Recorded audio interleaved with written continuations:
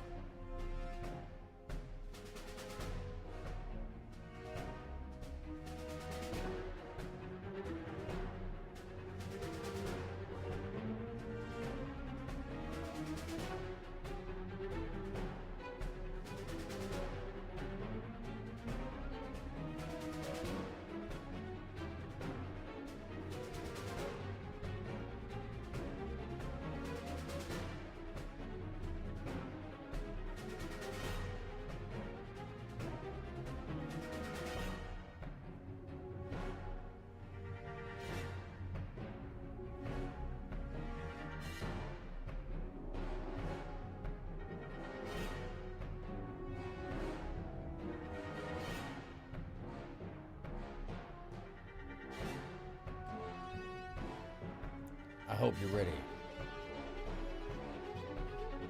Tonight may shock some, and others, it's a continuation of the story. Hello, long gone, good evening. We start with the usual disclaimer of copyright. Copyright disclaimer under Section 107 of the Copyright Act of 1976. Allowance is made for fair use, for purposes such as criticism, comment, news reporting, teaching, scholarship, education, and research. Fair use is a use permitted by copyright statute that might otherwise be infringing. It does look like Fuentes, doesn't it? Thank you. The following content may be disturbing, graphic, and highly unsettling. The use of flashing lights as well, and complex, fast-moving images may affect some sensitive users. Viewer discretion is highly advised.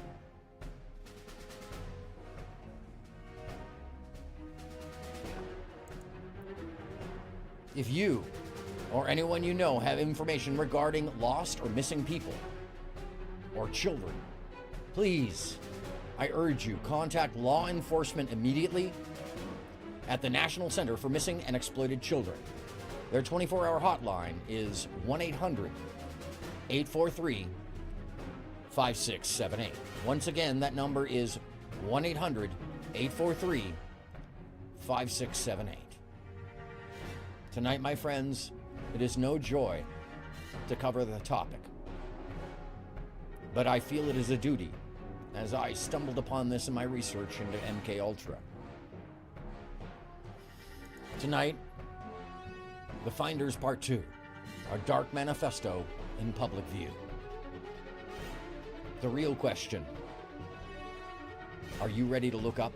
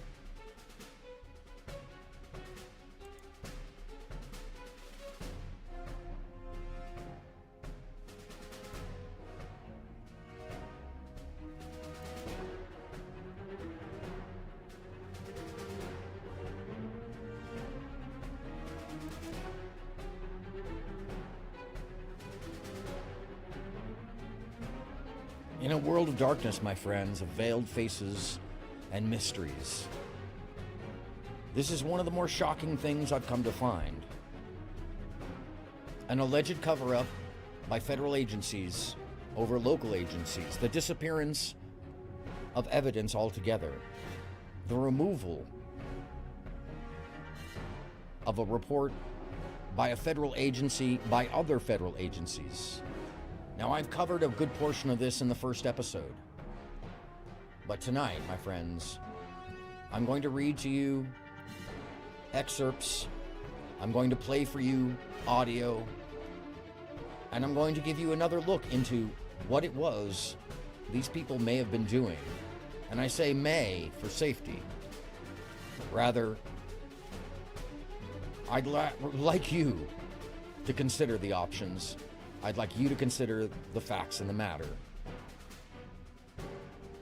Because this is The Finders Part 2. Hello and good evening, Rebecca, and thank you for being here. Hello, everyone. I'm AronMSound, and this is the show known as Lookup, where I interject myself into a conversation that nobody clearly wants me to be a part of, and by way of which I take it somewhere they don't expect it to go. And tonight, The Finders Part 2. I'll be sharing with you my findings on what has occurred after the fact. I call it a manifesto because there was one, but there is no longer, as the evidence is either shrouded, hidden, or lost. But what is not lost is the findings of the finders in a book widely available to you and I in the public's eye. No less, it is called The Finders, a psychological study in well-being. Now, I took a lot of time and thought on this because this subject chills me to my bone. It is nothing less than the use of children as subjects. It is nothing less than the view into a program that may well have been hidden away and may still be ongoing, simply for the fact that those involved with the group notified each other that they were found and that they should run to the hills, essentially. Now, we covered that in the first episode. I'm going to be reading some things you've already heard to start with, so everybody gets a clear background on what's going on. And we'll start with the news reports, but then I will shift into the other subjects, such as hearing from a member of the cult itself.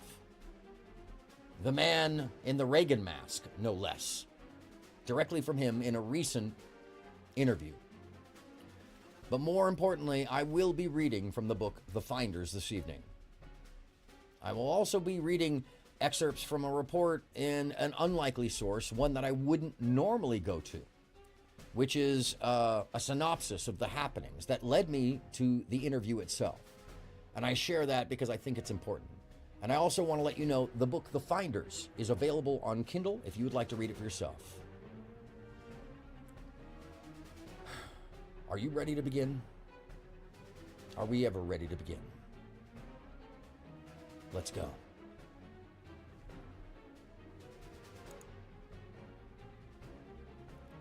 On February 7th, 1987, Sandra Saperstein and Victoria Churchville, writing for no less than the Washington Post, write, "Officials describe a cult of rituals in child abuse case." I apologize if you've already heard this. And good to see you, Moose, and good to see all of you. I appreciate that you're here to hear this. A lot of this may be something you've seen, but I think in this order, it might mean something else to you.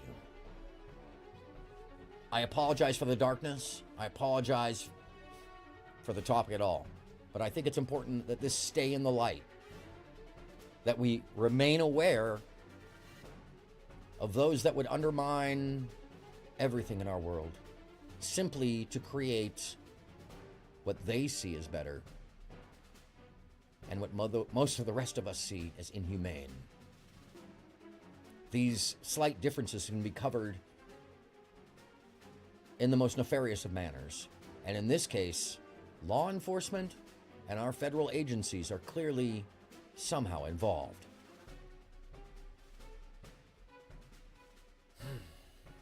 Hello, Regulator 5.0. I appreciate you for joining us on this very dark topic tonight.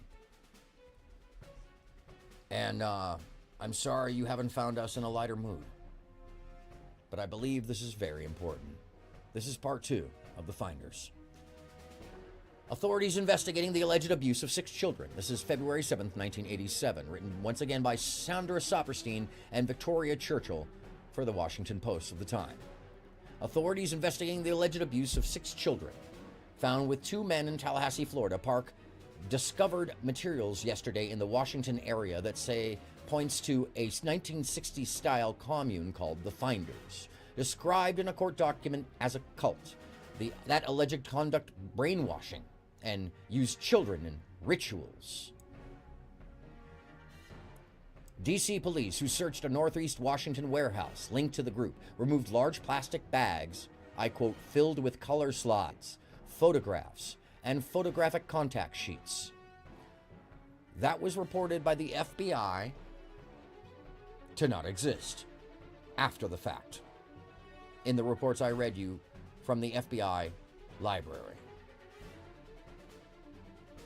Some photos visible through a bag carried from the warehouse at 1307 4th Street Northeast were wallet-sized pictures of children, similar to school photos. Some photos visible through the bag, witnessed by the reporters, were wallet-sized pictures of children similar to school photos, and some were of naked children. D.C. police sources said some of the items. Hello, regulator. Thank you. I'm glad you could join us, by the way. D.C. police sources said some of the items seized yesterday showed pictures of children engaged in what appeared to be cult rituals.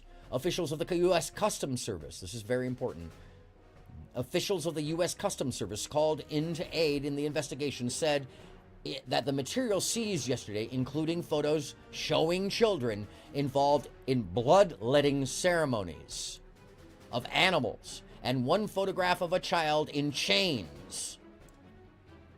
Customs officials said they were looking into whether a child pornography operation was being conducted.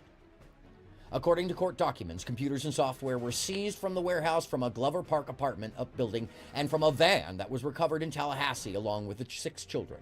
I added 6 because that was the number.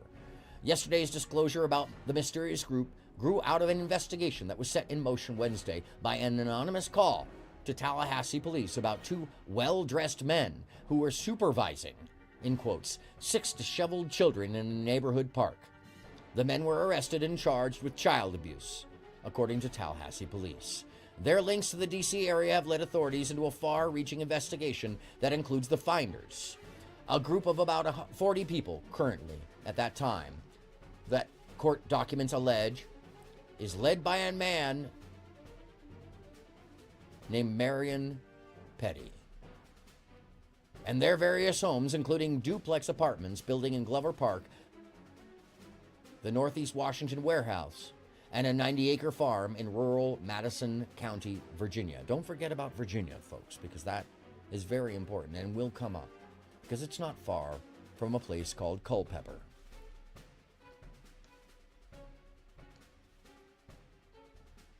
The 2 men, well, they ended up in court. And here they are.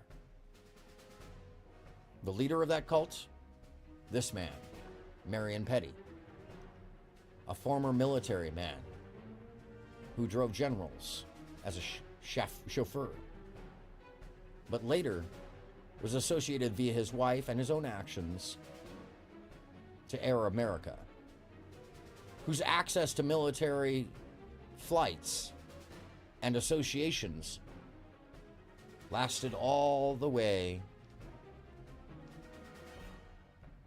to his old age. But I digress. Tallahassee police, who arrested and charged men identified as Douglas Ammerman and Michael Houlihan. These 2 gentlemen, with child abuse, contacted D.C. police Thursday in an attempt to establish the identities of the children. They learned that D.C. police had heard of the Finders group, according to Tallahassee police spokesman Scott Hunt. No other member of the group had been located as of last night. Police sources say. According to the U.S. District Court records in Washington, a confidential police source had previously told authorities that the finders, a cult, quote unquote, that conducted, quote unquote, brainwashing techniques at the warehouse and the Glover Park duplex at West Street Northwest. This source told of being recruited by the finders with promises of financial reward and sexual gratification, and of being invited by one of the members to explore Satanism with them, according to the documents. According to the affidavit, the source, which by the way no longer exists as I could not find it in the FBI records and is not available in the local police records. According to the affidavit, the source told authorities that children were used in quote-unquote rituals by the members, and though the source had never witnessed abuse of the children, the source and the children's grandparents feared for their safety, and for good reason, I might add. On December 15th, a D.C. police detective observed a clearing in the rear of the 3900 block of West Street Northwest, where several round stones had been gathered near a circle, as well as evidence that people had gathered there.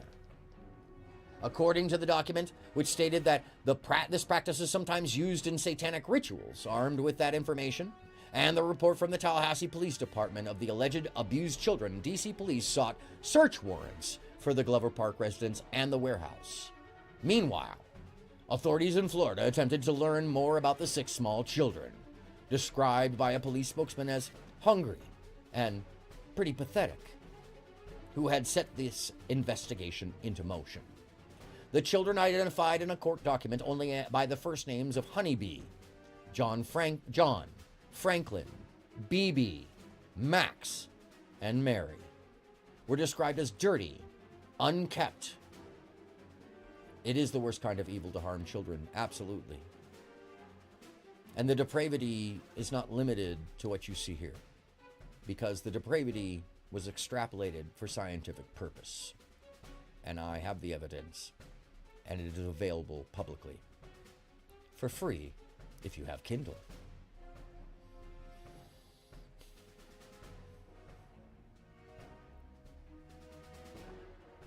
They were dirty, the children were unkempt, hungry, disturbed, and agitated. They had been living in the rear of the van for some time, the document said. Yesterday, police spokesman Hunt said one of the children, a 6-year-old girl, showed signs of sexual abuse, but an examination by a local doctor showed none of the children being ill. 5 of the children were uncommunicative, according to the police, and none seemed to recognize objects such as a typewriter or a stapler. Thank you for being here, Provo. I appreciate you. Yes, it's incredibly sad. And in the last episode, I did read an interview with the mother of Mary and Mary herself, who claimed that this was all a mere understanding. We were given freedoms others weren't. And we shall find out why. However, the oldest was able to give investigators some information. She said that the 2 men were their teachers, according to Hunt. She was not sure whether they had been there recently or where they were going, but until recently they had been living in the district in a house with other children and adults. The district being Washington. They lived on mainly a diet of raw fruit and vegetables, she said. The girl told the police that while they were in the district, the children received instructions from a man they called the game caller, or in fact, the game leader, according to Hunt. None other than Marion Petty. Let me pull him up, I apologize. From a picture of the time period. According to the D.C. court document, a Tallahassee police investigator identified this man as Marion Petty, who the confidential police source also identified as the stroller, leader of this cult. The children have been placed in emergency shelters in Tallahassee, according to Merrill Moody of the Florida Department of Health and Rehabilitation Services. That would be the FDHRS. I say this because that acronym will come up later. He said officials were trying to identify them.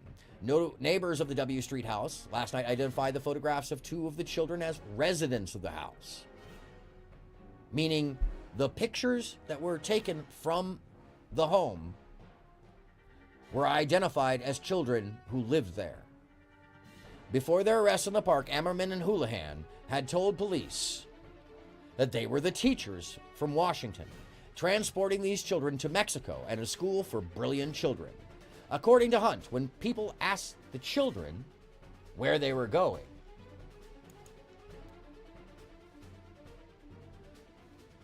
and where the children's mothers were, they said they were being weaned from their mothers.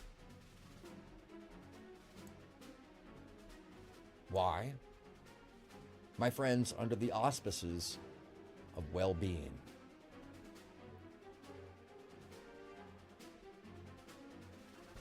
Rebecca, how do we discern what is real news and what is fake news? Peer review and multiplicity. If you see it once in one unreputable or non-reputable source, highly doubtful. If you see it multiple times across information services, the AP Wire, independent reporting, independent interview, and then federal information and sources, that gives you a clear line to know that this is likely true. Yesterday, now mind you, facts are repeatable. Truth is subjective. The facts in this case are undeniable, and you shall find out why.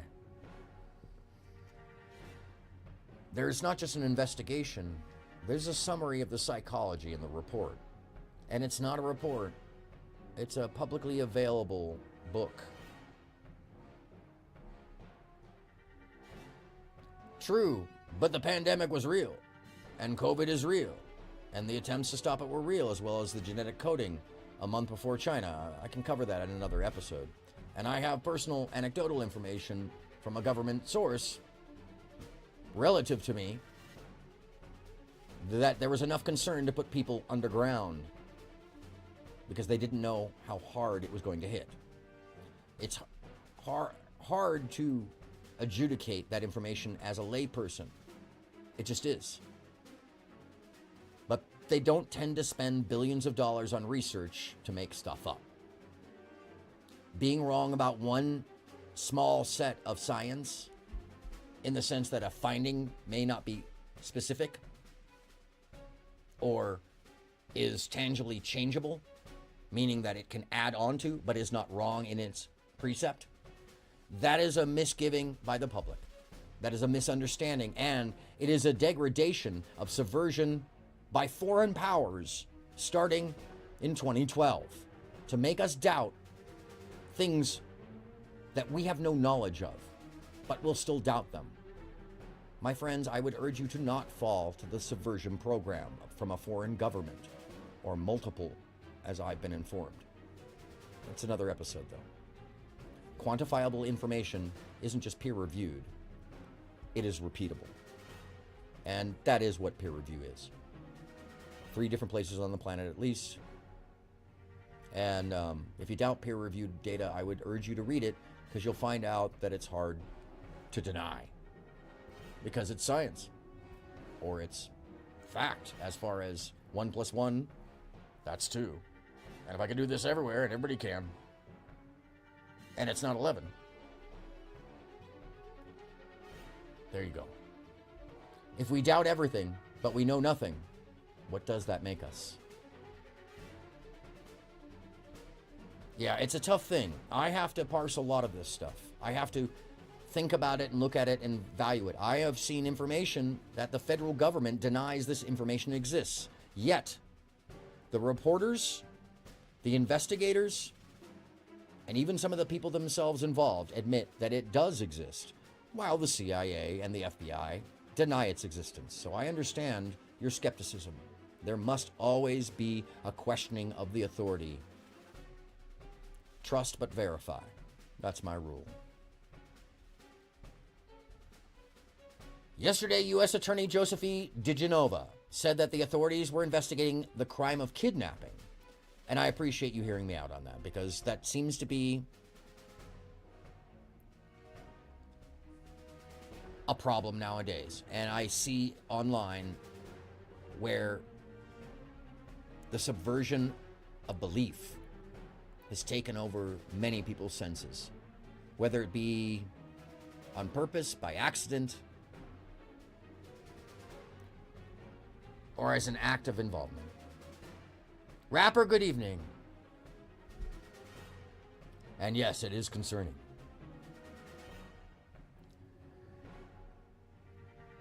Thank you for being here, Rapper, by the way. But that investigation is not limited. I'm sorry, let me read this again for you. Yesterday, the U.S. Attorney Joseph E. DeGenova from 1987 said that authorities were investigating the crime of kidnapping, but that the investigation is not limited to that as the evidence evolves. Still wondering what that means. George Wisnowski, spokesman for the FBI in Jacksonville, said that the FBI was checking the transportation of children across state lines for immoral purposes of kidnapping. This is the initial report. Authorities in Florida who researched the van, and by the way, the initial report is what we read last week, that has a lot of contradicting information, including some proof that local authorities were stepping on federal authorities' toes. And those federal authorities were the ones who collected the evidence, removed it, and made it disappear. Because it still to this day is not provided, including the actual original manifesto. That is a mystery. The outcome as manifesto is not. Once again, it is publicly available and called The Finders, a book of well-being. Authorities in Florida who searched the van found 20 floppy computer disks in 1987 and a device Hunt said could be used to hook into a computer in another location by telephone. An ITTC-80, one of the earliest devices capable of actually sending an early MCI email, or what was known as MCI mail. Authorities in Florida who searched the van, he said DC police have obtained evidence that a computer linked to the group received a call from Tallahassee late this week. Hello, MJ. Thank you for being here. So glad you could join us. I think you would definitely understand and appreciate a lot of this. It's stunning. Meanwhile, authorities in Washington were busy searching the warehouse and the Glover Park residence, side-by-side brick apartment buildings that, according to neighbors, stood out in the neighborhood because of a hot tub and a satellite dish on the roof. Only women and children lived there. Men visited regularly, according to the neighbors, though. One woman from the neighborhood said the children from the house were easy to spot because they were so dirty, adding that adults with them seemed not to care. She said the group from the house reminded her of leftover hippies. But another neighbor, college professor John Matthews, who said he had lived at 3918 West Street for a short time while looking for an apartment, said the residents were a close-knit group of feminists who like to help people and were, quote-unquote, not a cult. The neighborhood talks about them because of their lifestyle, Matthews said. The 4th Street warehouse, which authorities said also was used as a residence, had windows that were boarded shut. One wall was covered with a huge map of the world, lit by floodlights. Upstairs, mattresses were flung on the floors of various rooms. Staff writers Joseph E. Bouchard, Ed Bruschi, Mary Thornton, John Harris, and Linda Wheeler, that's 4 staff writers for the Washington Post, contributed to this report. Once again, let me read what was found as far as the investigators were concerned for the Washington Post.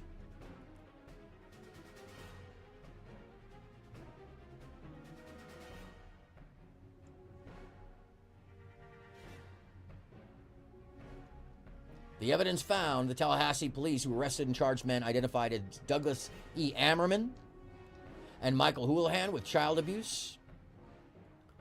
Thursday, they attempted to establish the identities of the children and learned that D.C. police had heard of the finders.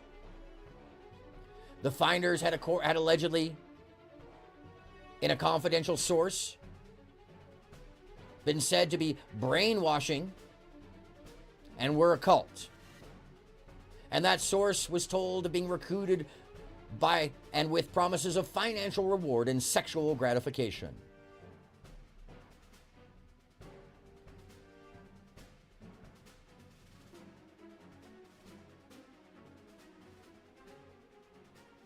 The evidence leaving the house was seen to be bags of pictures of the children. DC police who searched a Northeast Washington warehouse linked to the group removed large plastic bags filled with colored slides. And I read this again because it's very important, because the FBI states later, this doesn't even exist. None of it. None of it at all, they say. But only after the CIA has collected that information and whisked it away. If you refer to episode 1, you'll find that I've read that FBI report in detail, as well as the preliminary reports. And they claim no evidence was found. But the eyewitnesses on site, the 4 reporters, as well as a U.S. Customs agent, whose report we shall soon read again, all witnessed this occur and witnessed the evidence firsthand. DC police who searched a Northeast Washington warehouse linked to the group removed large plastic bags filled with colored slides, photographs, photographic contact sheets. Some photos visible through a bag carried from the warehouse were wallet-sized pictures of children, similar to school photos, and some were of naked children. End quote.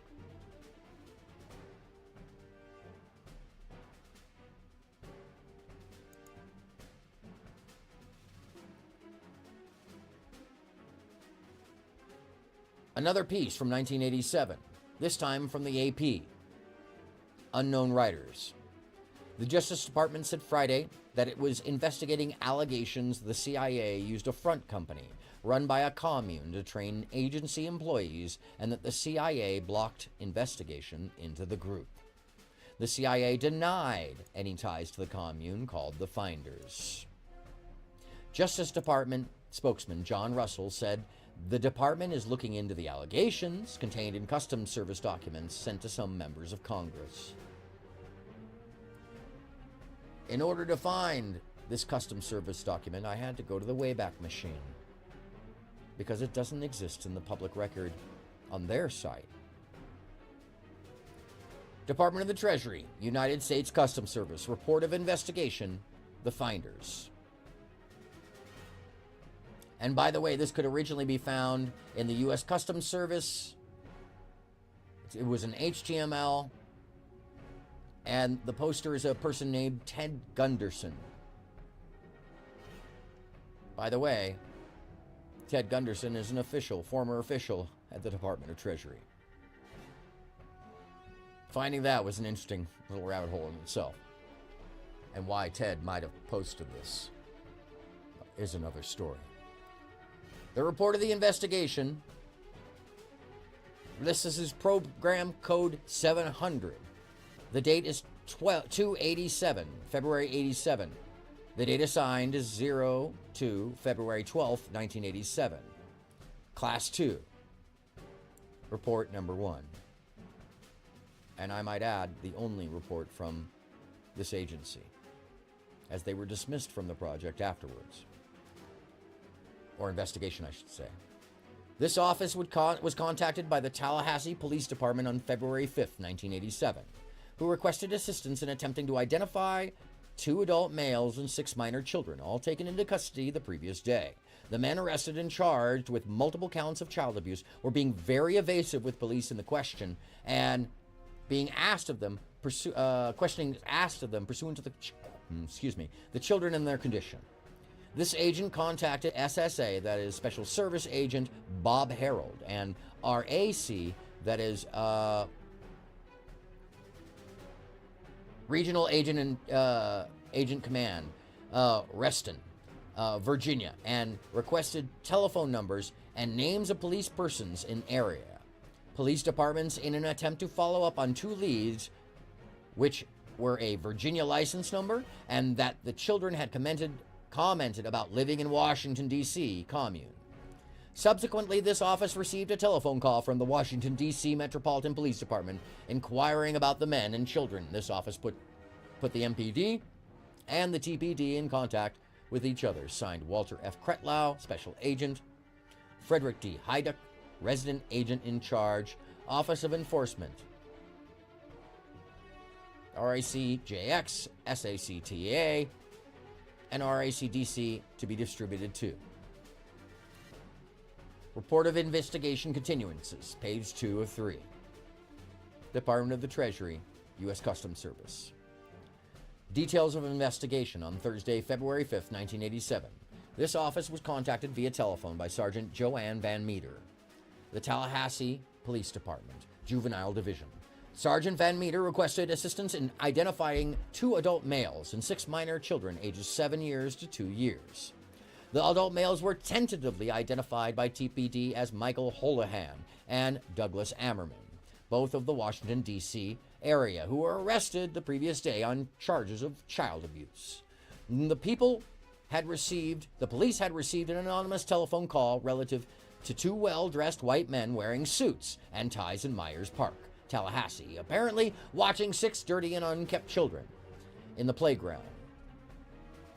Houlihan and Ammerman were near a 1980 blue Dodge van bearing Virginia license plate number XHW557, the inside of which was later described as foul-smelling and filled with maps, books, letters, with a mattress situated to the rear of the van, which appeared as if it were used as a bed. And the overall appearance of the van gave the impression that all 8 persons were living in it. The children were covered with insect bites, were very dirty. Most of the children were not wearing underwear, and all of the children had not been bathed in many days. The men were arrested and charged with multiple counts of child abuse and lodges in the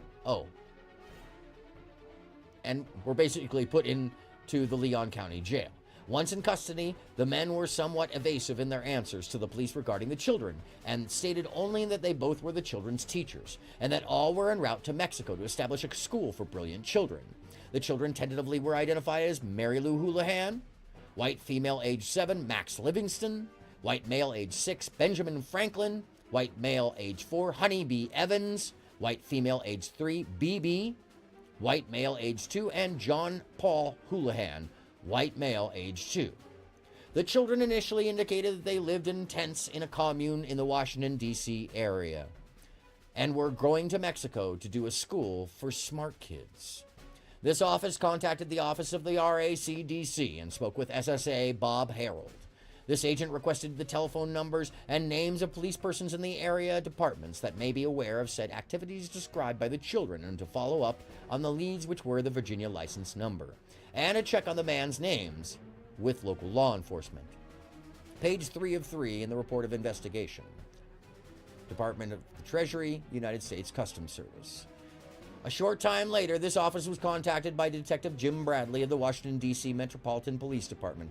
Bradley indicated that the case here in Tallahassee appeared to be strongly related to a case he was currently working in the Washington, D.C. area. He stated that the actions of the 2 men in custody in Tallahassee relative to the children just might have given this case enough probable cause for search warrants to search premises occupied by a cult group called the Finders. This agent directed Bradley to telephone TPD, and that is the Tallahassee Police Department, and discuss with police directly any activities forthcoming relative to the instant case. At this time, it was determined that there was no customs violations found to exist, and therefore this case is being closed pending of additional information. Actions to be taken: create a permanent DRR TECS record. Substantiated, negative, negative, negative. Identifying data: substantiated, Howell, James Michael, negative, negative, negative, no matches. Finders, attached, alleged, NCIC, negative, no matches. TECS, negative. These are the search results. A memo to file.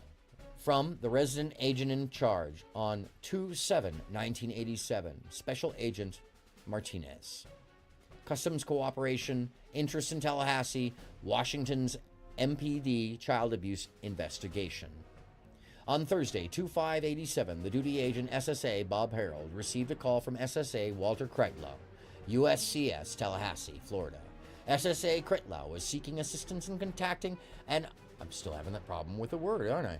Contacting an appropriate local police agency to coordinate a child abuse investigation in with the Tallahassee Police Department.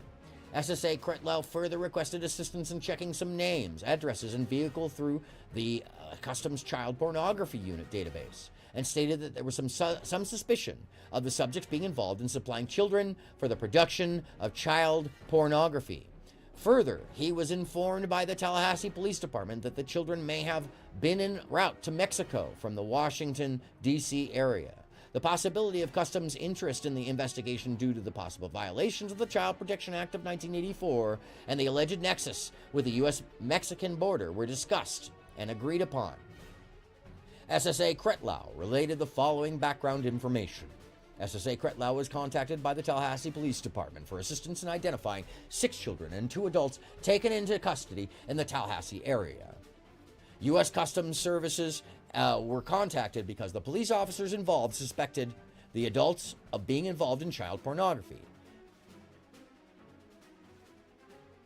and knew the Customs Services to have a network of child pornography investigators and of the existence of the Child Pornography and Protection Unit. SSA Kreitlow stated the 2 adults were well-dressed white males. They had custody of 6 white children, boys and girls, ages 3 to 6 years. The children were observed to be poorly dressed, bruised, dirty, and behaving like animals in a public park in Tallahassee. The police were notified by a concerned citizen, and all 8 persons were taken into custody. The police were notified by a concerned citizen, and all 8 people were taken into custody. The subjects were living out of a white 1979 Dodge van.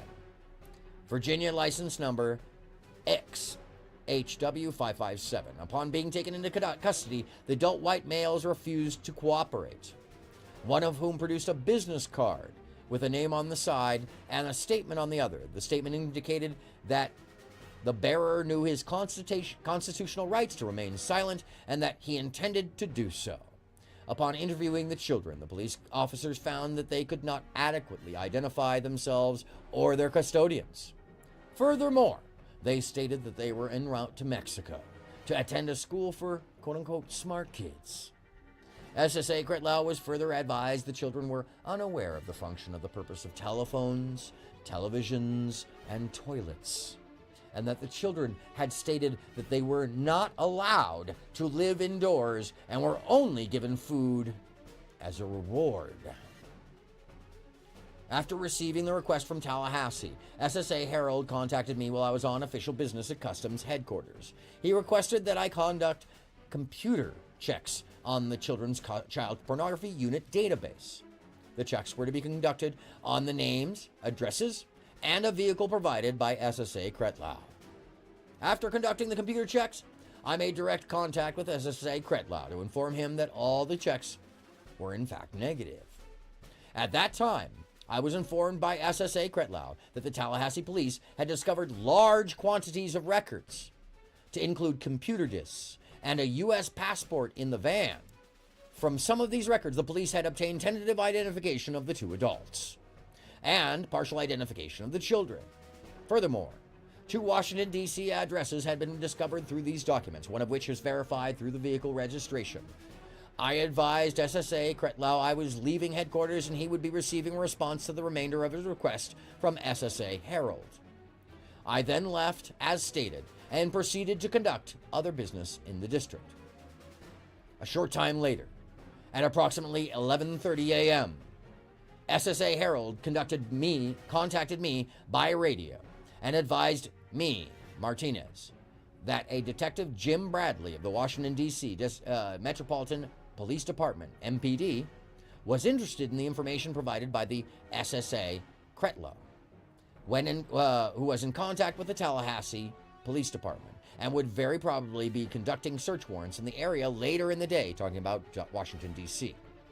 He also informed me Agent Martinez, that U.S. Customs was invited to participate due to the continuing possibility of violations of law enforced by the Customs Service. As I was already in Washington, I terminated my other business and proceeded to make contact with the detective Bradley, Intelligence Division of the MPD. Upon contacting Detective Bradley, I learned that he had initiated an investigation on the 2 addresses provided by the Tallahassee Police Department during December of 1986, the prior year. An informant had given him information regarding a cult known as the Finders, operating various businesses out of a warehouse located at 1307 4th Street, Northeast Washington, D.C., and were supposed to be housing children at 3918 or 3920. Notice the 3918. 3920 West Street, Northwest. The information was specific in describing blood rituals and sexual orgies involving children, and as of yet unsolved murder in which the Finders may be involved. That is actually a whole other case, still unresolved. And actually I found it associates to something called the Mother May murder. A woman who was on the run until just recently, and then she passed away in prison, who had killed a child and may have harmed many at her daycare center that seems to be directly associated, as she was a member of the Finders. With the information provided by the informant, Detective Bradley was able to match some of the children in Tallahassee with names on of the children known alleged to be in the custody of the Finders. Furthermore, Bradley was able to match the tentative ID of the adults with known members of the Finders. I stood by while Bradley consulted with AUSA Harry Benner and obtained, that's the Attorney General or Attorney's Office, USA. Yeah, it's... Oh, I apologize. I was not. Thank you for letting me know, Lizard. I'm looking at the document itself, and the window is off to my left. Thank you for letting me know that. Sometimes that happens when I change the pages, too, so... Always feel free to yell at me when I'm muted. Yeah, this is, it's hard to perceive how people would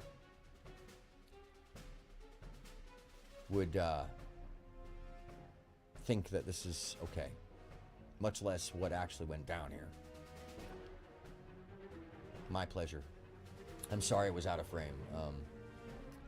This is all actually in frame in episode 1, so, but I'm reading this for context as we go further, because those that were involved do not seem to be telling the same story as was witnessed. They seem to be truly brainwashed, or in disbelief, or denial, or simply lying. And I'll let you decide which. I have no conclusive thought on this myself. I'm still trying to figure this out.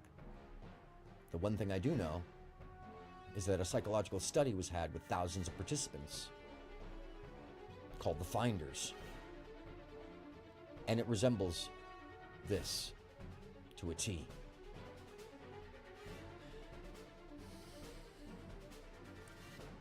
Bradley was able to match some of the children in Tallahassee with names of children known alleged to be in the custody of the Finders. Furthermore, Bradley was able to match the tentative ID of the adults with known members of the Finders. I stood by while Bradley consulted with AUSA Harry Benner and obtained search warrants for the 2 premises. I advised acting RAC SSA Tim Holleran of my intention to accompany MPD on the execution of the warrants, received his permission, and was joined by SSA Harold. And SSA Harold accompanied the team, which went to 1307 4th Street, and I, Martinez, went to 3918 20th West Street. During the execution of the warrant at 3918 20 West Street, I was able to observe and access the entire building. This is very important. First-hand account with earnest means. I saw large quantities of children's clothing and toys. The clothing consisting of diapers and clothes in the toddler to preschool range. No children were found on the premises. There were several subjects on the premises. Only one was deemed to be connected with the finders. The rest were renting living space from the individual. He was identified as Stuart Miles Silverstone. Silverstone was located in a room equipped with several computers, printers, and numerous documents. Cursory examination of the documents revealed detailed instructions for obtaining children for unspecified purposes. I want to remind you, this is 1987. Having this kind of equipment in your quote-unquote home would have been unusual unless you were like my family, where my father was an engineer and my mother was an electronics draftswoman, where we had a need for this. In this case, Silverstone was located in a room equipped with several computers, printers, and numerous documents. Cursory examination of the documents revealed detailed instructions for obtaining children for unspecified purposes. The instructions included the impregnation of female members of the community known as the finders, purchasing children, trading, and kidnapping. I will read this again. Silverstone was located in a room equipped with several computers, printers, and numerous documents. Cursory examination of the documents revealed detailed instructions for obtaining children for unspecified purposes. The instructions included the impregnation of female members of the community known as the finders, purchasing children, trading those children, and kidnapping. This is from a government entity, from a first-hand witness, and not just a report, but an actual agent. There were telex messages using MCI account numbers between a computer terminal believed to be located in the same room and others located across the country and in foreign locations. One such telex specifically ordered the purchase of 2 children in Hong Kong to be arranged through a contact in the Chinese embassy there. They're called breeders now.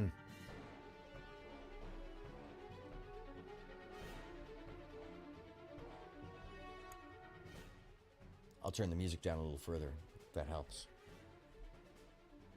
Give the mic a boost.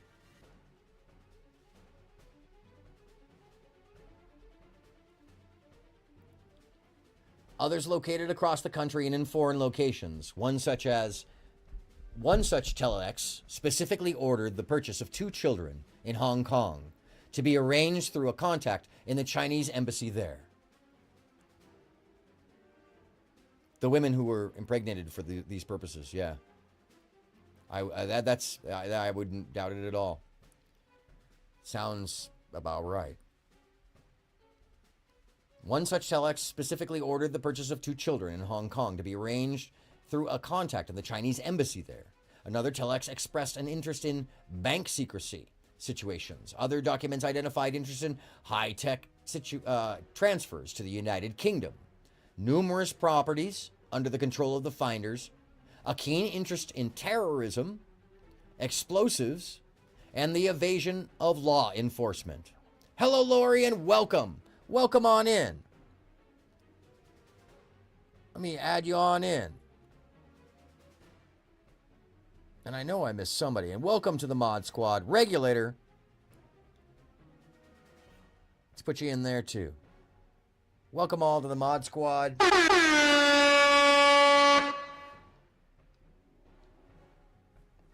Keeps the trolls at bay. Feel free to use your powers wisely or unwisely. It's your chat. I like to treat it like it's a biker bar. You guys are in the bar, and when somebody comes in you don't know, you can just hit them with the old,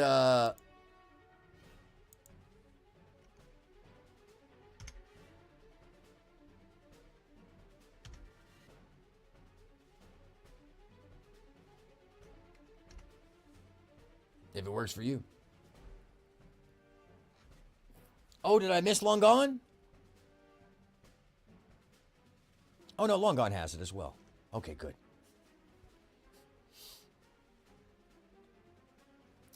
They had a keen interest in terrorism, explosives, And the evasion of law enforcement. Also found in the quote-unquote computer room was a detailed summary of the events surrounding the arrest and taking into custody of the 2 adults and 6 children in Tallahassee, Florida. Mind you, this is days later. Oh, I'm sorry. I'm incorrect. It's on the previous night.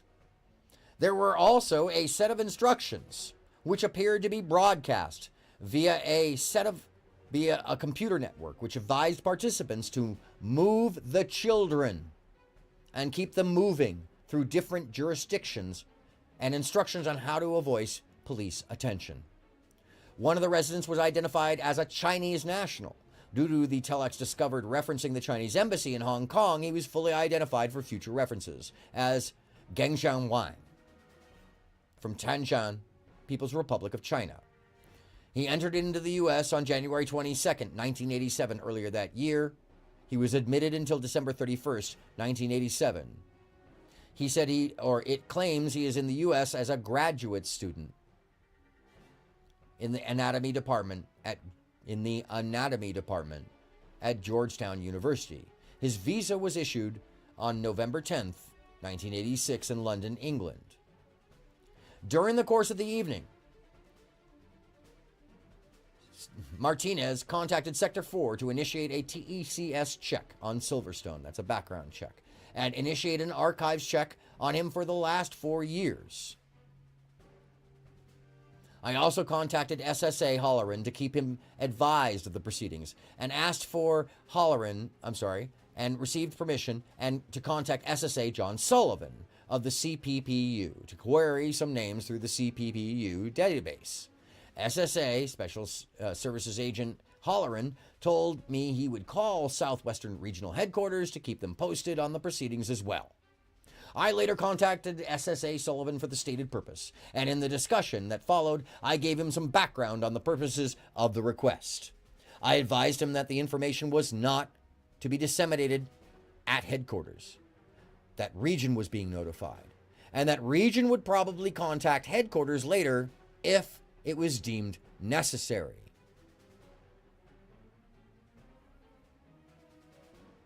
No, Faith Resurrected, unfortunately, they were not doing that.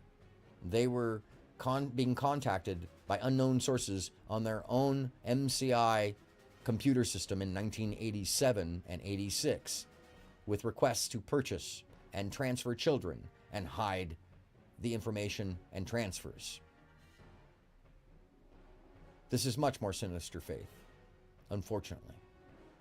Although it seems, on the surface, if you were to take the information given now after the fact by the FBI, that none of this occurred at all.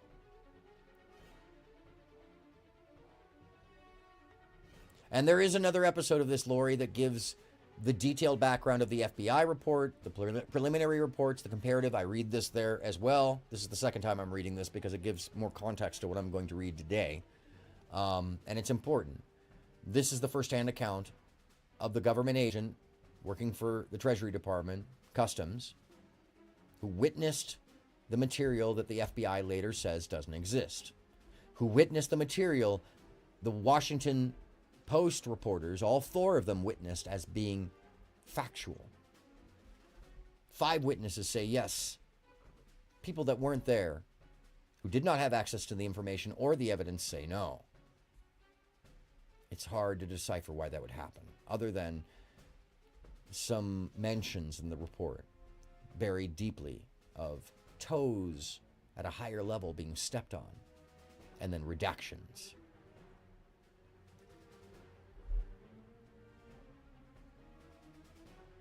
SSA Sullivan assured me that the information would go no further until official notification was made by the region. No positive matches were obtained from the CPPU database. I was later joined at the W Street address by SSA Herald.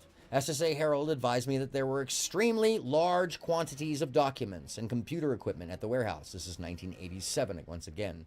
And that MPD was posting officers inside the building and that they were sealing the building until the morning, in which time a second warrant for that premises would be obtained and executed.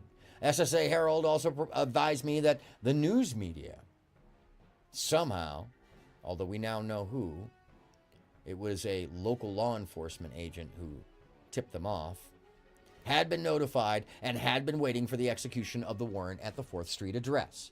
Detective Bradley later stated that the MPD public information officer had been contacted by a Tallahassee reporter.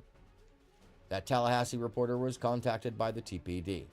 When it became apparent the PIO had no information on the search warrants, the reporter contacted local media representatives, and a check of public records containing the affidavits for the search warrants disclosed the locations and the purpose of the warrants. Detective Bradley surmised that someone in the Tallahassee Police Department was the original source of the information for the press. I advised SSA Holleran of the involvement of the press, and he stated that he would, in turn, relay the information to Region. SSA Harold and I assisted in the transport of the evidence seized. So he didn't just see it, he assisted in the transportation in the evidence the FBI later says does not exist. This is an official document. This is a Treasury Department document from the Customs Agency, from the officer who witnessed it and assisted in seizing the evidence. On Friday, 2/6/87, Martinez met Detective Bradley at the warehouse on 4th Street Northeast. Martinez duly advised, Bradley, my bad. Martinez advised his acting group supervisor, SSA Don Bloodworth. He was once again granted unlimited access to the premises. They were able to observe numerous documents which described explicit sexual conduct between the members of the community known as the Finders. I also saw a large collection of photographs of unidentified persons. Some of the photographs were nudes, believed to be of members of the Finders. There were numerous photos of children, some nude, at least one of which was a photo of a child on display, quote unquote, and appearing to accent the child's genitals.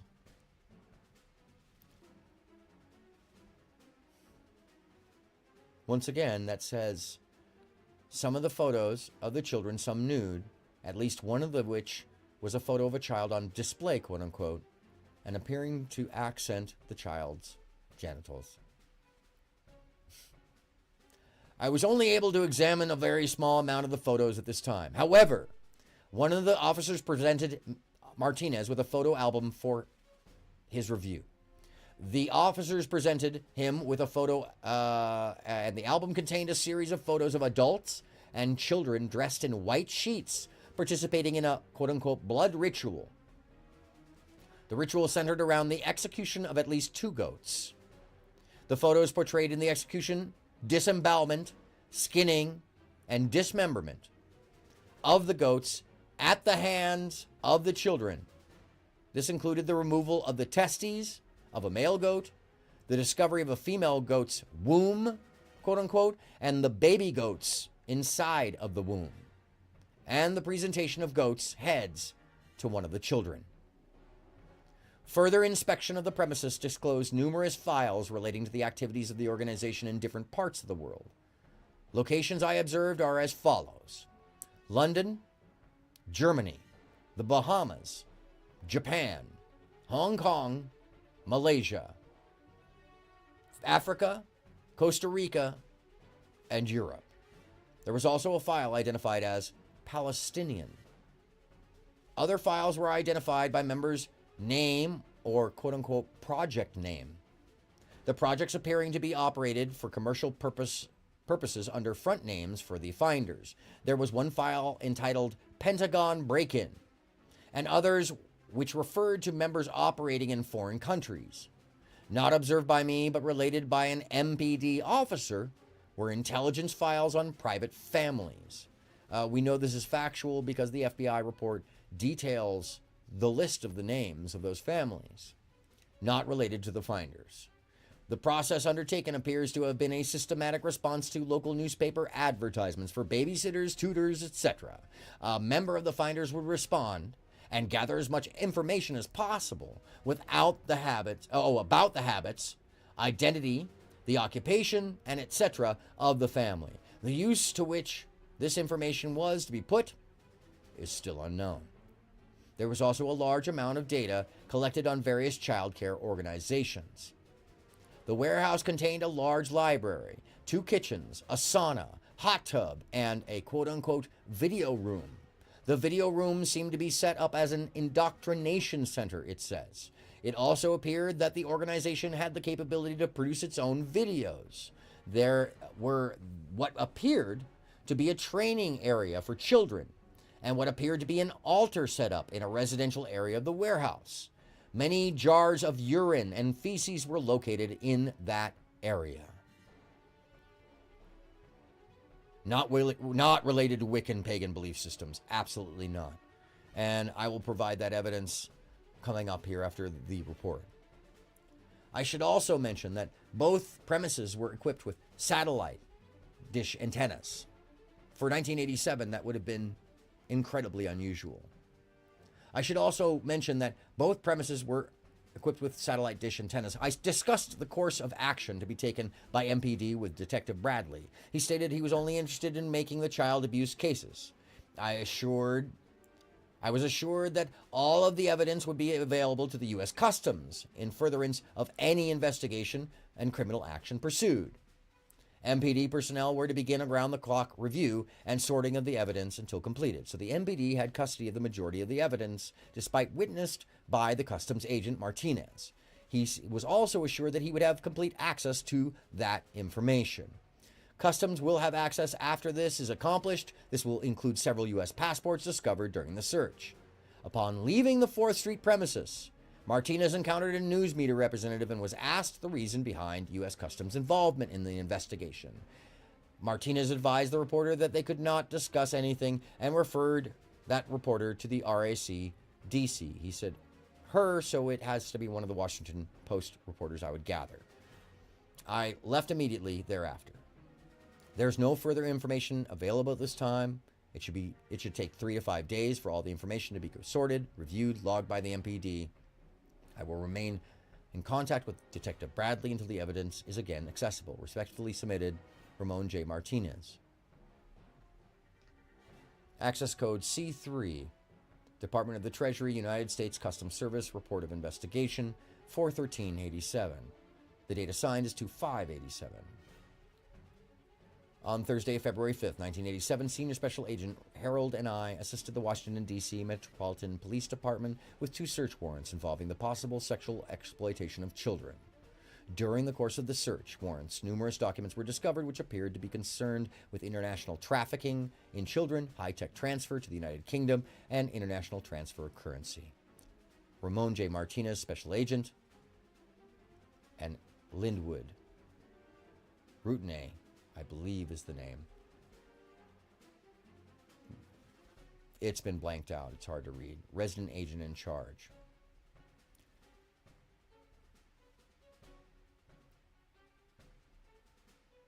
The last and final details from Martinez. On March 31st, 1987, I contacted Detective James Bradley of the Washington, D.C. Metropolitan Police Department. I was to meet with Detective Bradley to review the documents seized with the 2 search warrants executed in February 1987.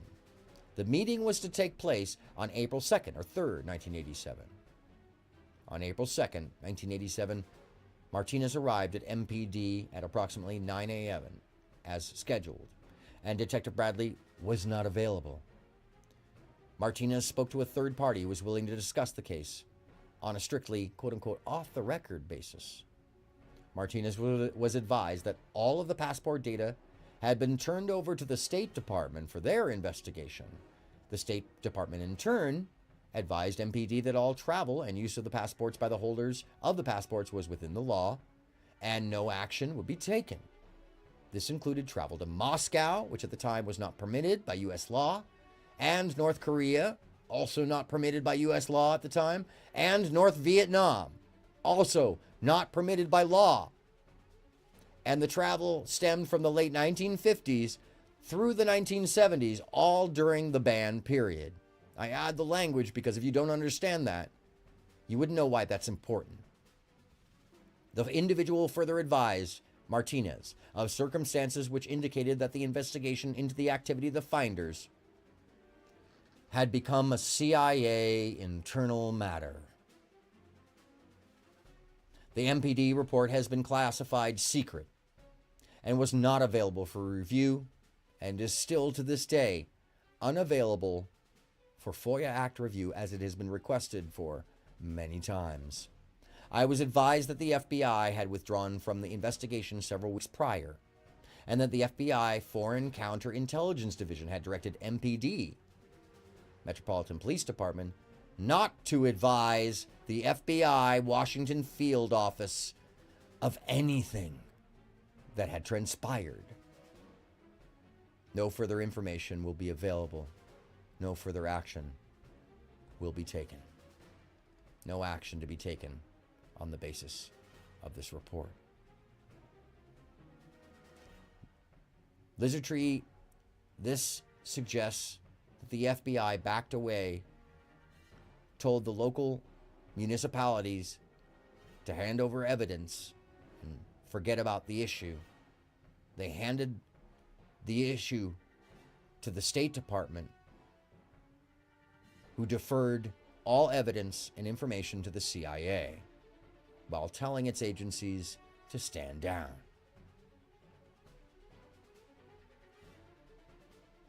The ending report here is incredibly damning and should not be missed.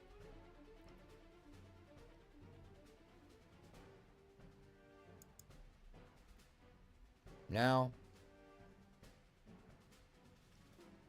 oh, my bad. I didn't mean to jump. The CIA denies any ties to the commune, calls the finders. Justice Department spokesman John Russell said the department is looking into the allegations contained in this Customs Service document that's been sent to some members of Congress, which is what Martinez did when he realized that everything had been shuffled off.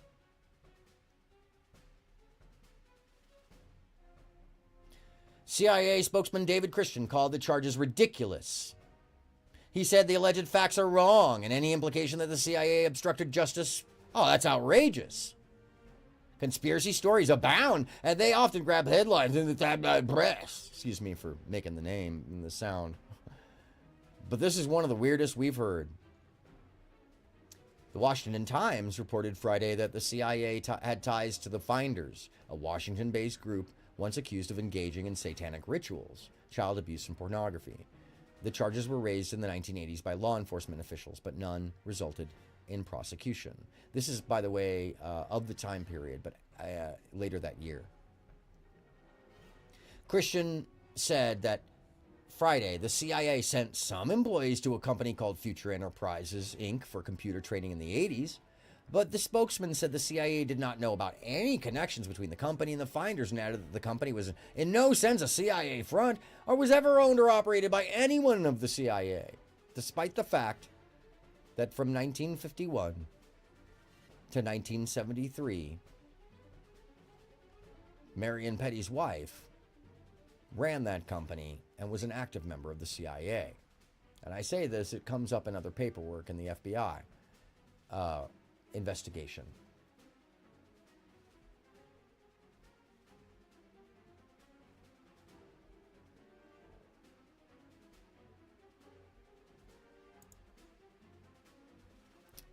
And now, my friends, another side. A little lighter, but I want you to hear the voice. I want you to see the person.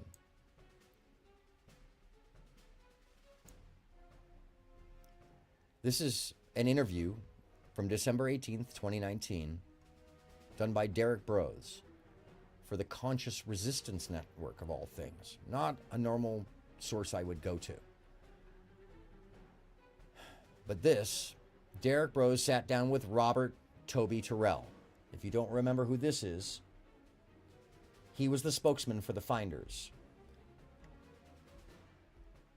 He was the man in the Reagan mask who met at the warehouse in Washington, D.C. with the reporters.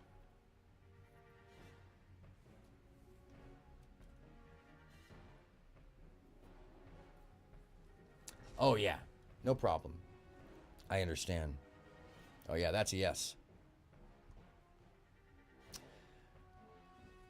Now, how did I get here? Before I go on to this, well, I've done extensive reading and research into the MK Ultra programs and all of their outlets, as many as I can find. The Gateway Process, Project Stargate, MK Ultra, and many others.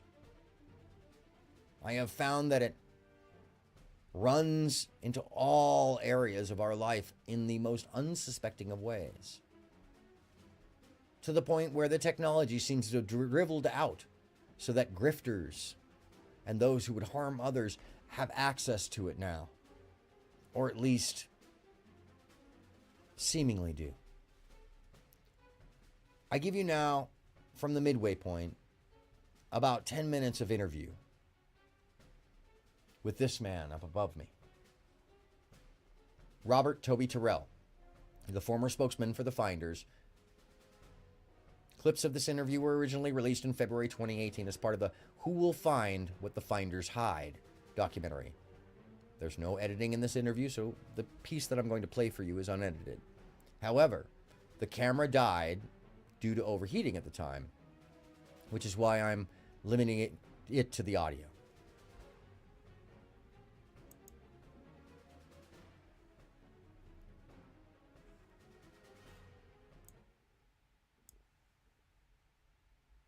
Didn't even have a car or a ride. So we volunteered to drive him down to Princeton. And that always stuck with me, that this guy was so in the flow that he just counted on the universe to take care of him, which we did. Yeah. I'd like to ask one more question and then move towards Goatgate. How was all the funding for the land, you mentioned 600 acres, was that coming from the Invisible Bank, people contributing and things of that sort, or did Petty privately fund these things, or how did that all work? He bought that land. Yeah. He was, he only had one job in his life, which was as a chauffeur in the Army. He joined the Army at age 13. This is just, it's in 1934. And he was only 13, but he got his parents to lie for him. He was large for his age, and he passed for 18, or which Lori, you had to be to join absolutely. the Army at that time. Can't be anything And, but that, can it? Then World War II came along, and he had worked his way up to a highly regarded sergeant among the Once again, this is the voice of ceremonial Robert troops, Terrell, the spokesman, longtime spokesman of the regular Army. the Finders. They were the ones who marched when foreign visitors Speaking about came to the White House. Marion Petty. They provided the personnel for the Tomb of the Unknown Soldier and so forth. He was a very straight, good-looking, 6-foot young man, and he was part of that organization, which put him in the Pentagon every day. And then World War II broke out, and he had a good grapevine. Long in the gone. Pentagon. I actually run on a grapevine. have played some of the video And, you're talking about. So he knew that the MK Henry Ultra Arnold trials in was Canada. about to become the head of the It's in another Army video. Air I have. Corps, which would have entitled him to a second chauffeur. So he went up to Henry Arnold in the hallway of the Pentagon and asked him if he could become his chauffeur. He already knew the first chauffeur, and that's where he'd gotten the information about the new chauffeur's job. And he said that he just stood there and gazed into the eyes of Henry Arnold until Henry Arnold consented. And that's how he spent World War II, as the chauffeur for all of the leading generals of World War II, which was a wonderful job because he knew what was going on behind the scenes. He was carrying the vice president or these various generals around town in the back seat of his It's Cadillac. the way I feel as well. And during this time, he was a thrifty guy, and he'd saved up his money and began buying land in the Virginia mountains, which was very cheap at that time. So he had accumulated 600 acres of land on the chauffeur's salary, which is no easy feat. So when finders came together, did that 600 acres of land, and I contributed the cash from.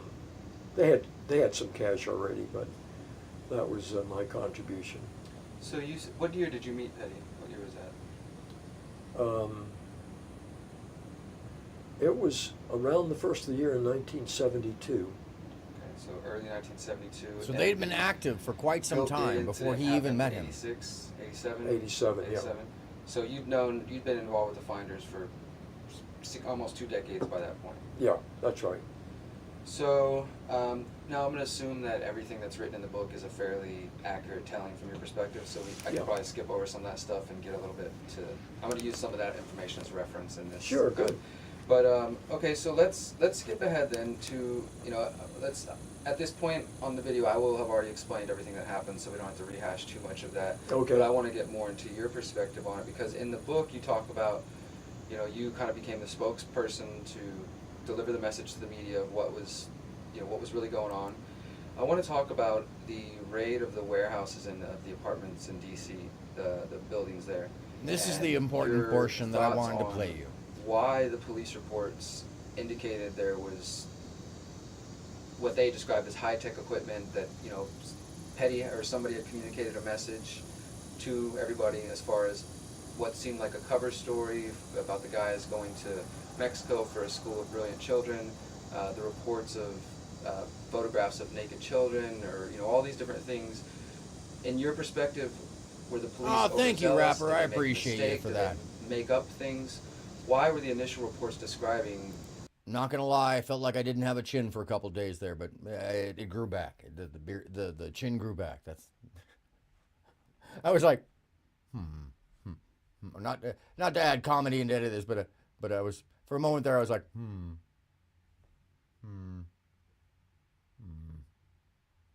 And I was accused of dyeing my hair by somebody who must be dyeing their hair, but no, as you can see, it's filtering in slowly. It's coming in. Despite my best efforts. No, it's all natural, kids. Otherwise, why else would I have a gray ass beard? Crazy. Anyways.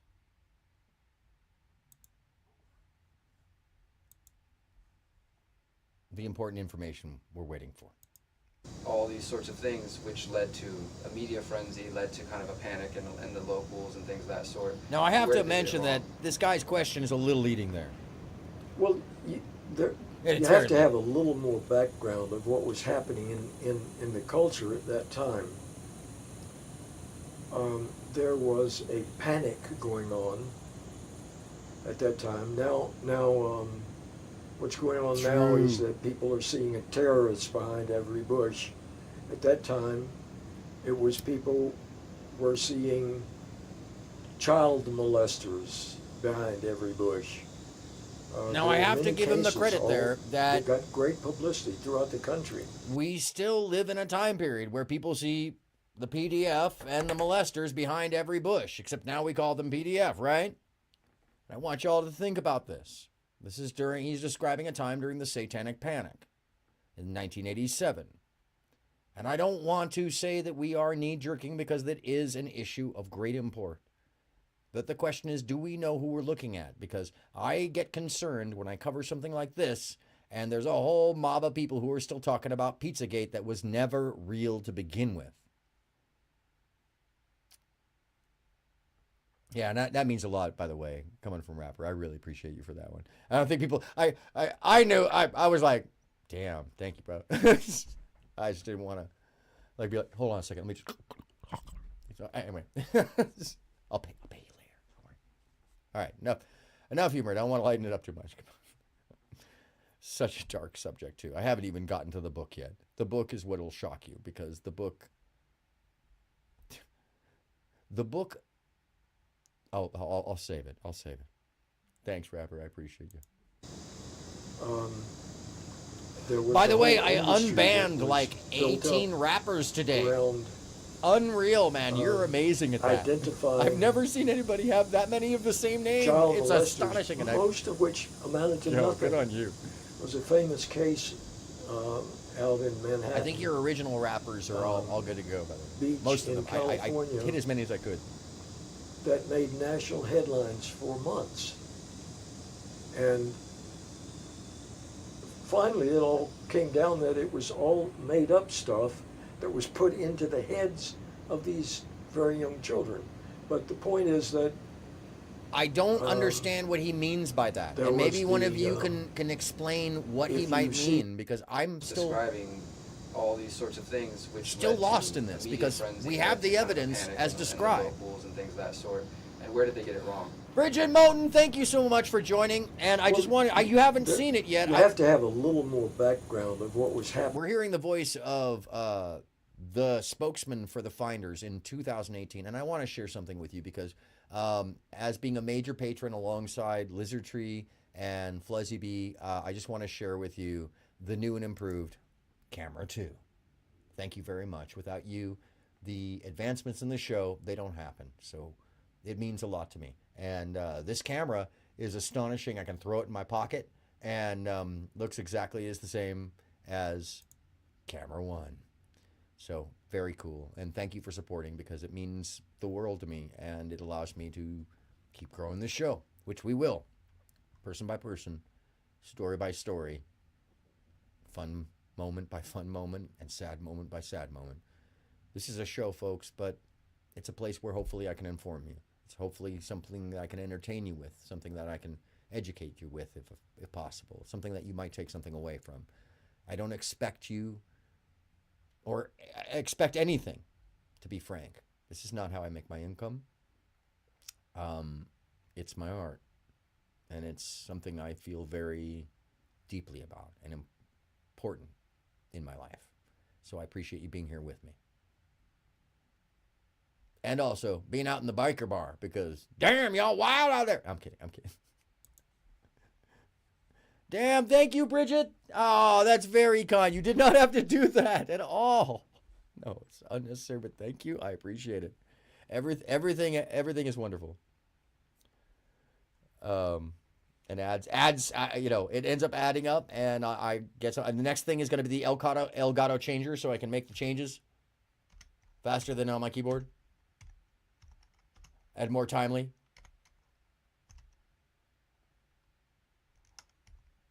By the way, once again, Forest of Wires is back on the air. If you're not familiar on Twitch, Forest of Wires, Carl DeLongin, the Wizard, one of the greatest shows ever developed streaming by any individual, and it is where I get all my angles and shots and ideas for those components from, so I give him full credit for that.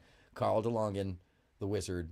I might actually be on his competition coming up here in March, but I still have to get accepted, so check it out, Forest of Wires on Twitch, in any case. Back to the show. In the culture at that time,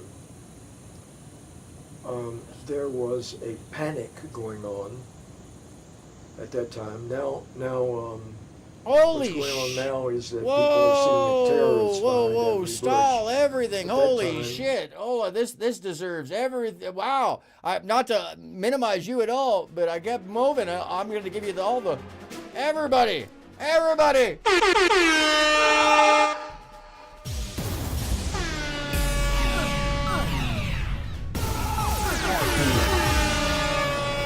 Holy mackerel, that's a lot. Thank you, Long Gone. That's amazing. Yay for that. And wow,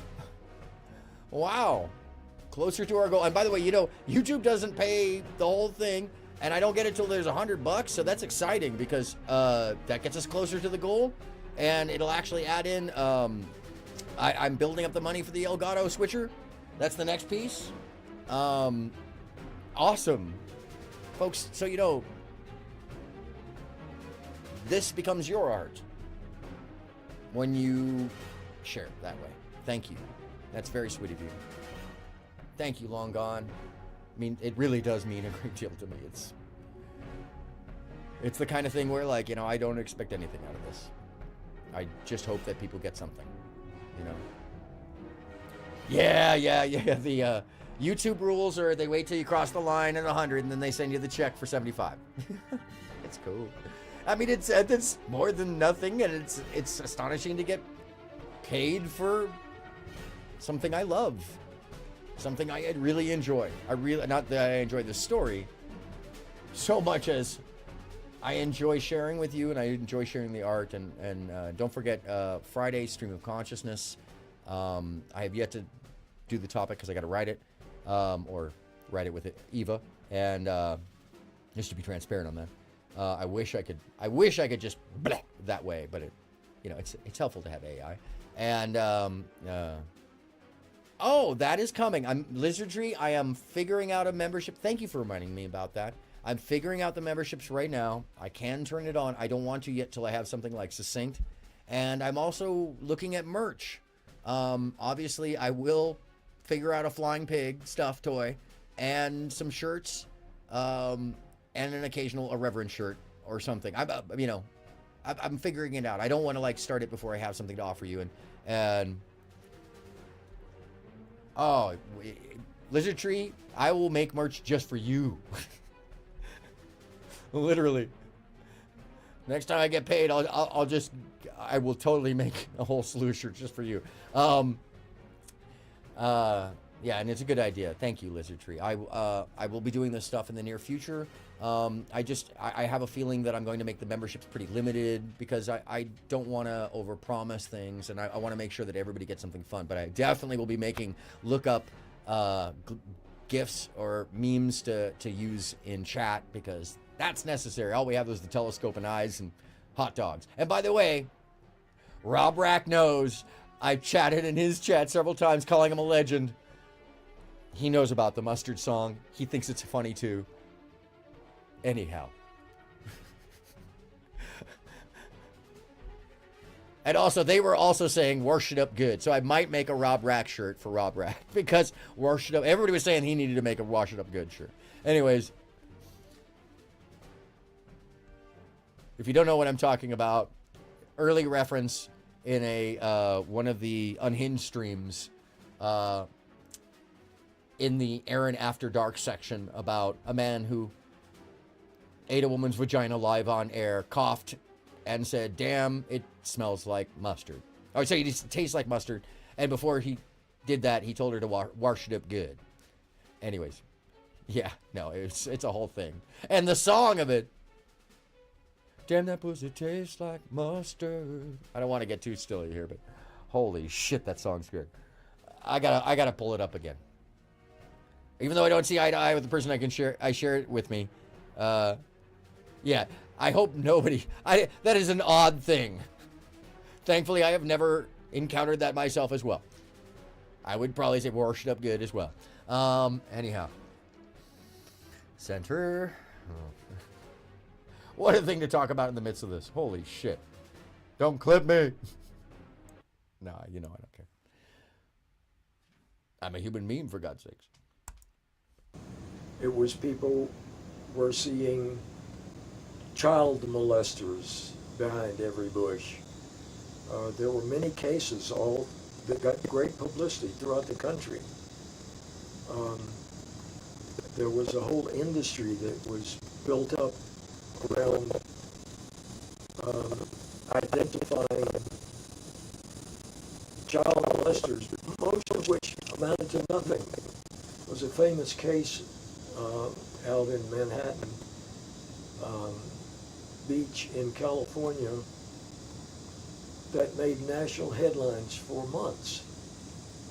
And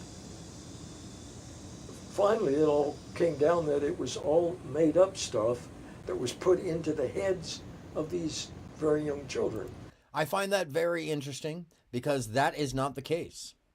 We have evidence, we have eyewitnesses, we have the testimony of a federal agent for the Customs Department, Treasury Department, Customs. And this seems like a revision. It seems like a lightening of the experience. And by the way, there is, oh yeah, they just arrested 100 traffickers in Florida. This is not far from the current day's truths. It's just not. But the point is that there was the if you see something, say something. And yes, keep in mind he is the culture going spokesman on, for the finders. about children. And so we were pioneers in trying to raise free children. And Thank you for reminding me about you have that, to be by the way. sort of clandestine, because if it looks like the children are not being raised in an orthodox fashion, you can get yourself into a lot of trouble. And we certainly were not raising our children in orthodox fashion. We never gave them an order. This is very important to note, by the way, because this is We going to gave come up them a level in the of book. freedom that children in this culture don't have. We raised them in a non-threatening environment in the country where they would be close to nature. And on occasion they would come into the city, so, but most of the time was spent in the country. And so the police were aware of us.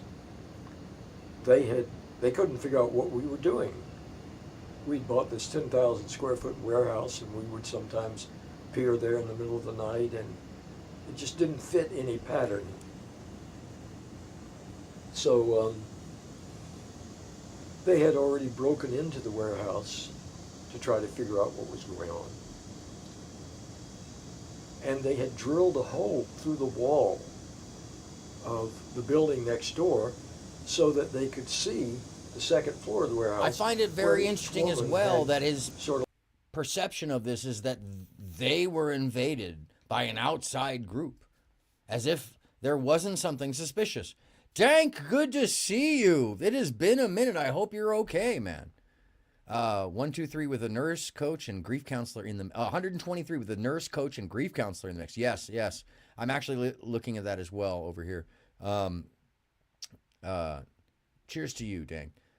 No, they were filthy, bug-bitten, yes, uneducated to even know what simple things like a typewriter, a telephone, or the toilet was.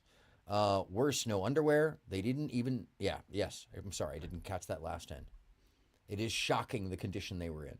And the lighthearted way that they are spoken about is, well, to me, it's telling, because it suggests the behaviors of plausible deniability, meaning practice language that circumvents the truth or the facts in the matter. Yeah, what he's saying, you know, that's his definition of quote unquote unorthodox. And it is hard to rationalize as an unorthodox means when you understand that they were let to roam free in an enclosed area outside and fend for themselves essentially with light or little to no oversight. And the outcomes of which I will share with you from the book, The Finders, what I would pose as the manifesto of the group, but rather a legitimate psychological study offering well-being via the research into thousands, I quote, of participants. Who those participants were, what ages they were, is not mentioned. like her own little nest. It was open, 5,000 square foot open space. And nice, each woman, Dank. I'm glad you're well. In the group, Things are pretty damn good, decorated actually. in her own Thank you. way. And so the police, peeking through this peephole in the wall, concluded that we were filming. No sweat. It's mostly conversational and pornographic reading today. So stuff, it's a good one which to listen couldn't to. have been further from the truth, but that's what they concluded. You're currently listening to And one reason Robert Toby that they Terrell, the concluded former that spokesman of was the that, Finders.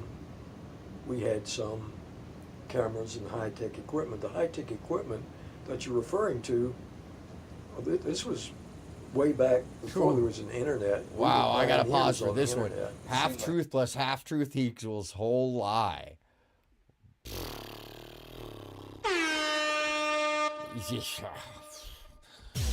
Parkour. Facts. You guys, how it seemed like modern technology for Petty to be able to send you guys something. It said connected to telephone wires, which sounded to me like early internet, not Wi-Fi, but cable internet, basically. Is that what something along those lines? Absolutely. It was called MCI Mail. It was the first email system. And Was that popular at the time, or was that something that you guys were kind of one of very small people to have? Well, we were pioneers in doing it, but it was a tiny little laptop computer called the TRS Model 100. AKA and the it TC80, which is actually what they found it was so the portable slow that version you could see the text on a college campus scanning left across behind. the screen. It didn't have a big screen. It was heavy, but it was only about that Texas big, Instruments, by the about way. that size, with a little screen, and all you could send on it was text. And it hooked up to, I guess it was a Ethernet cable, or the predecessor of an Ethernet cable, and the way that was usually done was through an acoustic coupling, which went along with the computer, and you could put it onto the receiver and speaker of a telephone, and it sent out a signal, which was then picked up by MCI Mail and sent wherever you wanted to send it to some other person who He's was in the describing how MCI. the information was distributed amongst all of the followers to move the children, as Martinez described in the report to the Treasury Department. Mail system. Gotcha. So. And he's not I describing wanna the give you an purposes of opportunity this. just to answer as clearly as possible, and if you can restate the question, just to make it clear for the Yeah, audience. sure. Is there any truth to the Finders, the New Ark, having involvement with trafficking children with... Notice he says the Finders, the New Ark. That may sound familiar to some of you. I have come to learn that the name, the New Ark, is also something the 12 tribes calls themselves.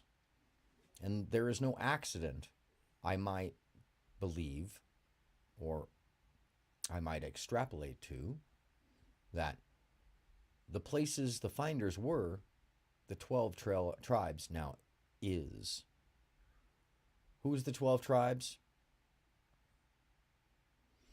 They're a cult.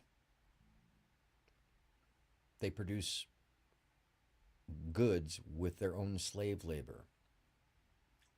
And I say this as proven by FBI reports and the work done by Reckless Ben and his friend Danny, who infiltrated the group, amongst others who have. But the fact that they are living in spaces, towns, compounds that were formerly lived in or lived near by the Finders is highly curious, because they share a name, the New Ark. child molestation, with child pedophilia, any of these sort of things that have come up in the last 2 or 3 decades? Absolutely not. They also Total fiction. have allegations of I similar can tell you crimes. how it happened. That one of the people in the Finders, the New Ark was that. One second. Could you restate that and say what you just said, absolutely complete fiction, there's absolutely no truth to these claims and statements? This is where I have a hard time with the clear. interviewer. Instead of me asking you, you stating that there are no child molestation, there's no trafficking, say that in a full sentence for the record. Absolutely, there was no child molestation. There was no traffic in children. That was a complete fantasy fiction. Despite the fact that, once again, there was eyewitness And I can give you the background. reports of the images, of the photographs of many children, not just the 6 children, but many unidentified children. And there's associations to all sorts of other nefarious activities and problems across the nation, much less the world. And it still doesn't explain why there was an interaction with a Chinese national, one living in the home and requiring the Chinese embassy in order to purchase 2 children from them. There is no explanation. On how that happened, Sure. if it's of interest. Alan Schoen was one of the members of the Finders. The term New Ark that you referred to was long past, and we had become known as the Finders because we worked for Finders fees. That's what I heard from. I Yeah. heard that from a few. So anyway, there was a man named Alan Schoen. Do we believe who this? was a part of the Finders, and he met a woman outside, and they became close friends and presumably lovers. I don't really know, but let's see, what was her name? It wasn't Paula Rico, was it? No, she became a part of the Finders also, but Paula Rico, one of the mothers of the children found in Tallahassee, Florida, Max and John. Paula Rico is one of the 4 women that showed up to collect the children from the Tallahassee Police Department in 1987. Despite the fact that there were 5 women claiming the children, only 4 arrived, and a 5th, we don't know who she is or whether or not she received her child, but we do know that the children were received by these ladies. And we do know that Paula Rico and her daughter Mary have done an interview that I have read in part 1. And they claim, almost verbatim, what Bob Terrell says. But they would even put a more lighthearted spin on it. That it was all in good fun. That she's better for it. That she doesn't remember much of her childhood at all. But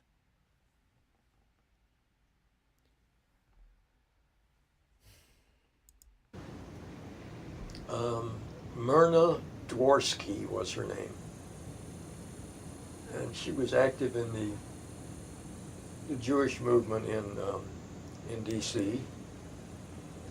And Alan was Jewish. So they got together, and she was rejected. He rejected her, you know. After a while, I don't know what was going on between the two of them, but he pulled away from her. And you know, there's an old story,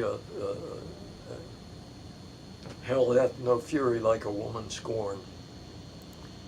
this is his So, excuse for why someone reported He them. had told her something about our effort to raise free children, and she went to the D.C. police and told them that we were a satanic cult. And so they opened an investigation. She didn't just say that. The I don't know report what a specifically satanic states cult that is. the person who she was dealing with asked her if she would like to investigate Satanism with her, and that he was part of a cult.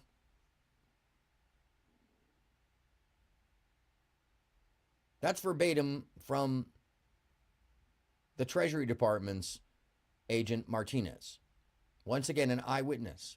And it is backed up by the investigations of 6 different journalists working for the Washington Post at the time, 4 of which witnessed the evidence and were on scene.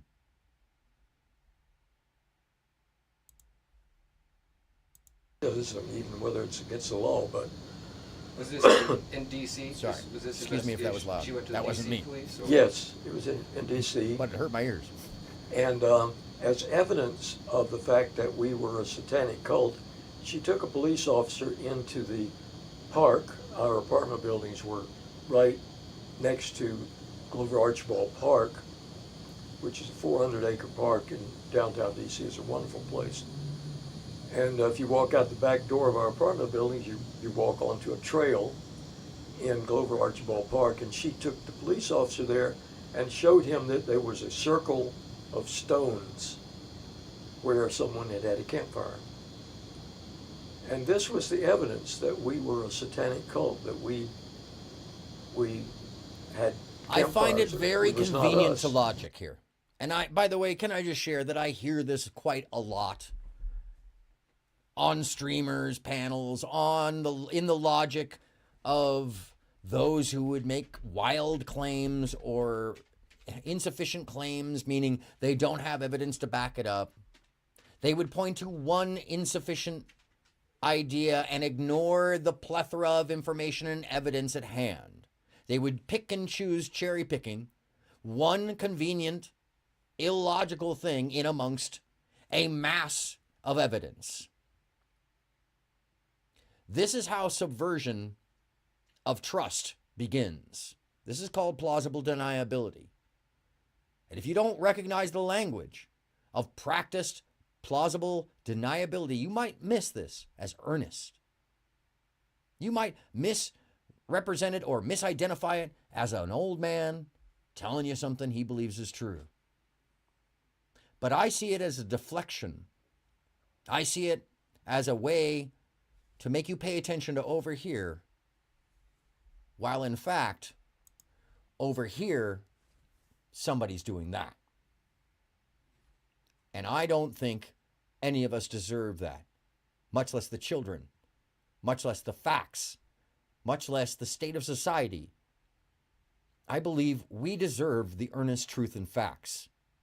I believe that we have been subverted for too long, to the point where people don't even trust what they read because of people like this. Now, I could be wrong. I could be very wrong. But I can't help to go with the overwhelming portion of the evidence versus the anecdotal side note that may be incorrect. And I use the example, if you get one answer on a test wrong, does it mean that you failed? No. It may mean the percentage goes down, but if you got the rest right, you still get an A. You still got the rest of the answers correct. Does it eliminate all the rest of the answers? Absolutely not. When you lose a tire on your car and it goes flat, do you throw the car away? No. You replace the tire. Period. I mean, I don't know where that came from, but that was enough evidence for them to open an investigation. So I want to ask, we only have a few minutes, unfortunately. I'll probably follow up and maybe ask some phone questions if that's okay with you, just because we're on such a tight schedule. If you're okay with that, me calling you just in the coming weeks maybe or so, or maybe after the tour when I get back home and kind of start looking at this. Yeah. But, so you mentioned Goatgate, and obviously that's what the incident involving, they found pictures of, I guess, goat slaughters, children with the goats, and as you said, this kind of made some people uncomfortable, and they connected it to these claims of Satanism and thinking there was some sort of sacrifice going on. How many of you have gathered your children around a pair of goats and let them dismember, disembowel, neuter, and spay while pregnant those animals, and then present one of them, a child who cannot speak, with the goat's head while still bleeding, and she's naked? Anyone? I don't think that that's normal, personally. I understand that people do train their children young to make meat and food. This is a thing. Skin, behead, disembowel. Separate the muscle from the meat. Debone. But it seems odd.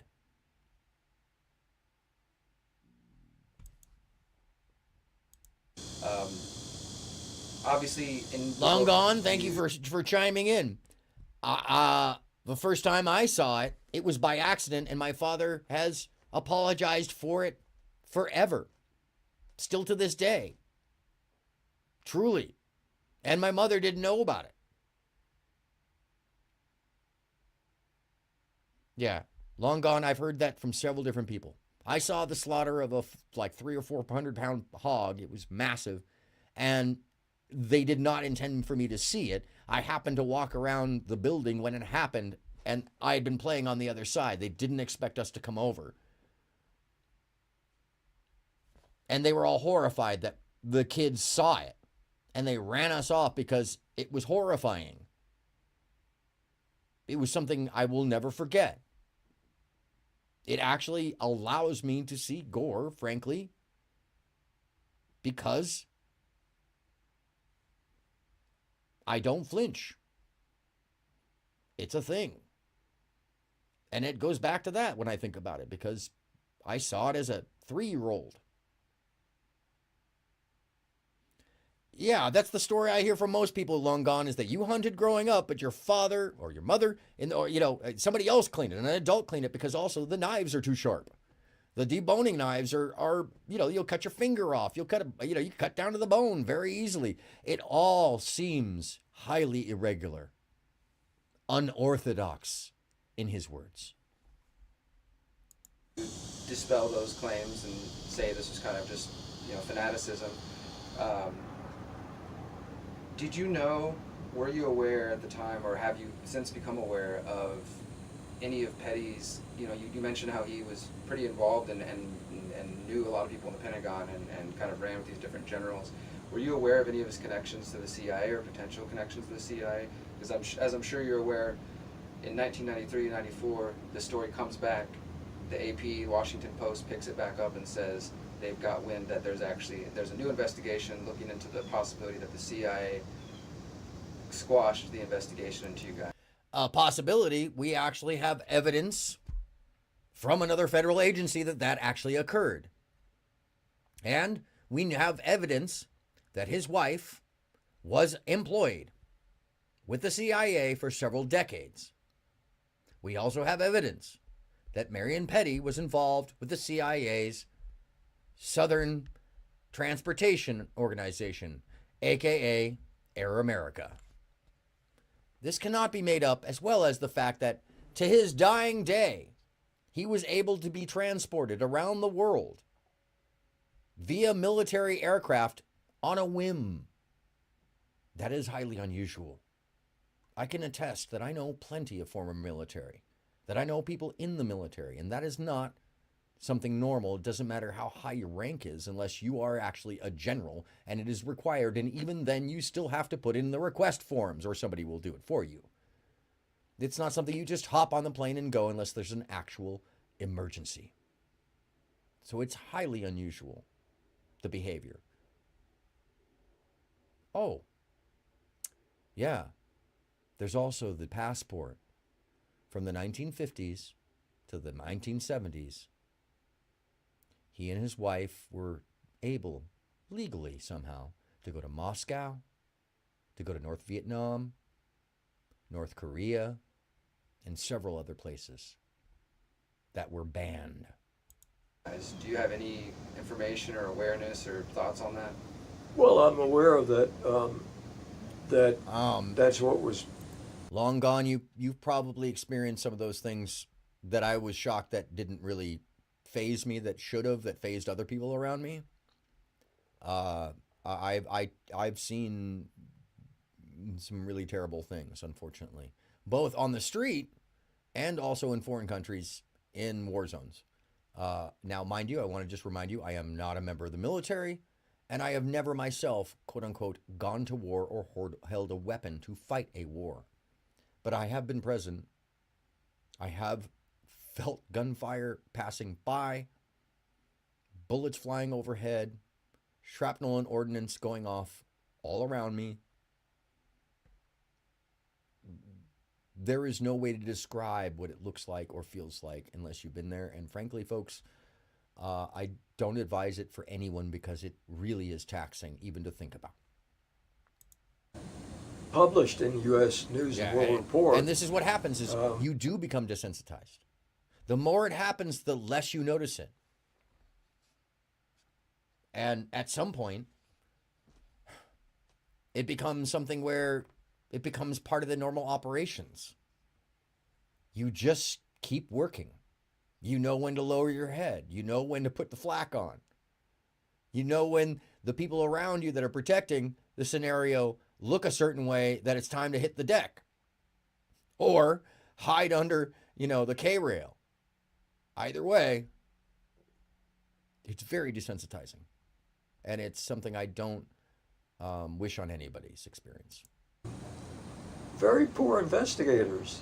They took the word of a guy who was discredited in the and had been fired for other reasons in the customs. Raymond Martinez. Yeah, I think that was Raymond Martinez was not dismissed.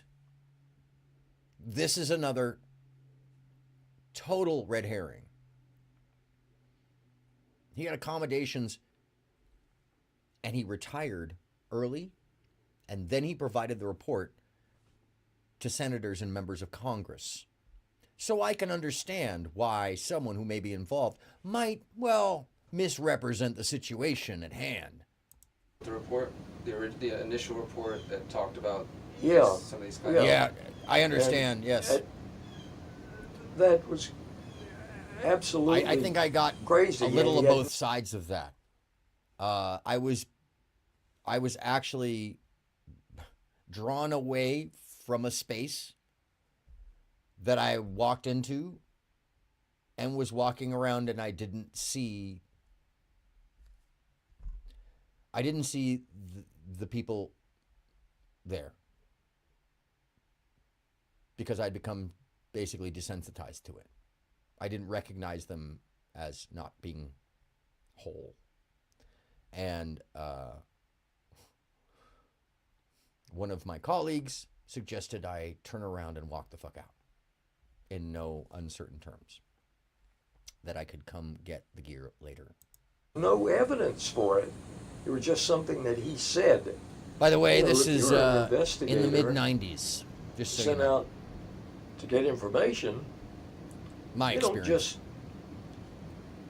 say it. You get evidence. Well, his evidence was that he had seen some communication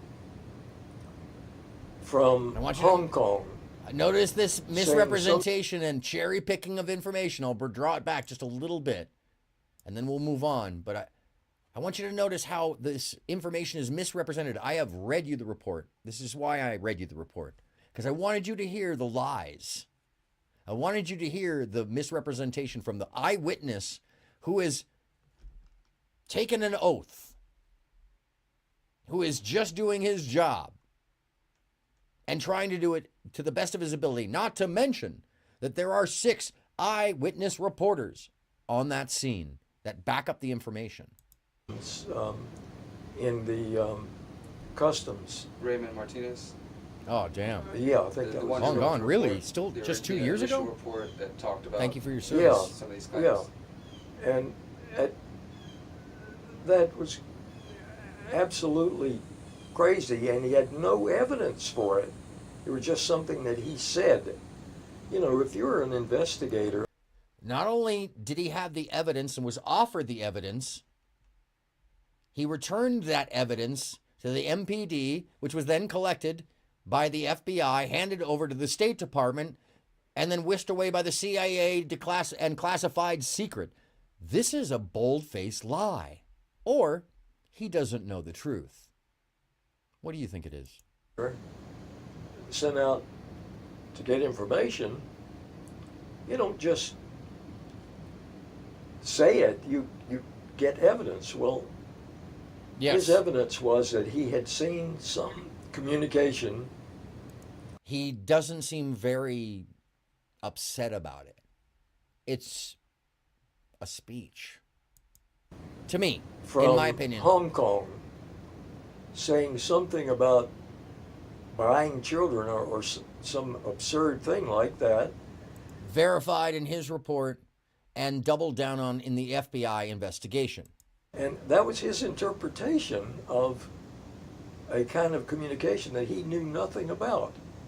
Oh, so he there couldn't was a possibly. communication. How many times we had? Oh, you needed more context. You needed more context. I know you saw the guy get stabbed by the other guy, but you needed more context to understand why they're stabbing.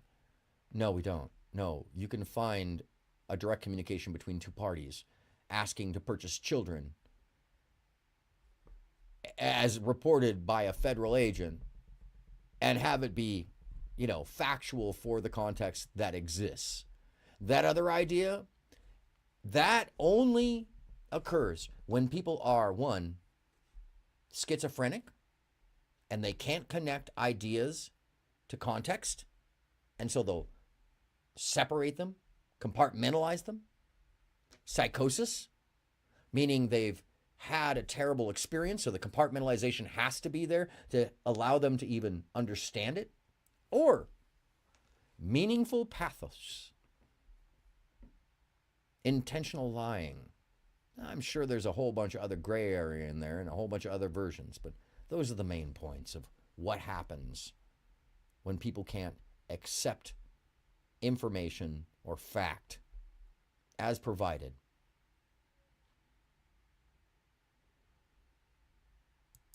But he misinterpreted it as your. We had a couple of guys. By that time, we had evolved an organization that traveled around the world doing journalism, and later to be found as an action likely of covert subversion by the CIA, false flag, and counterintelligence information, aka suburban subversive propaganda.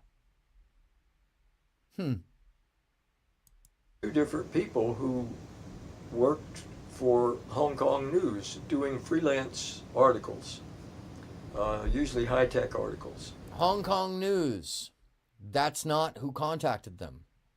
The gentleman who was living there is from Tianjin, Communist China. All oddities. He's misrepresenting what was found and what is known. And they happened to be in Hong Kong. In my opinion, and allegedly. And we communicated back and forth by this predecessor of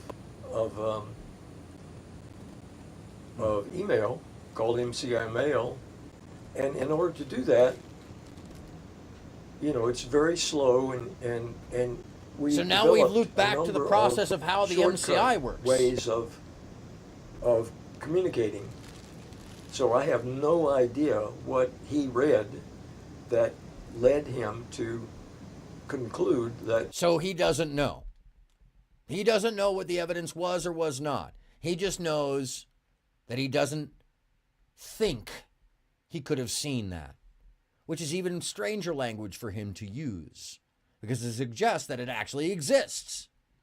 Oh, but he wouldn't have understood it. Well, if it doesn't exist, how could he not have understood it? Logic, my friends, listen to what people say. They tell you a lot in what they say, what they don't say, and how they frame and phrase. Don't get taken by people's convenient logic.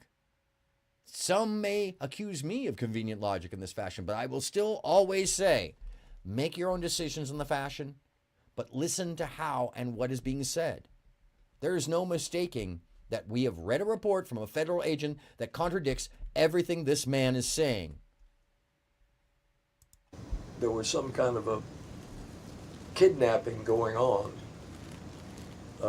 But he did say that, and so it was picked up by. So US now we're News on and to World Report. now we're on Just to so happened that how I he was does working somehow. at the US News and World Report at the time. Somehow there was some suggestion of a kidnapping going on, and then it was just reported as if things are just freewheeling that way. Let me tell you, to get a news article printed It takes fact checking and background checking. And when those things don't occur, trust me, the public finds out. We've seen it over and over and over again, whether it's plagiarism or false information. It is easy to find out because everybody has access to it, especially in our country. And even though some things might be hidden, people find out the truth. And in this fashion, it seems highly absurd for him to suggest that it was just some random stuff. It was just a federal agent. And, 4 members standing outside that came into the building in the Washington Post and 2 outside eyewitnesses. 6 eyewitnesses on site plus the federal agent, plus his partner. That's totally... No. Very poor investigator. Welcome back, Didn't know Song that I Wang. was So even glad you could be here. Working there. Hopefully Chad didn't act too rudely to you. Gordon Whitkin was one of the writers for the U.S. News and World Report. Did you know any of the 3 of them? If you No. worked them? What about because the AP also picked it up outside of the U.S. News and World Report and, the Washington Post as well. And was there, in your experience, did you ever see any evidence of Petty being tied to intelligence agencies? Because there are those who speculate, perhaps you're correct, perhaps the child trafficking claims that was all exaggerated, it's part of the satanic moral panic of the 80s and that sort of thing, but there does seem to be some sort of indication that Petty was involved with intelligence services. Namely, a journalist named Dylan Brandt, he received, which he says is an anonymous governmental memo, which is kind of in the realm of unverified at this point, that talks Kind of in the realm of unverified.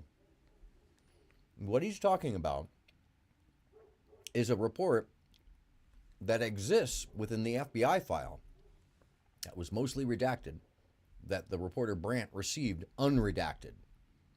So it isn't unverified. He couldn't have printed it working for the AP, Associated Press, without it going through review of a whole panel of editors. Know that that's what happens. So the occasion that things slip by, it's rare. And that's because there's a whole bunch of nerds who have no personal vendetta or interest, but just want the news as truth to go out. And they have their whole credibility and careers behind it. Doubting these people, it makes me wonder whether people really understand how information works a lot of the time, and it's concerning. It suggests to me that folks have succumbed to the subversion program of urban warfare. I could call it suburban warfare as well. Propaganda. Again, I need to do a show on that one because that one will shock the hell out of all y'all. If you believe Q is one of us, please put the book down. You don't know what you're reading. Anyhow. It's about Petty being an Air Force intelligence officer in his younger days, not only a chauffeur, but Air Force intelligence and a number of different connections, which again at this point is still like an unverified report. But do you know anything about those claims, or did he ever share any of that information with you? Oh, of course. He was in the Army Air Corps, which became after World War II the U.S. Air Force, and he was highly regarded by. What did he say? There does say? seem to be some sort of indication that Petty was involved with intelligence services. Namely, a journalist named Dylan Brandt, he received, which he says is an anonymous. Don't forget, memo. earlier he said, oh no, he wasn't involved with intelligence, he was just a chauffeur. That talks about Petty being an Air Force intelligence officer in his younger days, not only a chauffeur, but Air Force intelligence. And not just a level A 4. number of different connections. TV which, host. Again, at this point is still like an unverified report. No. But, do you know anything intelligence about those officer. Claims, or did he ever share any of that information with you? Oh, of course. He was in the Army Air Corps, which became after World War II the U.S. Air Force, and he was highly regarded by the brass, and they asked him if he would like to become an intelligence officer. He just contradicted his own statements from earlier, just like other people do at level 4, airmen, formerly just a TV host for up and coming and social network news at the Air Force. I mean, that's amazing, isn't it? Oh, sorry. I'm just talking to one person. Sorry.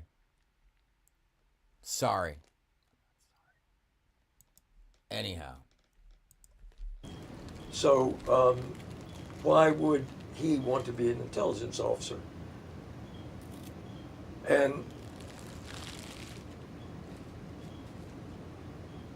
there's a lot like the intelligence service in being a meditator and practitioner of yoga. What is the goal of yoga and meditation? Did you see the right turn? The goal is to hear discover it? in yourself a connection. I don't think we need to hear the rest of it. We've heard him contradict the information. We've heard him essentially tell us what he believes, not what we've seen in the reports, not what is substantiated by many eyewitnesses. Yeah, half-truths, almost truths, and deflections. Oh, yeah, sure, he was he definitely was in intelligence earlier. No, absolutely, he was just a chauffeur. It's astonishing. What's more astonishing to me, I'd have to say, is that Derek Brose doesn't say, well, earlier you said blah, blah, blah. There's no catch there. It's shocking. Which brings me to another kind of a wacky place to find information. I normally would not be pulling this up, but this information is how I found the interview. And whoever wrote this article here on this weird conspiracy page, yeah, he did sound like he was speaking from a script. Thank you, Bridget. I have felt like that is true. To back up the information at hand, Martinez writes, as we read this earlier, that he was advised that all the passport data had been turned over to the State Department for their investigation. The State Department in turn advised MPD that all travel and use of the passports by the holders of the passports was within the law, and no action would be taken, and that included travel to Moscow, North Korea, and North Vietnam from the 1950s to the 1970s. The leader of the Finders cult was Marion G. Petty, a former Air Force Master Sergeant, not a high level, who admitted that his son worked for CIA front Air America. So there's another connection. Petty's wife, Isabel, is admitted in FBI vault documents to have worked for the CIA from 1951 to 1971. Also, another connection to the CIA, despite the CIA's denial. Although some documents state that her period of employment ended in 1961, that is also a tactic I understand that they use to put people into covert and deep hiding. Dark programs, black programs, spook programs, MK Ultra,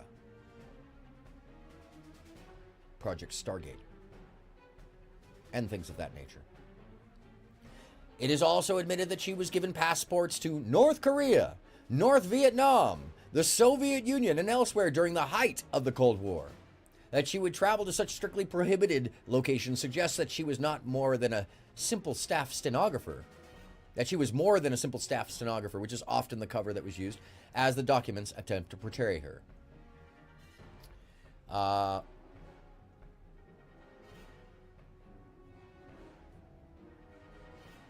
In contradiction to what you just heard the spokesman for the Finders say, an explosive investigative report written by Washington, D.C. Metropolitan Police Department Sergeant John Stickler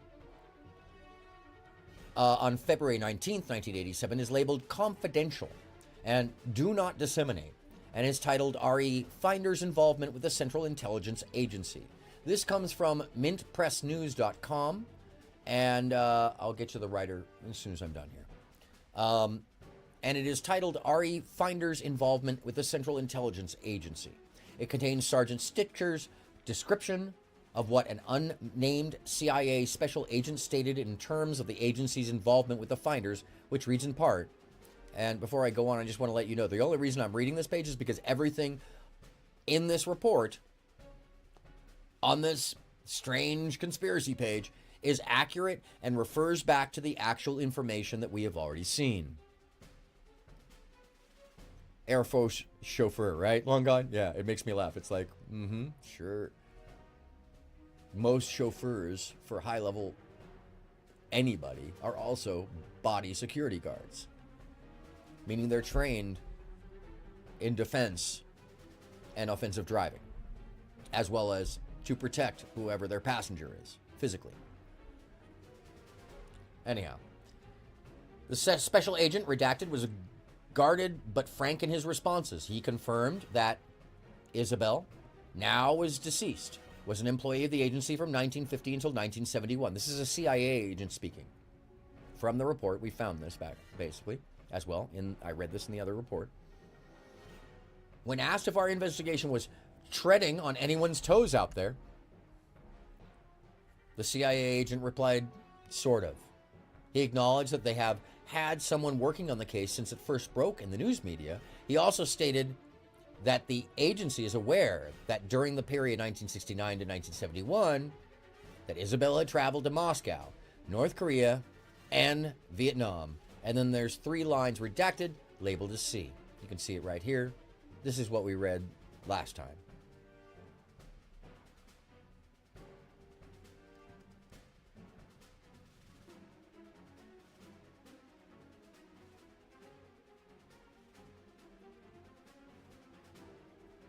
As a practical matter, what is not being said is as important as what the special agent blank from the CIA has said. Blank, the special agent, acknowledged that we are treading on their toes and that they had someone working on the case since February 5th when it broke. They apparently have a vested interest in blank or the group. Petty? Isabel? We don't know. They have not contacted any of the investigating agencies while they have been working on the case. They are also aware that Isabel traveled to prohibited countries during a period of hostilities that could only have been arranged by them. And there's your connection. This could explain a lot about the group's funding, which we have been unable to document to this point from the FBI file.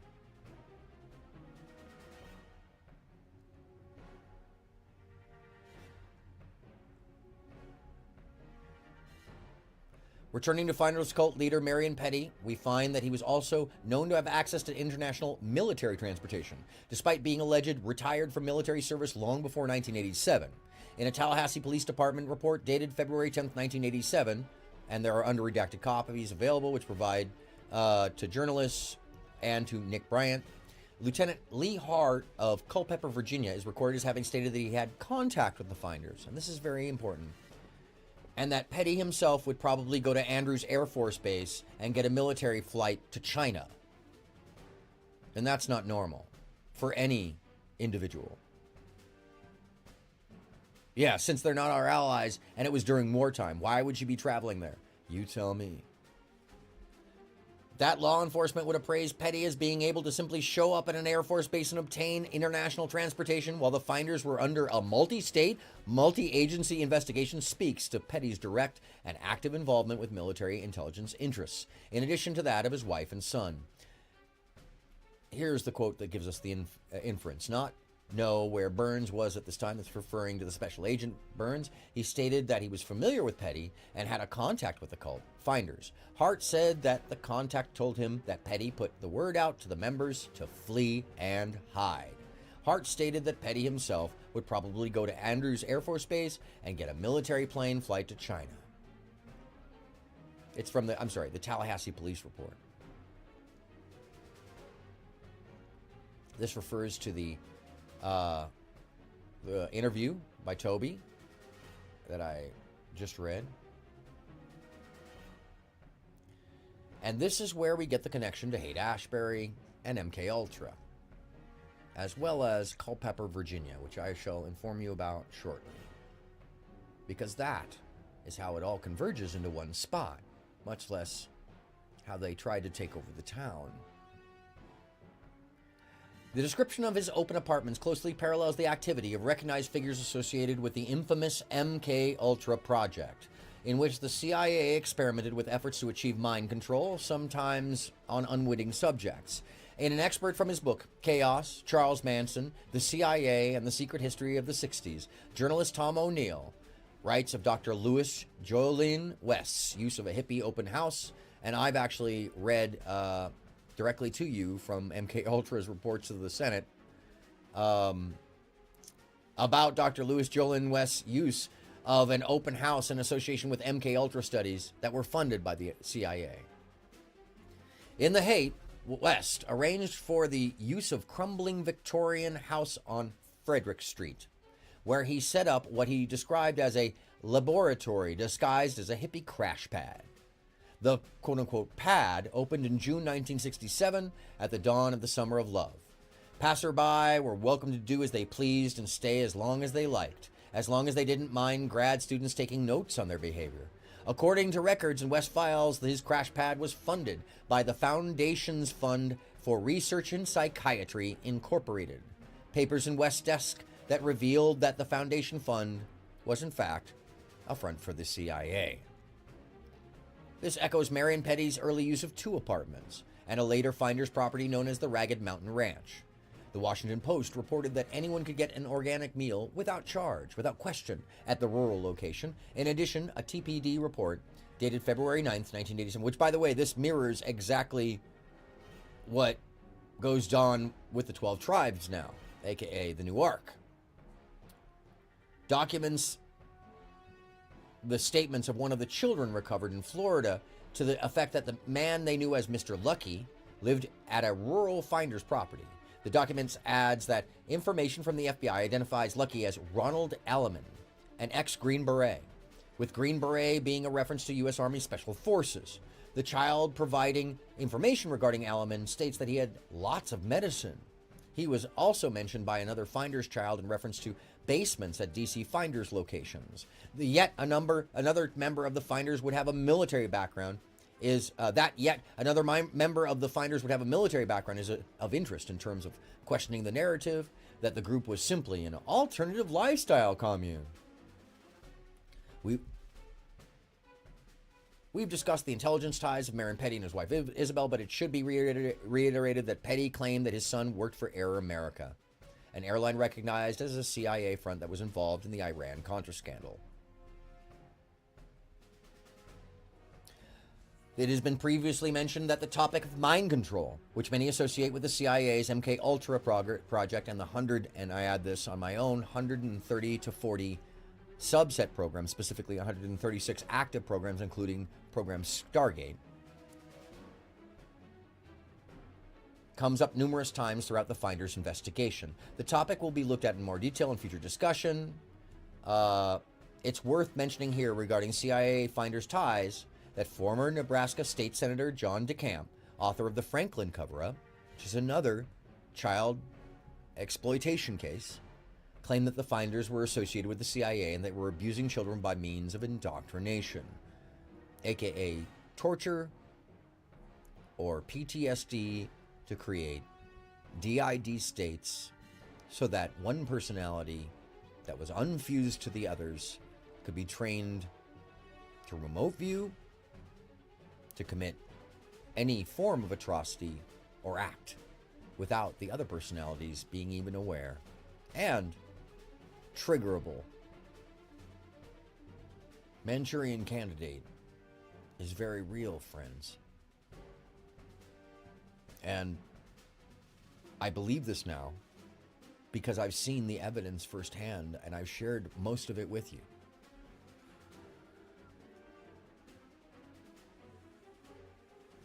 The Franklin cover-up claimed that the finders were associated with the CIA and they were abusing children by means of indoctrination. He reportedly said on December 27, 1993, in response to a question regarding the explosive U.S. News and World Report article, "I was getting information, and honestly, I found out later that it came from CIA people who were concerned with what happened The CIA had denied any involvement in it, even today, but there's enough documentation to show that children at a fairly tender age were being used for sexual purposes to compromise people and for the mind control nonsense. Why? I don't know. And I don't claim to know, is what it says.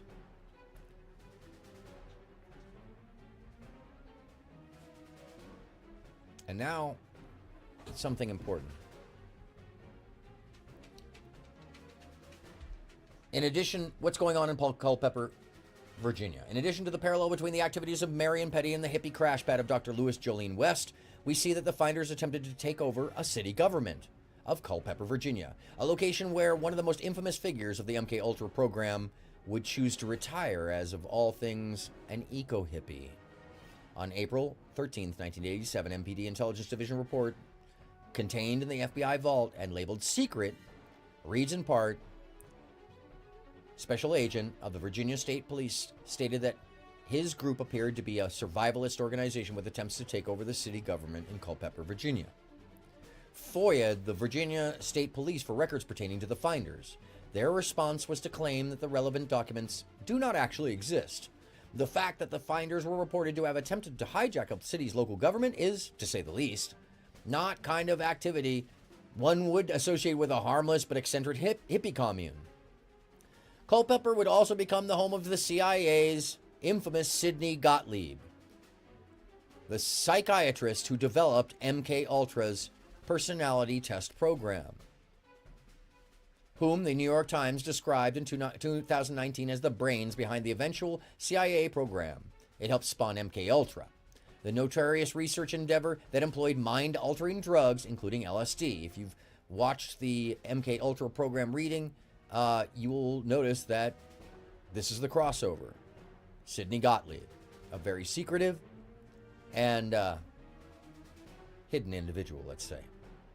The same article goes on to describe Gottlieb as a chemist with a deep-seated interest in mysticism. The first person of the United States government ever hired to find ways to control human minds. Gottlieb retired not simply in the same location where finders allegedly attempted to take over the city government, but also under the same cultural impetus. He spent the last years of his life as an eco-hippie, according to the Daily Beast and the Times. The later writing, Eric Nilsson Ellis tracked down Sidney Gottlieb in his ecologically correct home in Culpeper, where the retired spy master was raising goats, eating yogurt, and preaching the values of peace and environmentalism.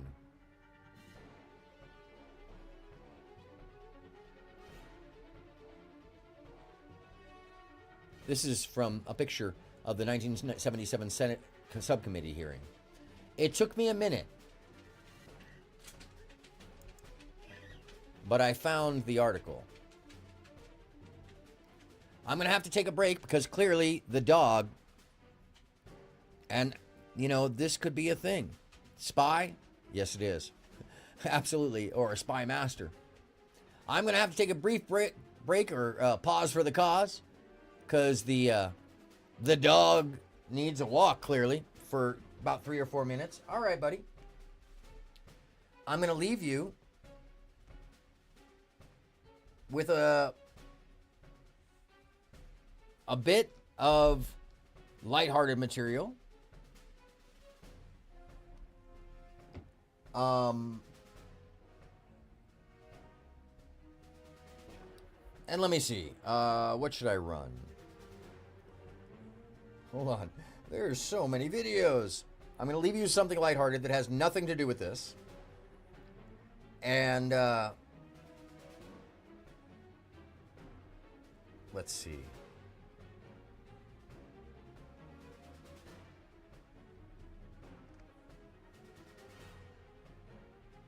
I have to find something that's long enough but short enough. Not easy. Long enough but short enough. What do you say? Huh? It goes deep. It's just hard. Sorry, I'm just being silly now. I'm just being silly. Yeah, that's basically what mine is doing with me right now. Like, bro. Let's do... I know I played this before,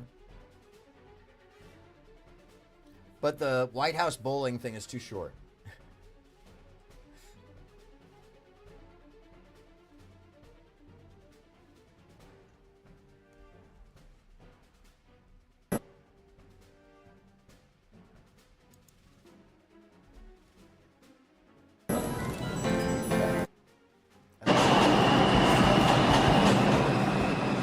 apologize for the goofy music in advance. Hey folks, what's happening? AronMSound. How you doing? So, our friend Christian here. Sorry, trains. Well, my friend Christian here has managed to get us into the United Nations.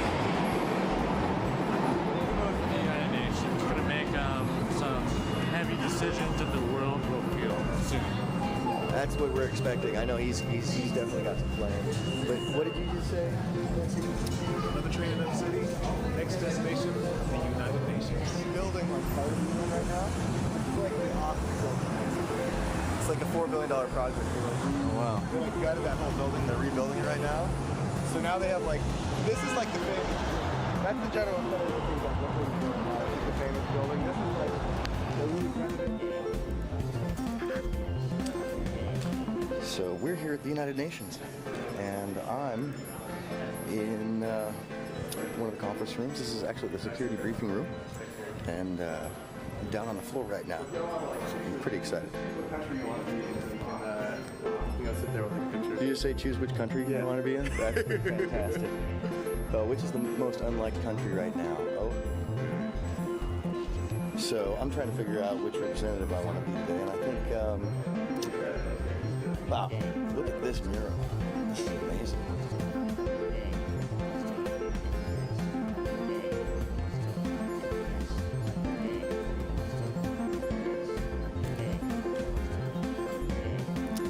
I gotta be honest with you, never thought I'd be sitting in this chair, that's for sure. Hey, Christian, can you take this from me? No. Hey, y'all, here at the United Nations. You got it right now. And, currently, I'm the standing Secretary General of the Security Council. That's empty. So, I've done something in my life, Mom. The Russian Federation. Yeah, what's happening? Nancy McCrary We have been there. of the Russian McCrary. Yes. The McCready, it's no, it's not. No, that's not right. Sorry.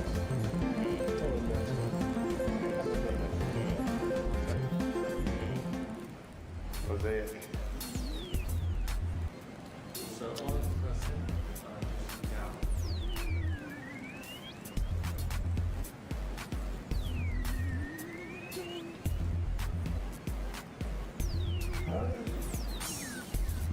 I'd like to point out that, you know, not everybody gets to sit at the main table, and sometimes they stick you off in the corner, and if you're one of these countries, apparently they've stuck them off in the corner.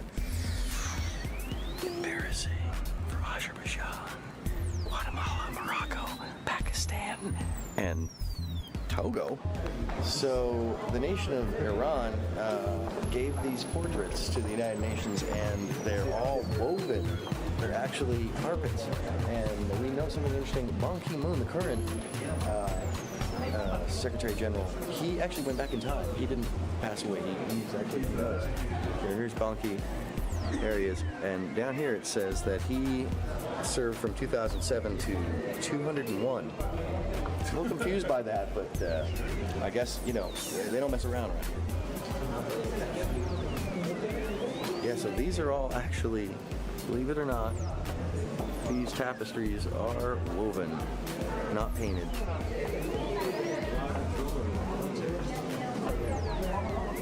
That's right, Lizard Tree, you were there when that happened.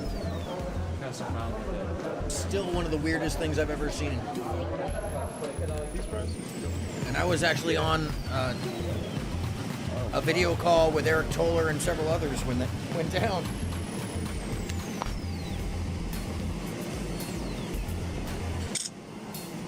And by the way, thank you, because you're the one who really led me to that hookup. I don't know if you knew that.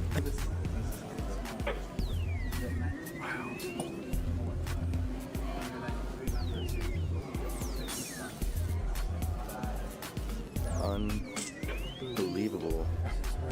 This is where so much has happened. Wow. Yeah. What's that? The Kingdom of Christian. Wonder Lake. World of Wonderland. I changed the name of Earth. Is this where you make the? Oh, look at the hearing devices. I finally get to see what these look like. They just sit over your ear.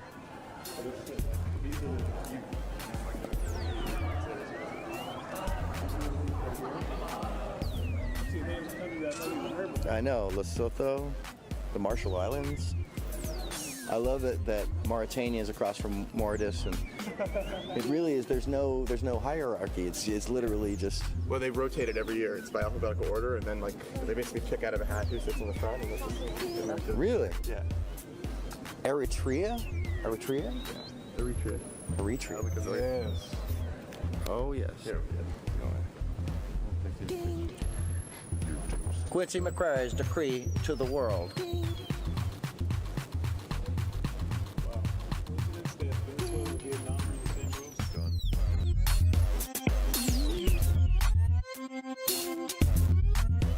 So the view from the pulpit at the Not United Photoshop. Nations is a pretty vast one. That's How for many times dang have I sure. been accused of using Photoshop for that?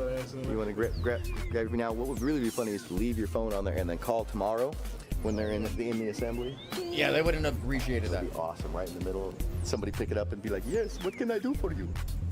Actually, no, that wouldn't have it. This mug would have been taken out of here and then. Now that was a taken big apart hookup for- lizard tree, and I really appreciate it. That was a crazy somewhere thing to on the way witness, back, it could be like, and to we be can part of it all. You know, even though I was definitely a periphery, position I never thought you I know, would it was incredible ever. in so many wild ways. And yes, I can confirm, we did see. We saw Destiny's Oh, name wow. Hold on a referred to. second. We saw Hold on, Early hold on, Things stand referred to. We right saw there. Tim Pool referred to. We saw Stand right Fuentes there. referred to. So as I'm taking All this, as a I just gotta testament to what mention that guy that, wanted to do. All of us immediately As started impetus acting for what as he was tyrants doing. the moment we got to that pulpit here at the United Nations.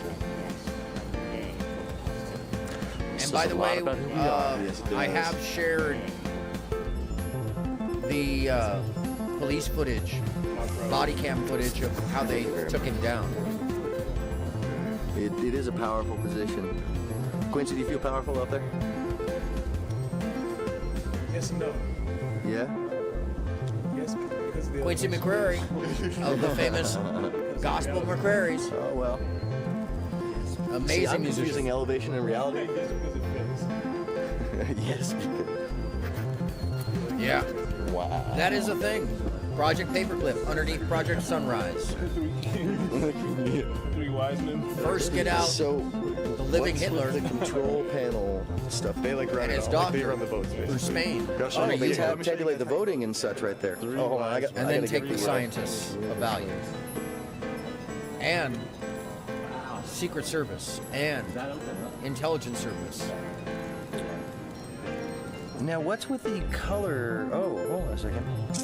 You know, the technology of this. A little yeah, I'm just gonna say that the big buttons and the click It's a knob. big red button. It's kind of like Austin Powers. Yeah, it is a little Austin. Oh, sorry. I was totally. Zed, how you doing? It kind of looks By like the way, Aaron if you guys Fecker's haven't seen Zed's spine. art, the anthill art is amazing. I own one. Either that or Venture Brothers.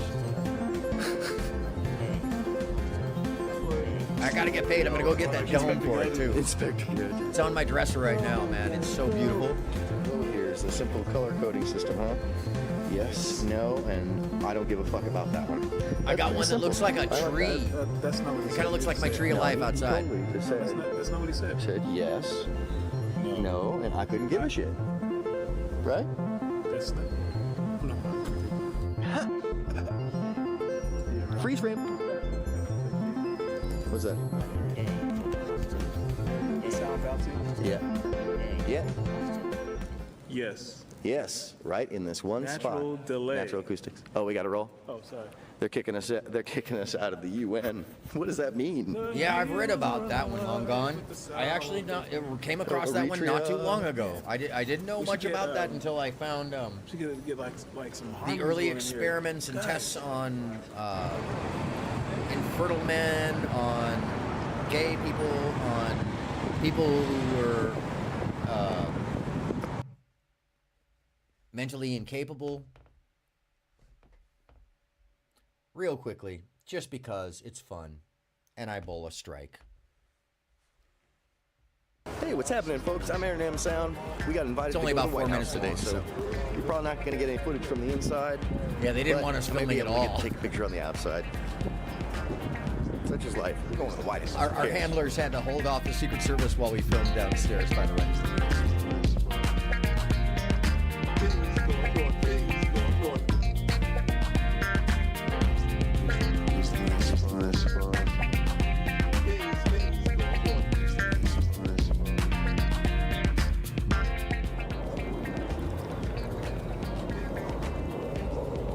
So if some people want to say that I took a regular old tour, this is the entrance in the back. So this, folks, is the entrance to the West Wing. Yeah, we can't take cameras inside, but anyways, I'll let you No, know what it it looks would like not. on the other side. It would not at all.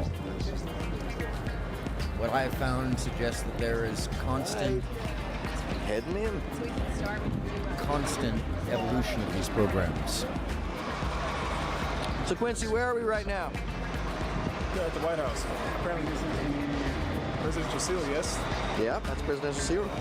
But I mean, where specifically at the White House are we right now? West Wing. Wow.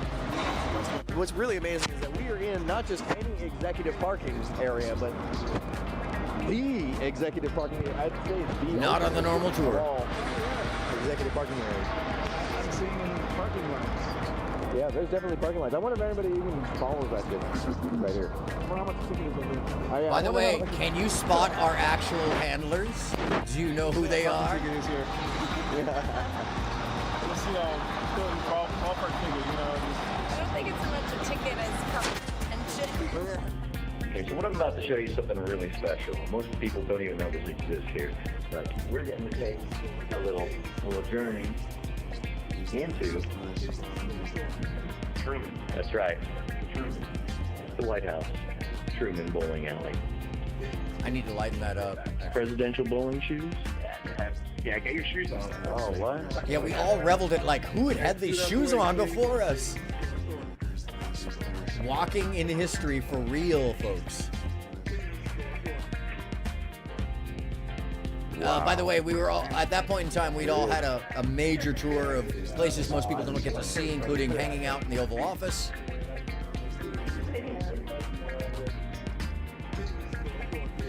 Wish I could hold me. I know, right? Oh, heck, if you got a bowling alley you're going to use it, you know? Not that we're using this at all. I still have one of those You want to sheets. hold this for me? Oh, yeah. It's going down. Going down. We don't know who held this ball. We don't. But we know it could be presidential. Could be. Okay, doesn't matter.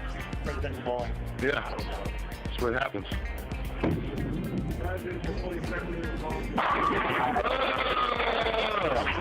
long gone. Yeah. I appreciate your service, and we have a lot in common.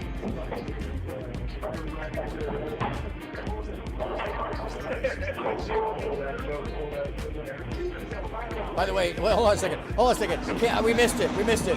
One of my proudest moments of life. Oh, too far. I'm about to show you something really special. Too far. Most people don't even know this exists here. But we're getting to take a little journey. Sorry, too far back. No! I'm talking about. Yeah. Come on, one more 10 seconds. That's what happens.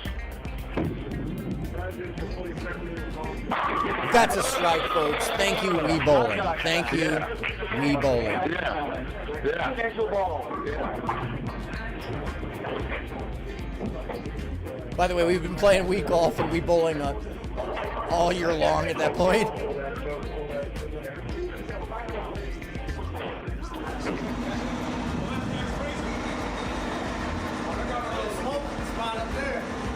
Oh, there's where it really went. Yeah, we were directed that the Secret Service told us that spot is the smoking spot on top of the White House. Thank you, Zed. I appreciate it. I was real proud of that strike. I'm the only one who made a strike that day, and everybody was like, "Damn!" That's the spot that Willie got high. Anyways, twice, All right, okay. twice he did it. So yeah, we just came out. There was some Norman Rockwells we saw up in there. I saw the Oval Office. I got Oh, to see something that the- you wouldn't know. You hear that?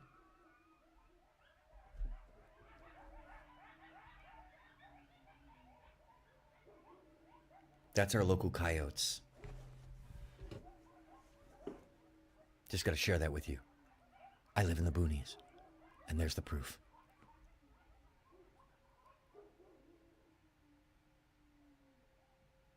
Okay. Anyways, back to it. It was a hell of a day. We saw hand-drawn Rockwells that don't exist outside of the White House. I saw the picture that Norman Rockwell painted of, I can't believe I'm blanking on her name. The little girl, the first black girl to attend a mixed school.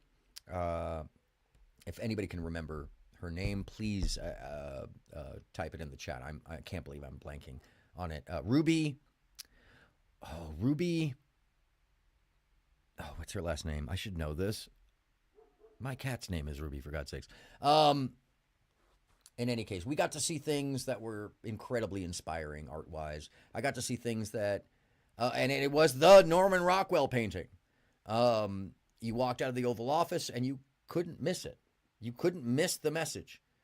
To your left was a statue, a bronze head of Martin Luther King, and above that was the midnight meeting that depicted the Underground Railroad and former slaves being ushered underneath a church. And apparently the story goes is that was a real-time painting of the moment. And the other thing that's amazing is that you don't just see Harriet Tubman in there, but you also see her comrade, the Reverend, writing down the names in the book from over his shoulder. And right underneath that was Harriet Tubman's Special Services badge. You didn't know that she was an agent for the government, did you? So when people tell you that she didn't exist, that she's a lure, I saw her badge. I saw a painting of the moment. She very much existed. Ruby Bridges. Thank you, Lizard Tree. I can't believe I forgot that. Facebook would censor me. Shadow ban. Long Gone says, threatened to take my account. Whoa. So openly posted to Zuckerberg that didn't need his platform. They had to go more, had many more to work on. Yeah, I don't take part in that stuff until, unless it's family or Subgenius related, actually, frankly. And somehow we have managed to keep the Subgenius pages proliferated for decades, which is crazy. Yeah, there's definitely people attempting to control narratives now. And thankfully, we have a proliferation of so many ways to share that it's hard to quash. But it is getting swamped. And that's another problem. How do people trust the information when they don't know how to, or don't know what is information and what is disinformation? It is a big problem in the modern day. Long Gone, it's appreciated by all, I'll tell you this. Outside of the planning room, I got to see a whole bunch of stuff. It's pretty amazing in there. So, thank you very much for joining me. See you soon.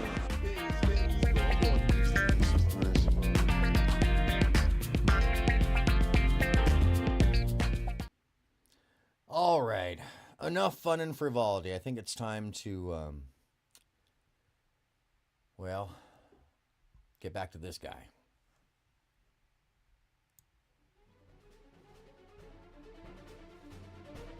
And don't forget, we have just come to the point where we have learned that the Finders attempted to take over a Virginia town. Let me pull this into frame for y'all.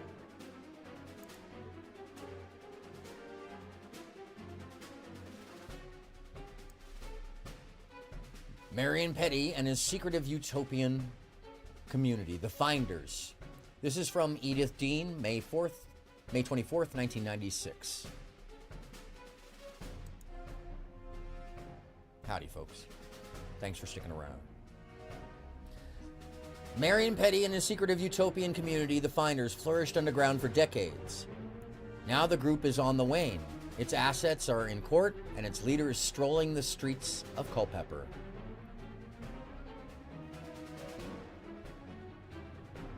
Yeah, that's an issue for me as well.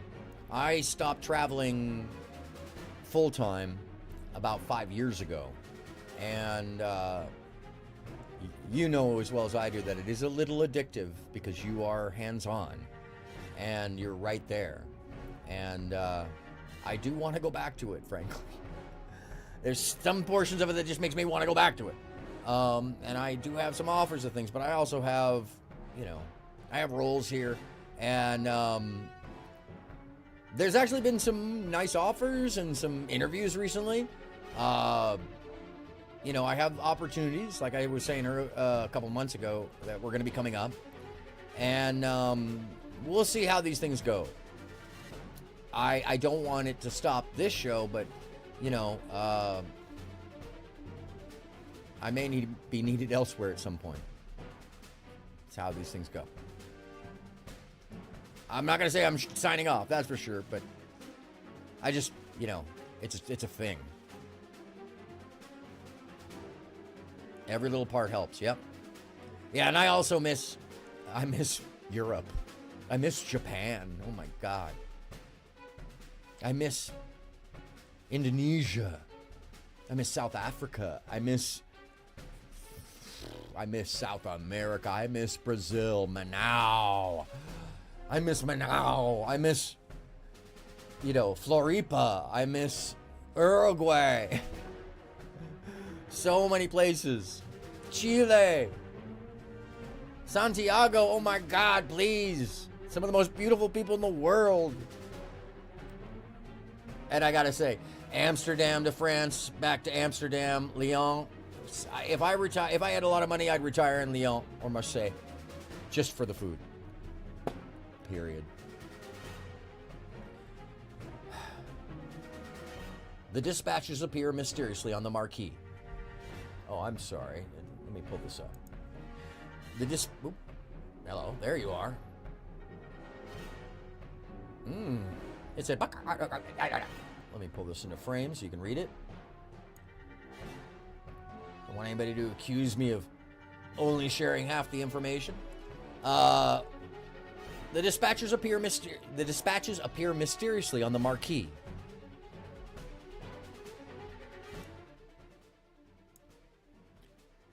The aged, decrepit State Theater on Main Street in downtown Culpeper.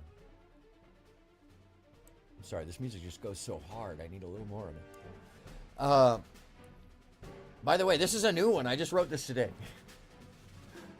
The aged, decrepit State Theater on Main Street. And I was going to be, by the way, side note before I go into this, I was going to be mixing all last week and this week, but I just keep writing new music and I keep getting held off with other work, so I will be doing the mixing sessions coming up. I am going to be publishing all my background music and putting it in a library.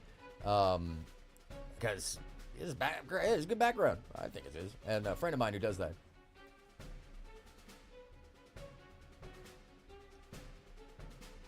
Oh, that's very cool. I do a lot of the fixer work right now myself. Associated to travel and tour and executives dealing with touring. So I've been doing a lot of that the past couple of years. COVID really started it. But some of my more important things need to be done in person, unfortunately.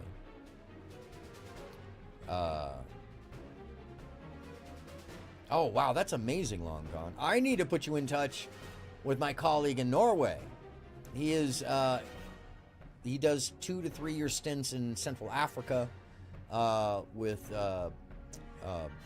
Doctors Without Borders and some other groups, but he's specifically just another fixer. And not unlike me, we come from the similar production background. We all seem to fit in those roles for some weird reason, but I think it's because we're just used to living out there, and being ready for anything. Oh my God, Long Gone. That's astonishing. Holy shit, thank you for your service. That's incredible. I can't say that I know directly any of the outcomes of my world. I do know in the production rock and roll world what the outcomes are. That's for certain. The dispatches appear mysteriously on the marquee. The aged, decrepit State Theater on Main Street in downtown Culpeper has been closed since a screening of Free Willy a few years ago. But the cryptic messages come and go, each as inexplicable as the last. School for Actors. Spycraft, a great game. Free money. Nestled in the Virginia Piedmont at the foothills of the Blue Ridge, Culpeper is a real estate agent's fantasy. One of those picture-perfect places that always tops the list of America's best small towns. Quaint, restored buildings, history winking around every corner, peace and quiet, all within commuting distance to Washington, D.C. But since the freakish messages began appearing, it has become a postcard with a question mark in the middle. Nobody ever sees how the blue block letters actually end up on the decayed Art Deco movie house. The words seemingly materialize overnight as naturally as the morning dew. No telltale ladder in sight. A message, if that's really what it is, might remain for as long as a month. Then, without rhyme or reason, it vanishes, only to be replaced by another. Without help, most don't have a chance, true. And without connection to help, in veiled manners, most will never find their way out. And this applies to so many things. And folks don't want to believe that there are systems in place to help, or people who are right in front of us who help on larger scales. They don't want to admit it because it's too obvious sometimes, or they're just in disbelief, or they don't know how the world functions maybe.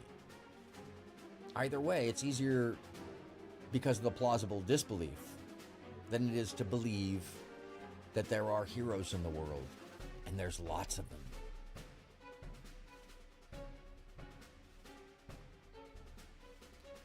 Yes, this is one of the things that bothers me about this situation. It makes me ashamed to have found this in association to the other things that I've found, because this is our nation. Oh, really? That's amazing. I actually have a friend who was just speaking in Davos actually 2 days ago. Or yesterday. It was yesterday, last night. 2 days ago. Yeah, 2 days ago. And he had a long interaction with Macron and several other people. That's amazing. I think it's so important to understand that these connections are actually, they start as interpersonal, just like local interactions, and then people move on to greater things, and you still know them.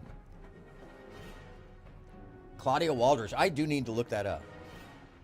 And people may talk smack about the UN, but it, despite it being held together by tin cans and string, it has a positive function in allowing all the nations to communicate. And that's more important than anything. And it restricts the actions of the world enough so that there can be some symbiotic behavior, so there can be some diplomacy, no matter how small it is. These things are very important. The communication is very important, and we can't just cut the ties because we don't like them or don't understand them. Oh, I love it. I will definitely look it up. She's attractive too. She's an attorney too. Sorry. I was going to say, she's attractive and an attorney, and what? She's in Germany? I'm supposed to be going to Germany. Anyway. She's married, I'm sure. Ataraxia. In Culpeper, where everybody knows everybody, not unlike my town, these disembodied messages from God knows where have been the talk of the town for more than a year, inspiring as much contempt as conjecture. Okay, the music is going a little too hard. For every local watching the marquee to test his word power, I look up everything they put up there, but ataraxia wasn't in the dictionary. Another is convinced his intelligence is being insulted. There's no such thing as free money. Others discern a diabolical plot, swearing it's Satan playing a one-sided game of Scrabble that Culpeper is sure to lose. They're trying to mess with our minds. Oh, that's amazing. I can't wait to hear it. No, I haven't. Lizard Tree, thank you for turning me on to that. I will definitely look at that. I haven't heard that one. Is that one of the Q things, or is that...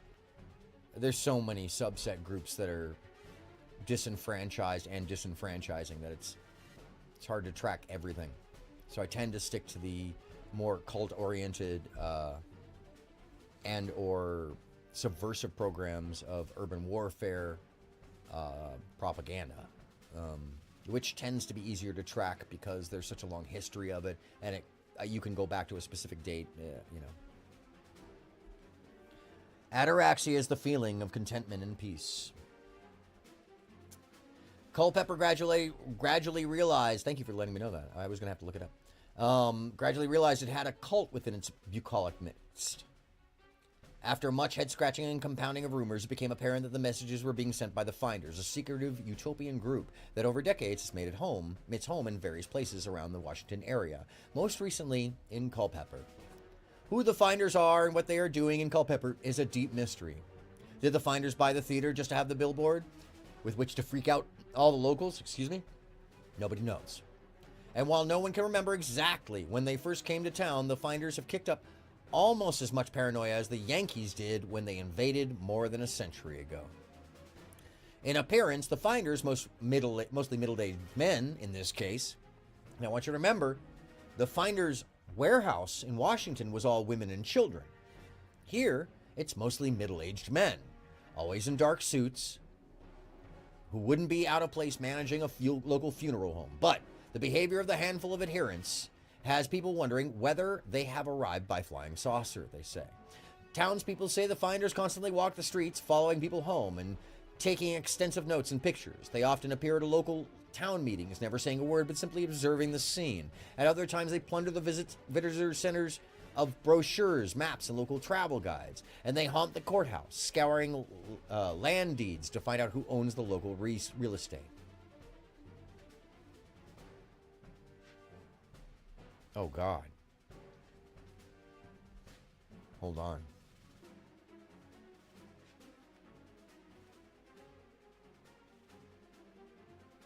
Holy shit. Oh, I'm going to cover that. Oh, thank you, Lizard Tree. That's scary as fuck. Holy shit. Well, I know what I'm doing next month. Wow. I just took 2 seconds to look at that, and what it says on the front page is like, basically like, totalitarian king. Anyways. That's very scary. The town police say that whatever the Finders are up to, it's not illegal. Naturally, though, rumors fly. Did you hear what the Finders are doing at the old theater? Blah, blah, blah. No one Culpeper, I'm sorry, this is mostly hyperbole or interest.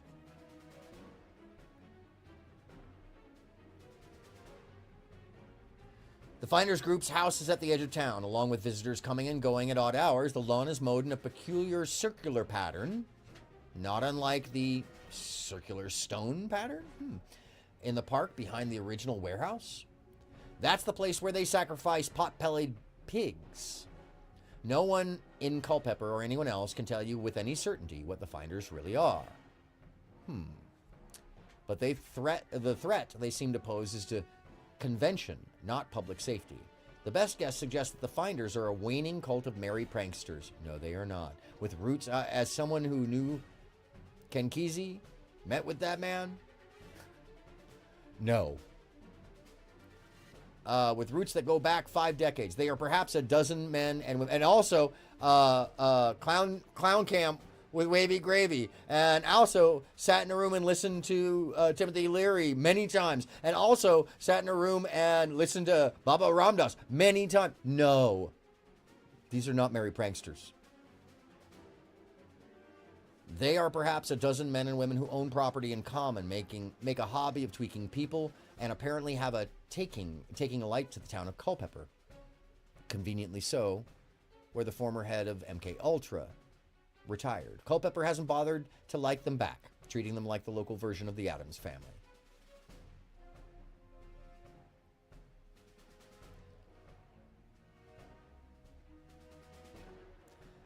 Among all the cryptic inventory collected in the evidence, and I roll past this because it just basically repeats the information you already have been informed of, cops found a photo album entitled The Execution of Henrietta and Igor.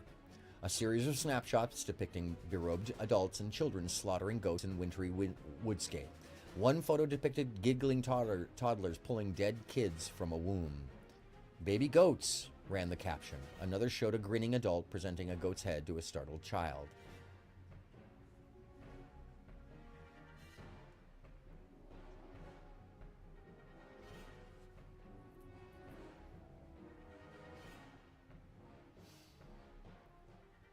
Anyhow.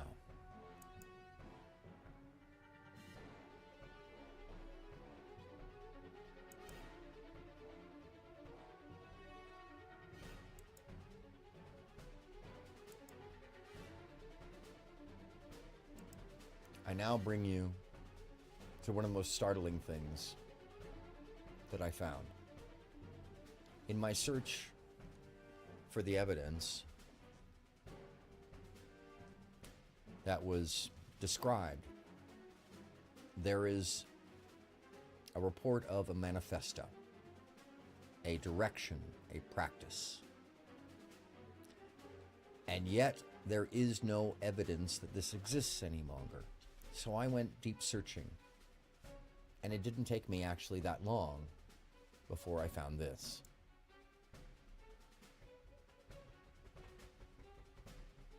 This is a book, publicly available, free on Kindle if you have it, which is why I won't read the whole thing to you. Yeah, why potbelly pigs of all things? This, my friends, is the proof that it was a psychological experiment that lasted decades and ended in a resulting program of practice, as studied by Dr. Jeffrey A. Martin. This is the book called The Finders. Copyright 2019. So if you're wondering if the practices went on, I can assure you that we know they did. This is dedicated to all the research participants around the world who generously gave of their time so that this project could happen. The researchers and collaborators who also made it possible, and to finders everywhere, is what it says. The preface. At the turn of the new century, I was the classic overachiever, with a flourishing career and amazing relationships with my family and friends. Despite this, I wasn't at all happy, so I decided to drop everything, go on a quest to find the happiest people on earth, study them, and see if I could figure out how to join their ranks. As crazy as this sounds, it actually worked. The segment of the general population that rose to the top, often considered spiritual or religious, they refer to themselves as enlightened, non-dual, persistently mystical. Now, experiencing the peace that passeth understanding. The terms enlightened and non-dual, persistently mystical, these are terms used over and over in the writings and responses and the people who were members of the Finders. So the language is already matching. And by hundreds of similar descriptions, I went on to learn that many atheists and agnostics also experience similar levels of well-being, and that the religious or spiritual components, make sure this is all in frame, my apology.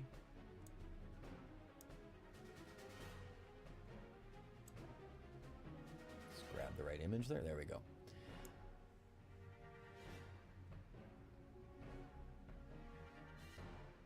By hundreds of similar descriptions, I went on to learn that many atheists and agnostics also experience similar levels of well-being, and that the religious or spiritual components are optional. Some of these individuals had just stumbled into the furthest reaches of well-being and weren't even sure how they'd arrived, but many were active seekers who had become finders. For over a decade now, these individuals have welcomed me into their homes and lives. In fact, over these past years, most of my time has been spent researching and learning from them. Thousands have passed through the project in one way or another. Eventually, I learned enough to both join them and help others do the same. As the years progressed, and the data from this massive, first ever global academic research project piled up, it became increasingly clear that we had much to offer them as well. Offer who? And who is we?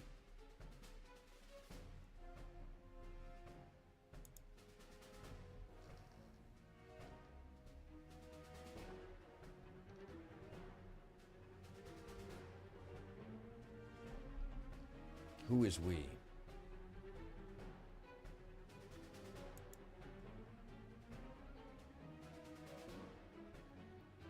As the years progressed and the data from this massive first ever global academic research project piled up, it became increasingly clear that we had much to offer them as well. No one had previously reached out to collect their information or study them like our project had.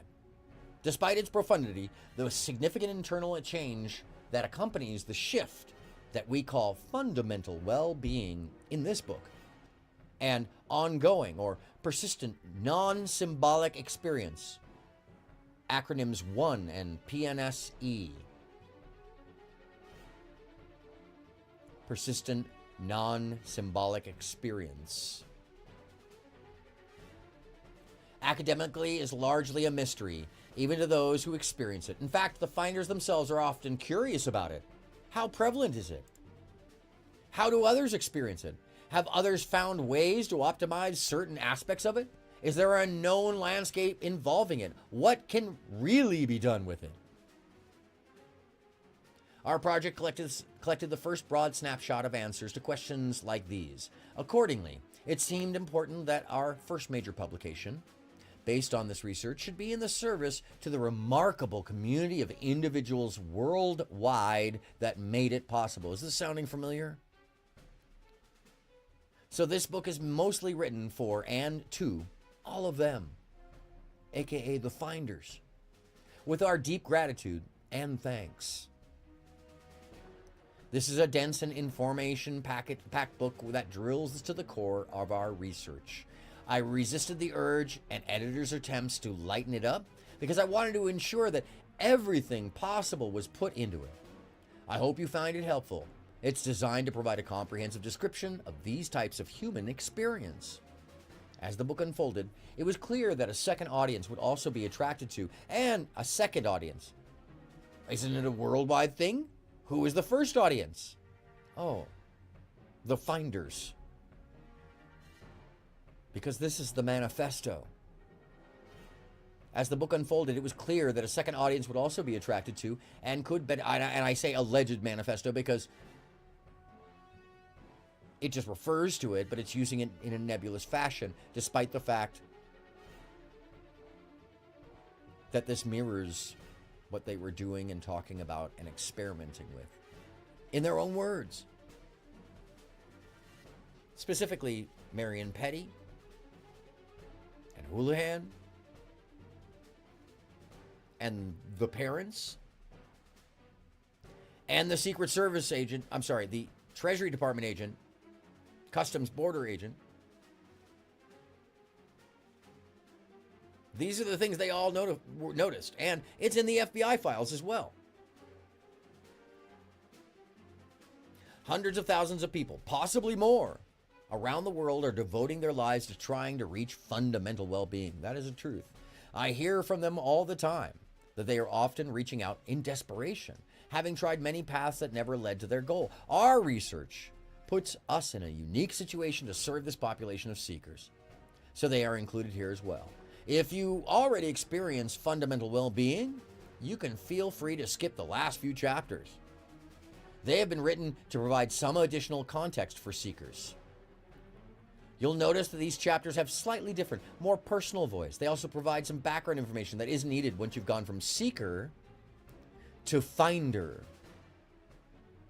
Although the first public draft of this book is being released in 2019, it has existed in many forms since 2010.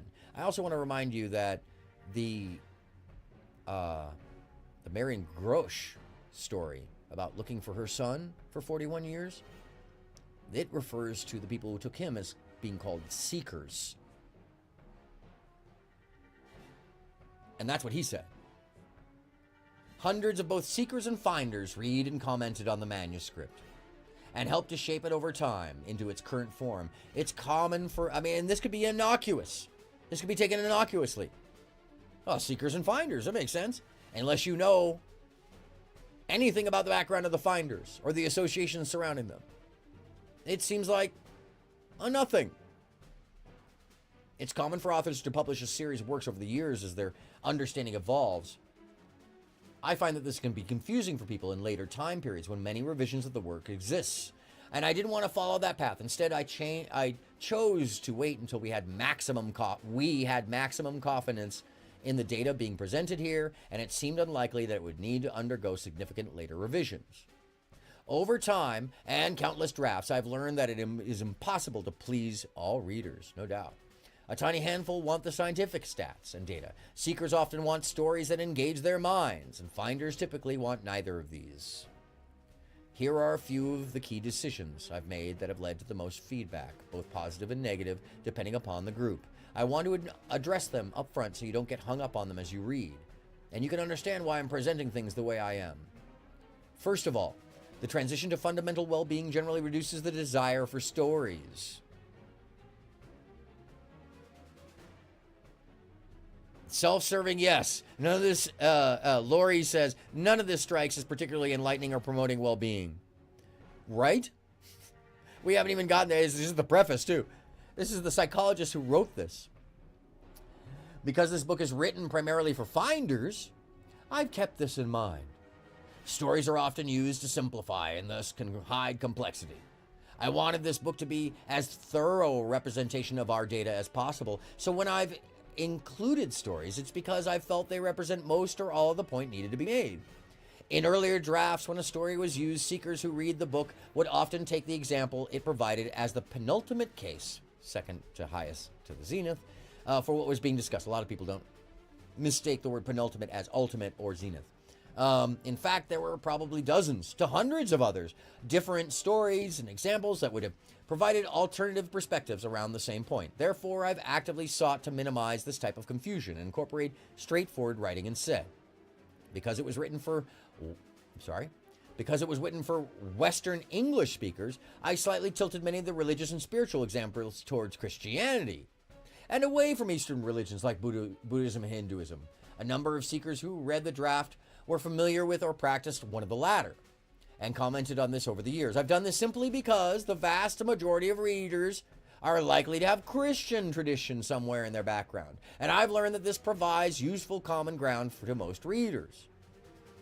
Wider application, he's saying. At the same time, I've worked hard to... how many times has he said I? And we. Hard to... It's a tell. I've worked hard to also incorporate examples from the range of various traditions, all of which we encountered during the project. A couple of notes regarding punctuation. I've used double quotes in a specific way to allow the research participants' voices to shine through in the text. Sometimes these encase a word-for-word quote from the participant. However, more often they denote a commonly used term or paraphrased concept that the participants used while discussing a given topic. Single quotes are often used to provide a characterization or colorization that is my own. They are also known to be triggers for coded language, if you're familiar with spycraft at all. You may also notice that I have chosen to use the rarer, non-hyphenated form of the word well-being. This was not an accident. I simply think it reads better when used so many times. For the first couple of years, I used the standard form in my book, but many people's eyes seem to trip up on it. Rather than use it less or adopt a less appropriately descriptive term, I simply adopted this form. A final note. When the first draft of this book was finished 8 years ago, it was originally intended for both academics and individuals who experience fundamental well-being. I apologize. Just got an important notification that I have to tap back. I apologize for that.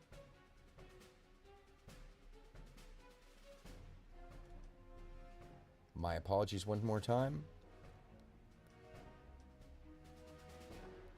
And that's handled. Sorry. Life. It happens. No matter what. Presenting things with a desperate need for one to buy in. Yes. Christian tradition somewhere in their background, and I've learned that this provides useful common ground for most readers. At the same time, I've worked hard to also incorporate examples from a range of various traditions, all of which we encountered during the project. A couple of notes regarding punctuation. You also notice that I've chosen to use a final note. When the first draft of the book was finished 8 years ago, So it would have been 2011. It was originally intended for both academics and individuals who experience fundamental well-being. I want you to notice that the F is capitalized and the W is capitalized. And this is an unusual connection of the word. There's something to this, and I'm not sure what. I may be reading into it, but it's unusual. I know he's saying that he's doing it to emphasize it, but it's unnecessary. Anyways, over seemingly endless drafts and rounds of feedback. Yeah, the author is rather zealous in his obvious use of overstatement and exaggeration, and this is only the preface. Flowery minutia, Lori, incredibly well said. I simply adopted this form. Over seemingly endless drafts and rounds of feedback, it became clear that the needs of these audiences were too different for a single book. The statistics and others in-depth research data the earlier drafts contained seemed to ensure that only academics would wade through it. No doubt, right? Well, my scholarly friends have been asking for a comprehensive write-up on this data for a long time. I need a turn for this one. How long? Before you were writing the book? I don't understand. That's the thing about this statement. There's a lot in this preface. The reason I'm reading it is because once I read it, I'm like, this is really weird. It seems like he's speaking to a certain group, which makes me go,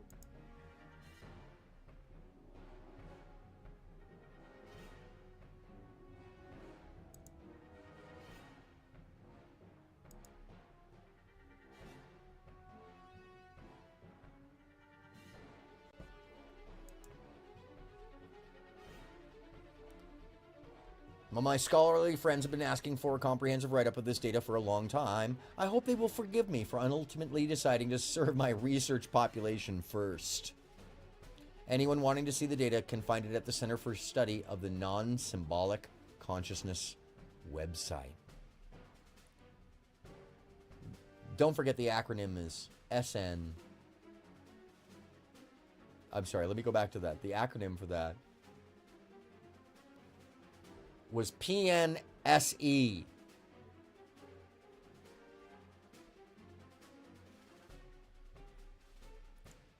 And this resides at the nonsymbolic.org. Much love, Jeffrey. The average person lives with an experience of the world that is rooted in fear, worry, anxiety, and scarcity. Perhaps the most common way this manifests is in a persistent sense of discontentment.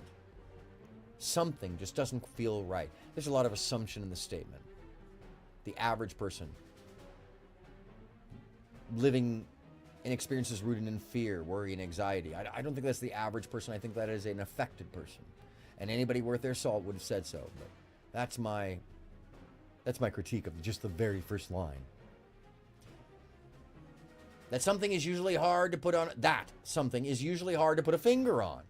It's often just a feeling that haunts us in the background, one that lands to endless soul searching and goal striving, although it can disappear with a desire when the desire is achieved, or a piece of our life that was believed to be missing falls into place. Ultimately, the relief is only temporary. Before long, the background feeling that is something is not okay returns and search begins anew.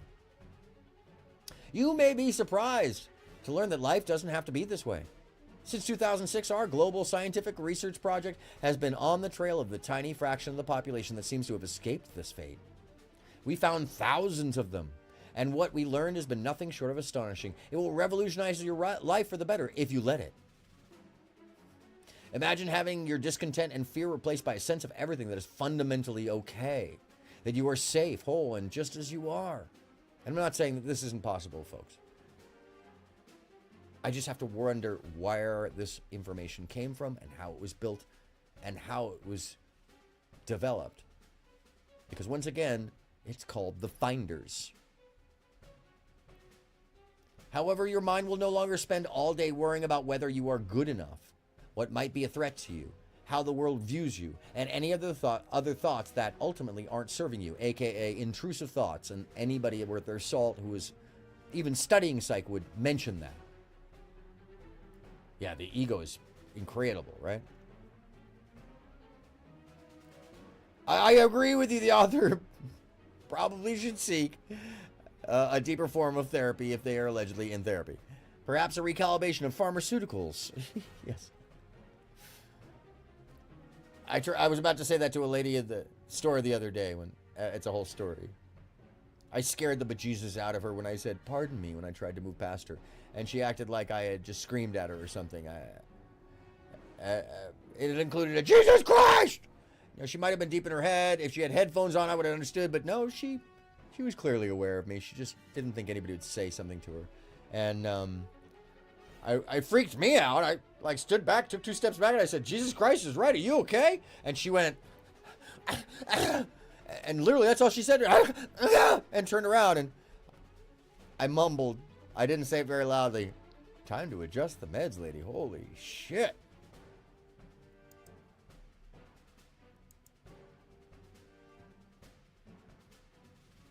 Anyway. Holy shit. By the way, long story short, I did go up to the front and take the moment to flirt with the manager of the store that I often flirt with and say, hey, do you have like cameras rolling all the time that we can look at? And she's like, yeah, why? What happened? I said, something you might want to see. And she's like, what? I told her, and we watched it, and it was funny as hell. This lady was on something, I would allege, and it's because she literally like drunk walked the aisle in front of me. I didn't even notice it, but she was seemingly trying to get in my way is what the manager said. She said, she looks like she's trying to get in your way. I said, it didn't seem like that at the moment, but now that I'm looking, yeah, she is. And you can see when I go, pardon me, like off to the side as I'm passing by, you know, in the aisle. And she literally, I didn't even notice this. She had shoved her basket and threw her hands up like I just screamed at her or something. Yeah, crazy. And then the way she responded afterwards, that's what made the manager laugh. Because she turned to me and says, yeah, you're lucky she didn't topple over. I'm like, I know. Anyways, people be crazy.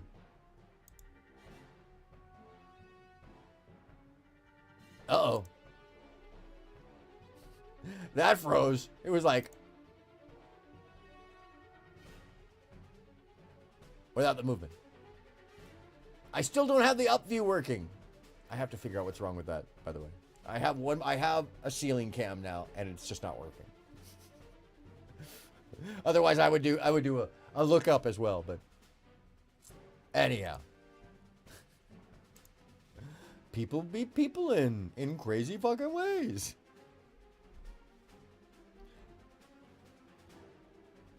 Those are the ones you tell true. Gets them every time. Yeah, pardon me. Ah! Jesus Christ, remind me not to say those evil words. Pardon me. I'm lucky I didn't say excuse me. Good God. Anyways. Imagine having your discontent and fear replaced by sense that everything is fundamentally okay, that you are safe, whole, and fine just as you are. This does not mean that you can't function effectively in the world. Whoa, that's a leap. In other words, if you're insecure enough, watch while I throw excrement against a wall to see if it sticks, and you'll believe it because, well, I need you to buy into it. I'm insecure. Oh my God. Real. That is real. The scary ones. Yeah. No, do that with their cars. This is what I thought. When I walked away, I'm like, oh my God, she's on the road right now. Oh my God. She's on the road right now.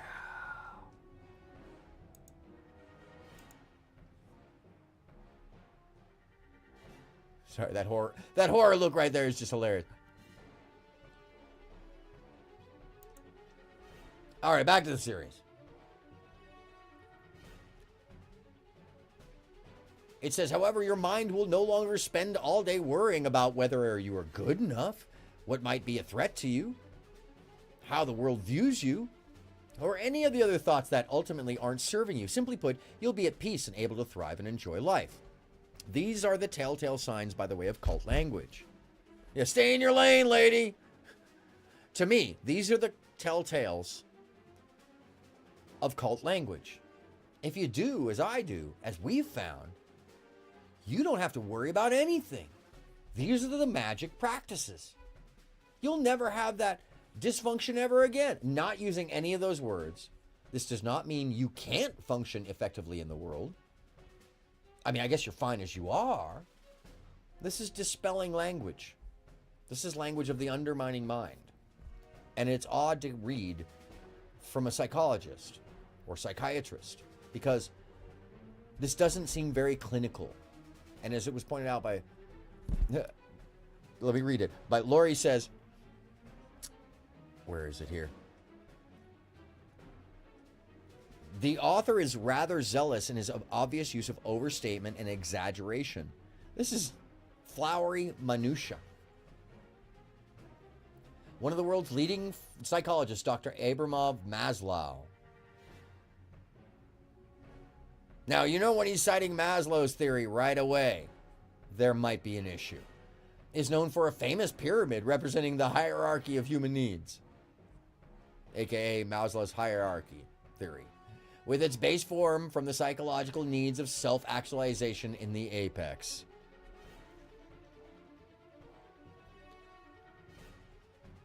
Right? Yeah, like Archie Bunker and his meathead son. True. True, Lizard Tree. I know exactly what you're talking about. And let me just give you a true. Hardcore. Almost as wildly stupid as Airman Fourth Class claiming, well,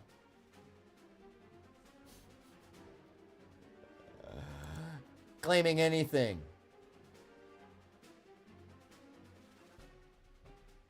Anyhow. What is that? The general idea is that we must, and I'm not speaking to anybody in the audience right now, by the way.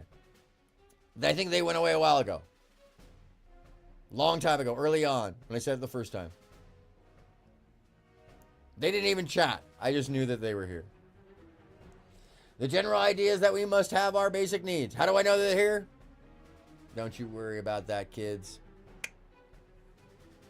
I know when people's fake patrols to do the thing that they named the patrol after are where they are and what they're doing because other people tell me. Because people are good, naturally. And the bad people, they get outed real quick. Not only that, but then anybody who doesn't like them will totally snitch them out. Let's just say that. For use of their own terms. And it's weird as fuck, by the way. Talk about cultists. They probably do need to be here. Yeah. Openly saying women aren't equal and some going, yeah. I mean, that's some insane shit right there. That was. By the way, when I told my mother about that,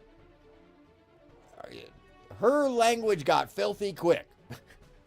And my mom is in her mid-70s, okay?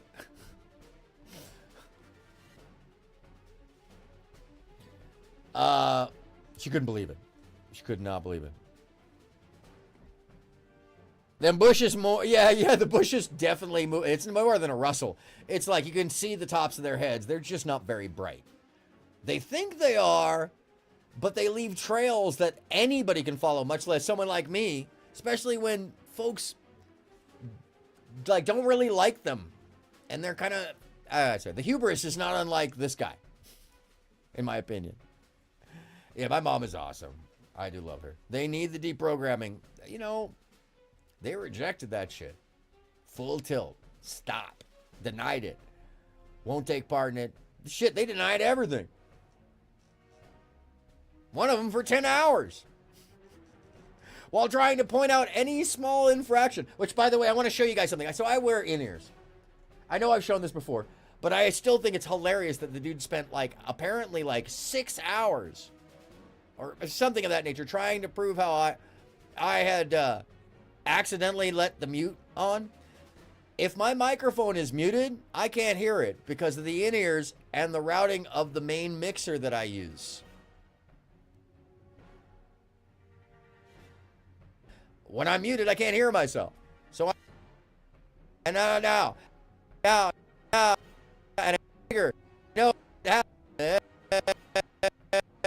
happens. There was no mistake. I knew exactly what the fuck I was doing. They're easily triggered, and I wanted that person to hear me thank my friend for showing up to fight his own fight.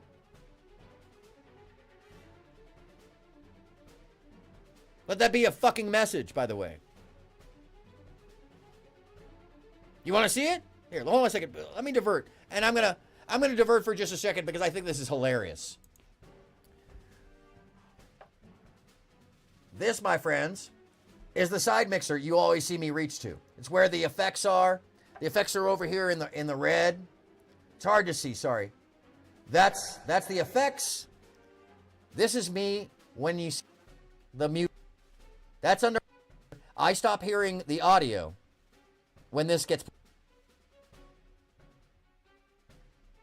I know you know, Lizard Tree, because you're not in complete fucking insane denial and you don't parse information conveniently to make yourself look better like some people would. But hey, be as stupid as you want to be, folks. I'm not going to stop you. I can't stop you. Lemons like to run off the side of the hill. Actually, that's not true, but yeah, no, it's hilarious, Lizard Tree. And folks, it's just proof that folks will make up anything to validate themselves, to make whatever, I guess they want clout or whatever the fuck that is, which, by the way, clout, second meaning beyond self-perceived importance, is a sock to the head. So you all go ahead and take that sock to the head. I'll keep creating art and information. Anyhow. Oh, yeah. And I'll keep being me. Because you can't take away my life, no matter how hard you try, because you haven't had that experience yourself. That's just not how the world works. Nice try, though. Not really. It's like the most piss-poor, obsessive thing I've ever seen. Cult. Cult-like behavior.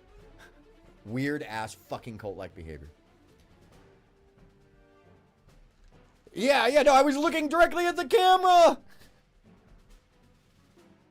I was looking, this is the position. I was on the phone, and I had asked him, did he want to be on the air? Nope. So all you can hear is me. Cool. All right. There we go. No, I mean, like, as soon as the mic comes back on, it's in my ears.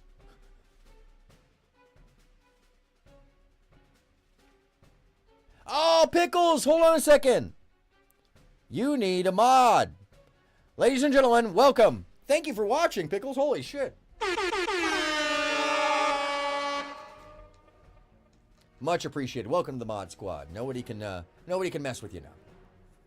But please, if it's not for your ears, please stay away. I'm not saying stay away, but you know what I mean. You know what I mean. Use discretion. I'm always going to be, and I'm not changing that for anybody. Yeah, totally.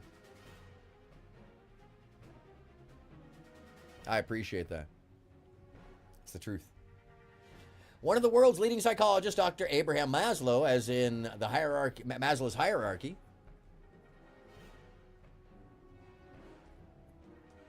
Oh, Pickles has been in the bush most of the night, I think.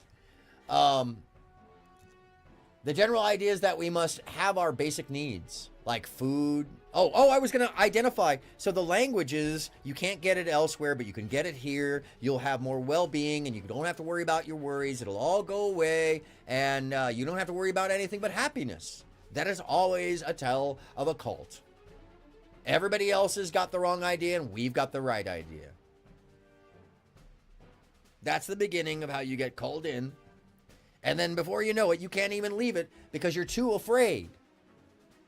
Because you're too afraid of what others will do or say, or how they'll treat you if you were to walk away or be elsewhere where they don't like. These are the signs you may be involved in a cult. And for those of you that are, I urge you to take my hand and the others in my chat and those that view this and those that are willing to help you. You don't have to be anywhere. If it's in IRL, if it's in real life in a compound, that's different. Folks try to help, and it can be hard and dangerous. But here on the internet, on YouTube, it's a show. And if you're feeling compounded, or you're feeling pressed to be somewhere and not elsewhere, just because folks will reject you from some perceived social environment, I have to remind you, these are shows. If you're living your life here as a social environment, I urge you to seek help outside, to look up, see the stars, smell the fresh air, and touch grass. And that's very real. Find friends, find hobbies. The video games may not be healthy for you, or these environments of cannibalistic, cult-like behavior. It's simple. Walk away, log off, change your name. You can do that here. Nobody knows who you are. You don't have to be involved with anything you don't want to be. Just like TV. So if somebody's telling you otherwise, give them the big old finger. They can't even see it. Look, I'm doing it right now. You can't see it. You can't see my finger. I'm flipping them all off. Now I got two birds for them. Two birds you can't see. That's because it's a show. And if I'm going to start a cult, it's going to be one of artistic expression and freedom and love. And you can get that all across the net. So it's not much of a cult, is it? It's just a belief that we can do better by ourselves. That we can find new ways. That we can be expressive and not be hated upon for being expressive. That we can be earnest selves, vulnerable selves. That we can appreciate art. That we can appreciate creativity. That we can appreciate each other without the bigotry. Without the prejudice. Without the weird in-group behaviors that cults drive. Yep, long gone truth. We get to this age always alone. This is one of the sad factors in humanity's experience of sentience and pretty much everything. That no matter what, no matter how surrounded we are still alone in ourselves. And that does mean we can be the Dharma bum. We can float away and give the Irish goodbye and not say a word. And it doesn't matter when it comes to the shows you're watching. They're shows. They're supposed to be entertaining. They're not supposed to be constraining or fear states or anger-ridden. If you need that stuff, watch soap opera. It's a better story. It's way more entertaining, and the performers are way better. And they'll play more than 3 songs for you, I promise. We're all perfectly imperfect. True. By the way, if you don't notice, there's a common 3 popping and going. It's funny as F, by the way. Funny as F. Like, how long? How long? Oh my God. Anyways. I mean, they're still trying to sub and upsub with the one last one that I haven't blocked. It's very funny. It's funny because they take it so seriously. And they think that they're, anyways, a cult.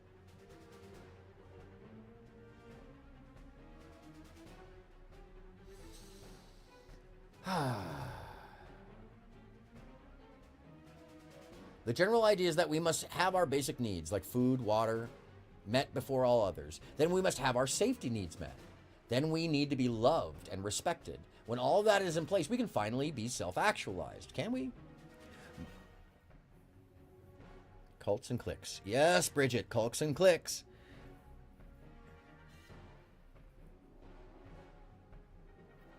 I don't know what BIL stands for. I'm sorry. My deceased brother-in-law. It took me a second. I'm sorry. I'm like, how? I haven't seen that one. Was a Mooney. No way. Your recent ex was brought up in the I Am. Oh, no way. I know people from the I Am cult. They've become agape followers. I know, I have a friend who, oh my God, we probably know people in common because they were in Shasta. Oh my. No, I am very familiar with them. Interesting group of people. Very interesting group of people.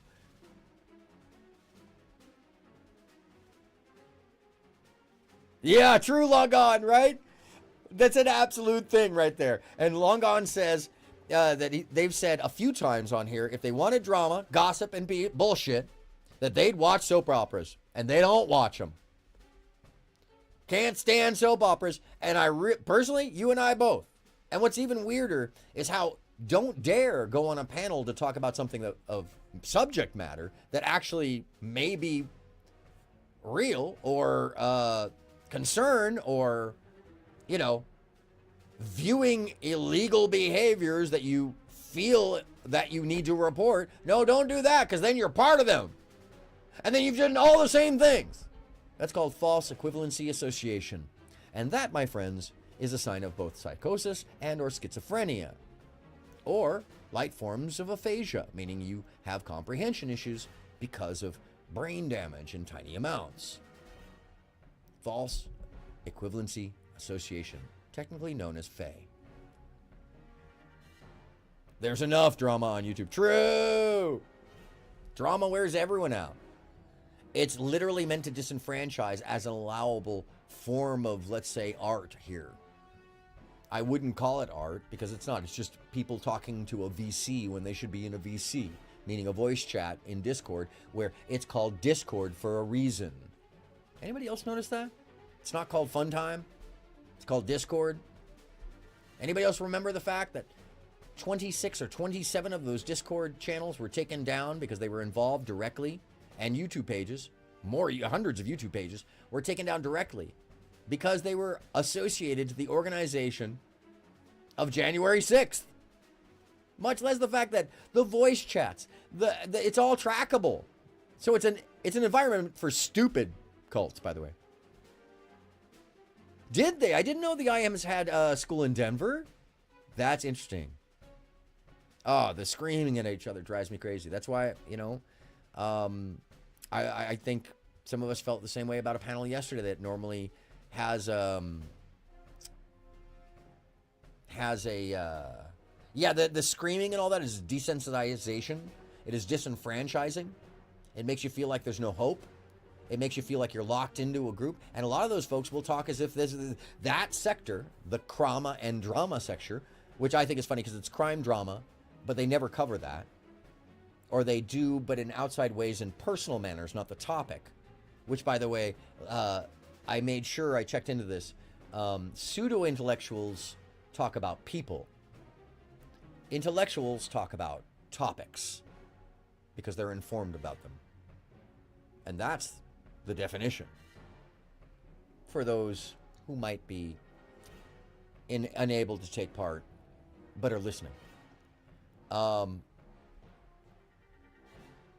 Self-actualization can be defined as the achievement of one's full potential through creativity, independence, spontaneity, and a grasp of the real world. Dictionary.com. I'm sorry, I've left the same image. I should pull this up. Oh, what happened to my window?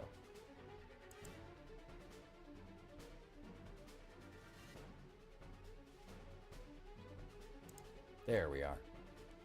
My apologies. Still in frame, good. The achievement of one's full potential through creativity, independence, spontaneity, and a grasp of the real world. Dictionary.com, by the way. I love he cites Dictionary.com.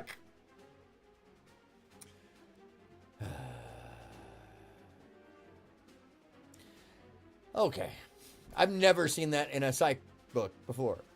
Not like a peer-reviewed or an accepted one. Then we must have safety. I'm sorry.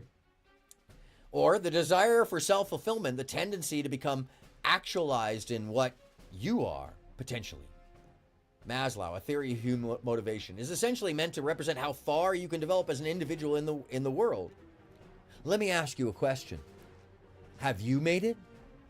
Are you self-actualized? Have you reached this pinnacle of human experience? Oh my God, it's indoctrination. Oh my God. Fear state indoctrination. Are you okay? Do you know? Oh my goodness. If you're like most people, you probably feel that you have, at least to some extent. But did you know that towards the end of life, Maslow altered his famous theory? Essentially, this revision made self-actualization second place in terms of what is possible to experience as a human, and very few people have learned about his important final master stroke. It's a terrible term. Yeah, it triggers me too. It very much does. The abusive behaviors trigger me very much. I'm thankful that we've all survived this long, frankly, because we did it on our own, right? Like Long Gone was saying, we do it on our own. We are always alone, even if we're surrounded by people, even if we're married and loved, even if we have children. We are always inside of ourselves alone. It's not to say that that's a bad thing, but recognizing that alongside the group allows us to be individual. That would be my take is on it. If you're like most people, you probably feel that you have, at least to some extent. Well, yeah. Sometimes. Some people have it. I mean, that's... Anyways. But did you know that towards the end of life, the master stroke, and for good reason, in the late 1960s, Maslow was very sick from a heart condition, and he died in June 1970, before his final modifications could be widely disseminated. However, he did find time to form an entirely new category of psychology around it. He called it transpersonal psychology.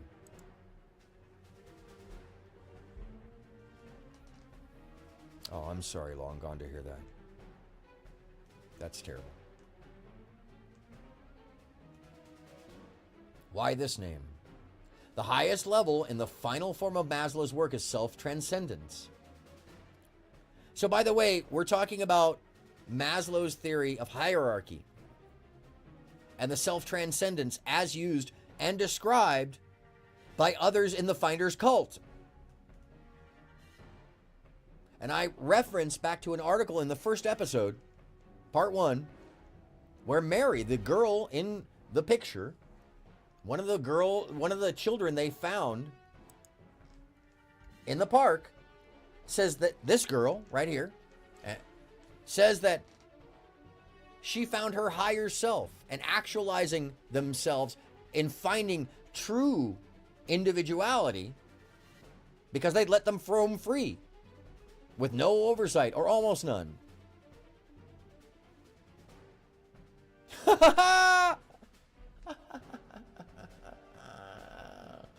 Have you found Jesus? No, was he lost somewhere?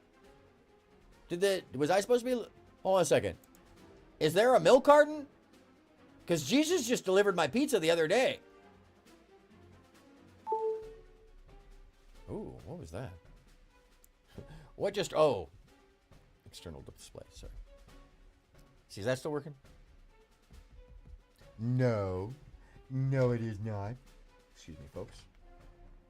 Every once in a while, the devices, because I have so many inputs. Every once in a while, one of the devices would just be like, oh, did you need me?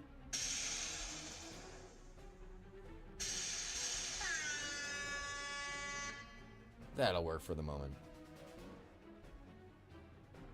That's fine. I don't really need that right now.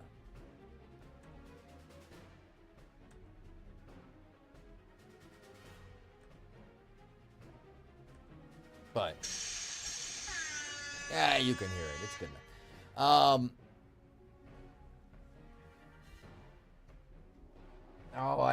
I'm such a perfectionist sometimes. Okay, that'll work now. No. That's good enough.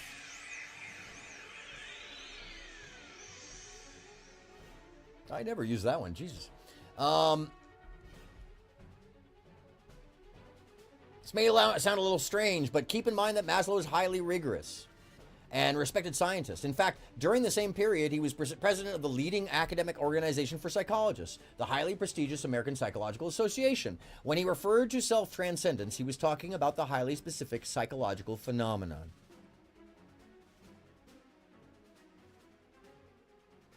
Yeah, we have some strong survivors in here, by the way. Badasses. Maybe I should pick the right camera as well.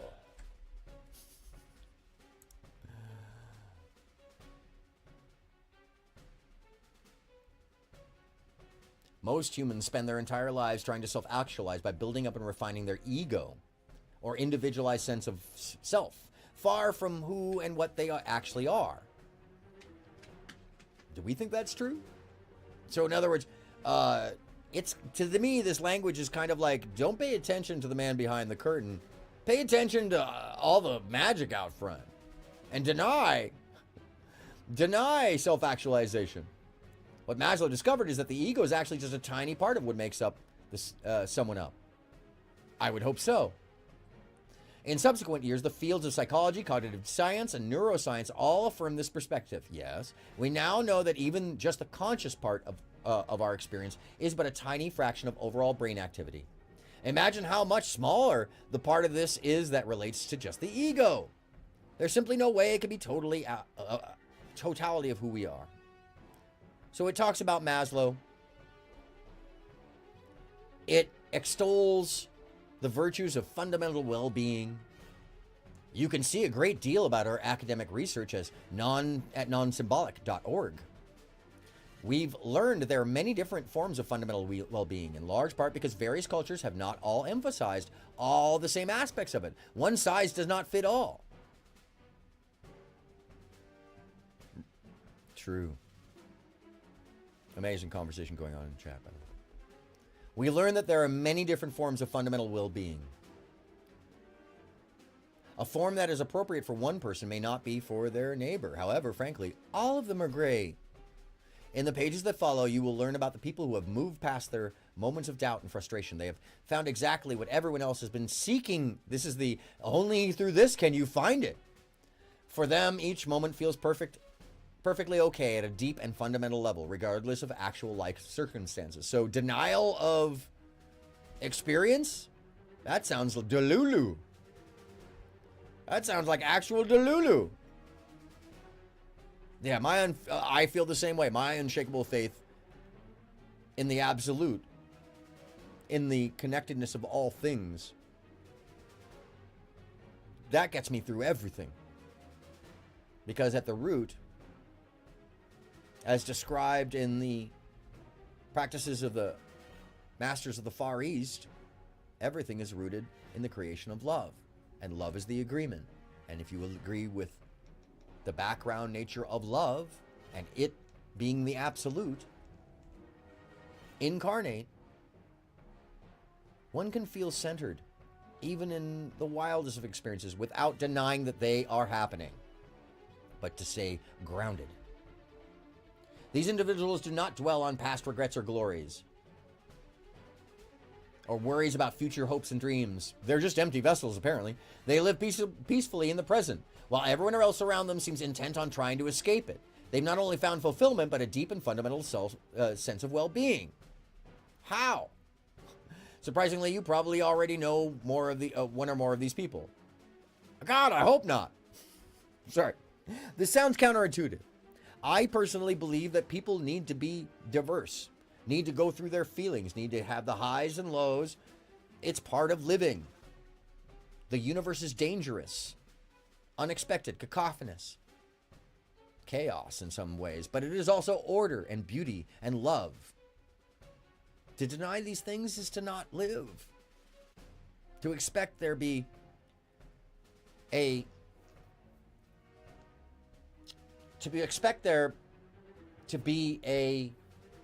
unilateral peace just may never be. And that's okay, because peace comes from our recognition of the comparative to chaos. We don't know peace without chaos. That's just a fact. You don't know up unless you know what down is. You don't know light unless you've seen the dark. Comparative is how we judge. Oh, wow. The experiences provided me insights that helped when I became a court-appointed special advocate for children in foster care. Oh, wow, Lori. That is a heroic job. And thank you for that. It brought the focus off myself and therefore the trauma. Absolutely. Yeah. Without your faith, you would be and have nothing. I feel that. I feel that very deeply. Because I'm not a religious person, but I am deeply, deeply faithful and deeply believing in a larger sense of connectedness of myself, which is AKA faith. I've been accused of being an agnostic, a nihilist in some cases. People have misused all the words. I'm an absolutist. I believe that we are absolutely infinity incarnate. The Akashic record is us, and we are love. We wouldn't exist unless the snake that found its tail wanted to repeat and learn more and add to what we can theoretically call dark matter. That massive version of us playing out the real role while we permeate a computational set of possibilities. Why? I believe because we're permeating and creating the computation for the best possible outcomes across trillions of planes, all stacked upon one another. And particle physics provides a lot of support. And the gateway process and Project Stargate and the Kozarov mirrors usage, this provides the evidence that this is true. I don't want to sound too Neo-Genian, because I'm not. I'm an absolutist. It doesn't sound like what it is. I just believe that we are all part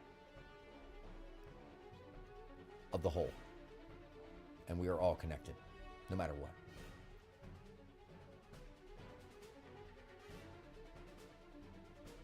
Yeah, who am I to judge? Who am I to judge other people?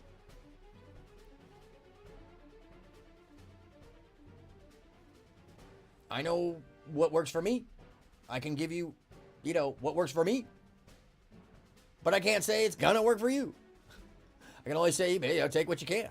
And that's part of the thing in my show. I often find it amazing when people are absolutist in like realism or reality and think that it's either A or B in a binary sense, and that's it. It's really shocking because it must be hard in life. Things must really piss them off. Often. Something we learned during our research is that no matter how happy you think you are, unless you're a finder, there is no way for you to even begin to imagine how much better your life can be. Wow, if you're not us, you're never going to be as good as us. The exciting news is that it's very likely that anyone can experience it. So, this goes on to name people with quotes who are members of the Finders, by the way.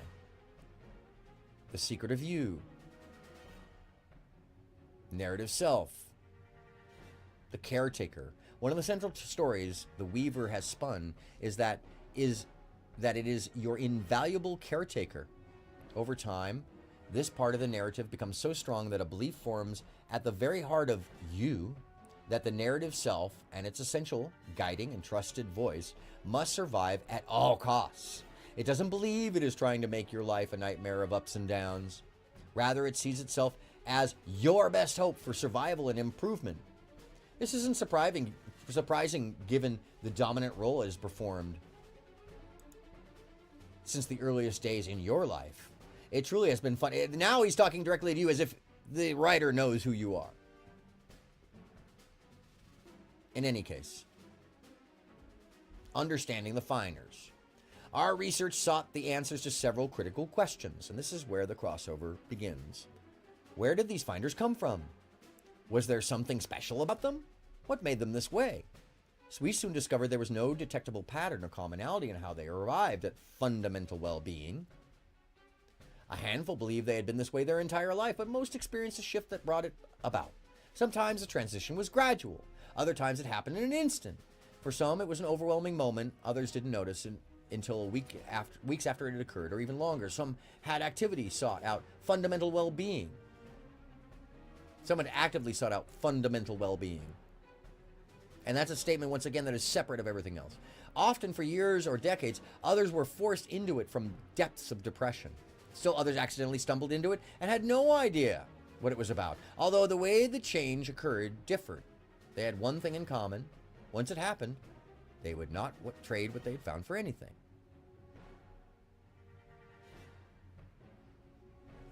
Massive institutions that influence much of the world have been built around these phenomena. Their ranks comprise some of the most famous people in history. At times they've been venerated, even worshipped.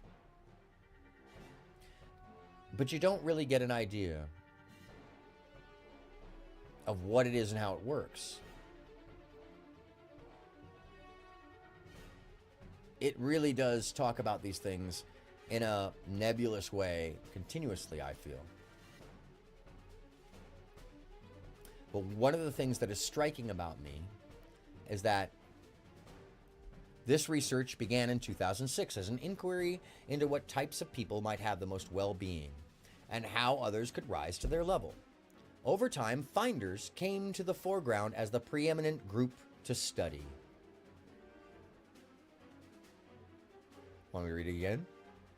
The research began in 2006 as an inquiry into what type of people might have the most well-being and how others could rise to their level. Over time, finders came to the foreground as the preeminent groups to study. At the time, few within the academic world were interested in fundamental well-being, and many were openly hostile towards researching it. Wonder why? It was viewed as a fringe area where ridiculous and impossible assertions were being made by potential research participants, including claims that didn't seem testable by science. Huh.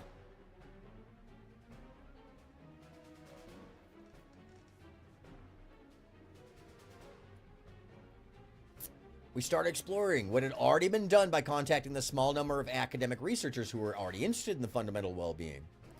I wonder who they were. I wonder where that was. Usually these individuals were in university religion or philosophy departments, but there were a handful of psychology and neuroscience researchers. I traveled to meet as many of them as possible to discuss their work and read everything that was available from these corners of the academy.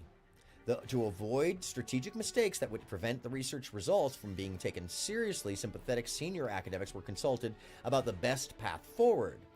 They advised beginning with gold standard psychological measures to try to determine what might make finders different from the rest of the population.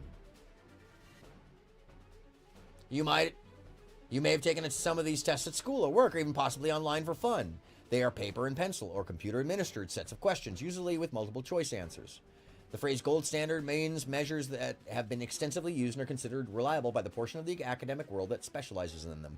He's referring to the AMAPs. He's not saying it, but he's referring to the AMAPs. What is that? That is the test discovered by the former head of the CIA's program MK Ultra and developed to find remote viewers and high intellect, aptitude for roles, and the way they break out into their psychology. And I love that he's not saying it, but that's part of the weird language in this book. He walks around all of the descriptions without ever saying, oh, this was tested on children. Oh, we're talking to people involved with the Finders cult. And I would gather the dude probably would even deny that. But it's hard to not see the connection between these. The language, the interest.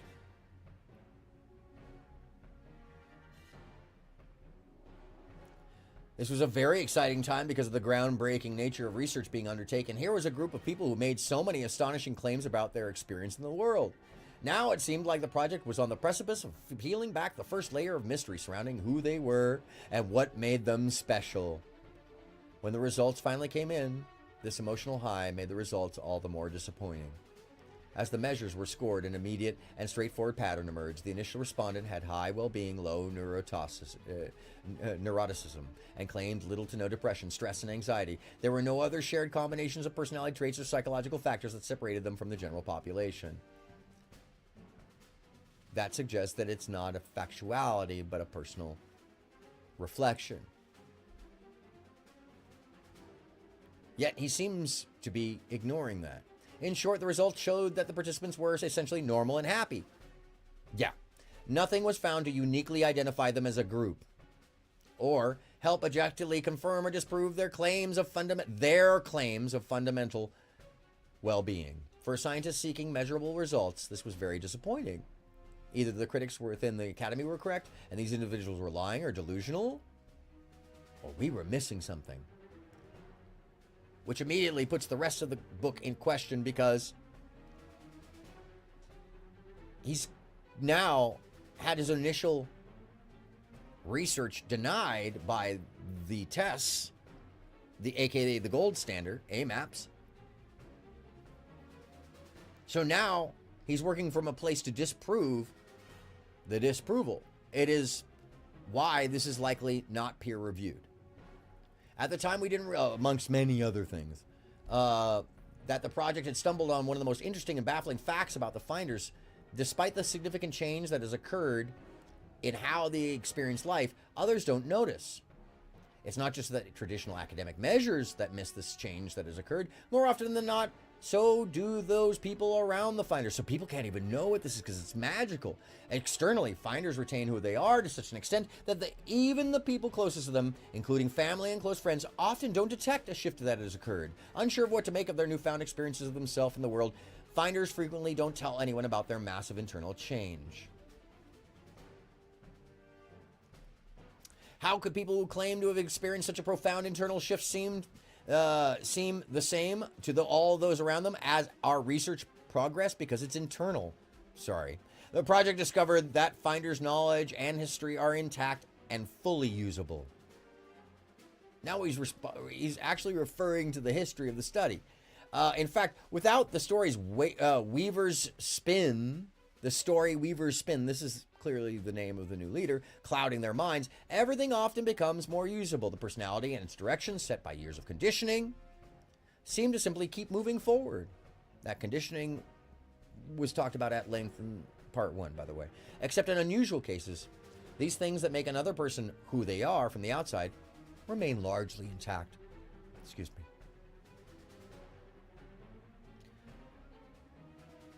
The key of this book is to note that he is talking about the group without specifying who they are.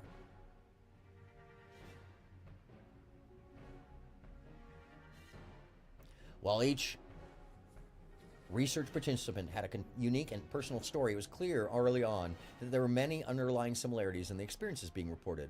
One of our biggest concerns was falling into a trap of prematurely thinking these similarities were more than just coincidental. For an extended period of time, we simply listened, categorized, and reflected upon the information being collected. The focus was on ways to refine the data collection process and trying to discover better ways to probe even more deeply for relevant information. So, they're not talking about what the people were experiencing or how they experienced it. They're talking about the response from the viewer reviewing their experiences as emotional state. This is not providing actual quantifiable information, but a trust me, bro stasis, in my opinion. As the interviews continued and the raw data was better understood, what raw data? Refer to it. Anything. A pattern began to emerge. Over time, it became apparent that the clusters were ways of experiencing life that fell along a single path. So there's only one way now. A specifically ordered continuum of related conscious experiences. This is the same theory that they were working on, that Marion Petty was working on with the children as the game caller. At that point, the buckets were renamed to locations. So he's now put data into projects called buckets, by the way, with the idea that they were being spots along the single continuum as possible. There's so many presumptions in this, by the way. And the problem that I have with it is that it doesn't refer to the actual science. It refers to a lot of ways that these happen, but not why they happen or how it occurs, but rather what it looks like when it happens. Which takes me to, let me get over there. Oh, location 1 individuals are the earliest portion of the continuum. By the way, this looks a lot like Brittany Simon's bubble system, except he calls it locations.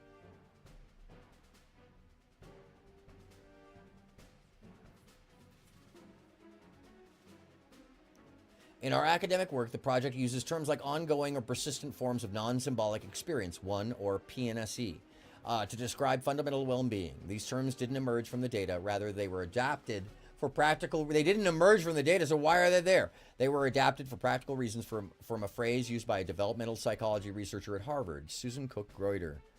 Simply put, they resonated with prospective participants and make them more likely to join the research. AKA, we just use fancy words because we learned that it pulled people in. It's just pretty wild. So it goes on to describe the locations. I'm not going to read this to you because this isn't the important portion. Even though if you were to read the book, it is the context. It's in the end. In the addition to core change in the sense of self, finders also experience a significant shift in the nature of quantity of their cognition, thoughts, and thinking. This is typically among the first things they notice when the shift into fundamental well-being. From the outside, these changes can be hard to spot. Consider the following paraphrase of a fairly typical conversation with location 4 research participant. Now, this is called leading thought. And using the term cognition as kind of a false premise, because it suggests if you think this way, then this is better. Telling you how to think. So you're saying you have no thoughts. Yes, my mind is completely silent. What is 1 + 1? 2. Did you watch the presidential debate last night? Yes. Do you have a favorite candidate? Usually I vote Democrat, but I'm leaning towards the other person at this time. Why? I think his position on something I consider important is more in line with my view. But again, you say you have no thoughts. Correct. And no sense that there is an individual you. Right. It's easy to see how an exchange like this can be somewhat baffling. It took a great deal of careful probing, experimentation, analysis to unravel and come to grips with seemingly contradictory statements, such as those in the example above. The type and degree of change in thoughts and thinking are related to a finder's location. In other words, what bubble they're in or where they... I hesitate to use Brittany's term, but okay. Finder's location on the continuum, even though there's only 5 positions. Across the continuum, nearly everyone reports a significant reduction in or even complete absence of thoughts. In other words, this is another tell of cult behavior, to remove one's personal thoughts for the thoughts of what they're calling the continuum, thoughts of the group. And this is how you should be thinking, is basically what it's saying.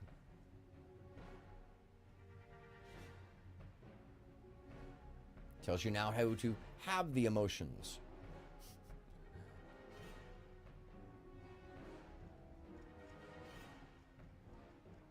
I need to get into the last bit here, though. Many finders experience a rapid and immediate shift into fundamental well-being, and one of the closest similarities to it is being awakened from a sleep in the middle of a dream. Because of this, some finders use the term awakening,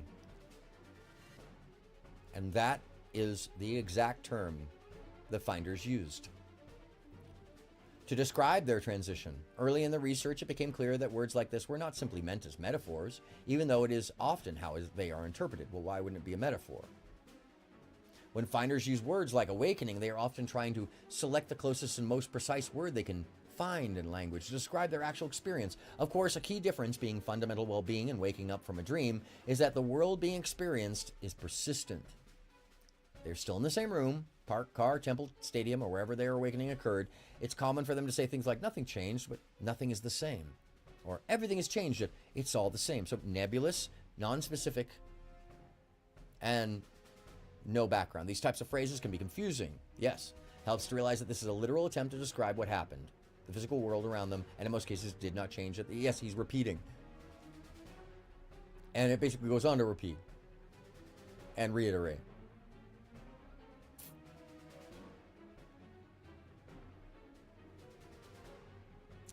There is a strange association to one of the subset stories, but it is not this.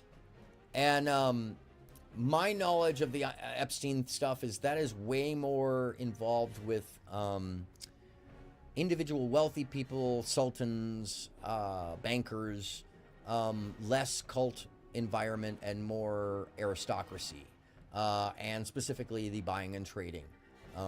And most people don't even want to admit the horror of that story, which is one of his main clientele was Michael Jackson and a business partner.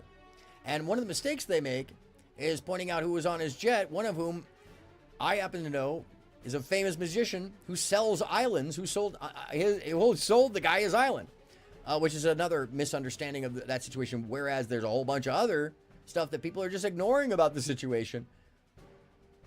Like the folks who weren't on the plane, who lived on the island. Some who just left after it was sold. There's some weird shit in that story altogether. And it's been convoluted as fuck. Because the real dastardly shit is the folks that aren't mentioned and were able to afford to get their names taken out. That's the thing to be aware of, folks, honestly, if you want to talk about that stuff. But yeah, I hesitate to say that that's involved in this because it's really very militarized. This is much more industrial complex practice of the MK Ultra group, which is, intellectuals and fifth estate, basically. The narrative self seems to be the part of us that fears and obsesses about death. Fear of death is one of the things that fades away for most when fundamental well-being arrives. In other words, you don't worry about death when you're one of us. You have no fear. This doesn't mean that finders can no longer care if they live or die. Rather, that the fear of death often leaves and brings a tremendous feeling of liberation with it. Life is still cherished, but the death is not feared. Now, I have some of this, but not from that. It's not from my narrative self. It's from seeing that there's nothing to fear of it. That's not the narrative self. That is the experience. That tells me that you don't have to fear it. Yeah, Copperfield. I don't know if you know this, but Copperfield is one of the world's largest real estate agents. Look it up. He sells islands. Believe it or not, that dude is one of the biggest sellers of islands. That's why he was on the plane. Not only that, have you seen the man's wife? His wife? Yeah. Very likely. Honestly. Oh, thank you, Robs. I appreciate it. I lost my chin for a pair of days there, and it was like, hold on a second. Let me turn the camera. It was like, I was doing this for a little bit. Face max. No, I'm not face max. But I do have a cleft. I miss the beard, though. I'm not lying. My beard is like it's a shield. You never realize it until you get a little older. It's like, damn, I like this. I like my cleft chin too, but my nose looks so huge now. It's like, it's truly, hold on a second. Hold on. Huge! Anyways. You know what that means? Big hands, big nose. A lot of extra tissue. Anyways, for the nose. No, just kidding. Big dick. Anyways, whatever. I don't know. I saw a video a couple weeks ago. Somebody sent me that. I was like, holy Jesus Christ!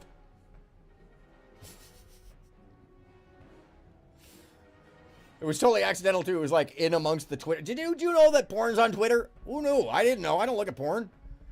It's just one of those things attached to one of the other. I was like, holy shit! Anyways.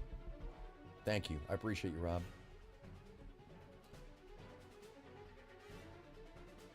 It seems that his obsession over the past and future, dogged pursuit of validation, and never-ending problem-finding suppress our innate peace and well-being. Unless someone is in immediate physical danger, in all likelihood, the only threats to well-being are coming from thoughts about the past and future. But there could be a lot more than that. It seems so limiting, which is also the other language of cult indoctrination. It's just this. And if you get rid of just that, you'll be perfect.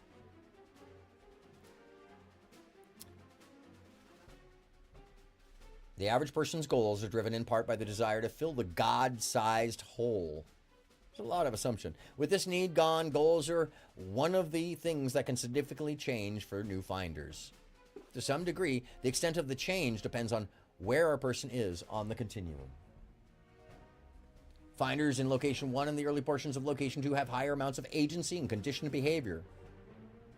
At these locations, even very materialistic goals, such as still wanting a certain car, remain fairly common just after the transition. However, these finders typically notice that they are no longer willing to make the same degree of sacrifice to achieve these types of goals. So, you might be that, but you're still not going to do it. Anyways, it goes through all the actually kind of repeating of what it says before in different reiterations.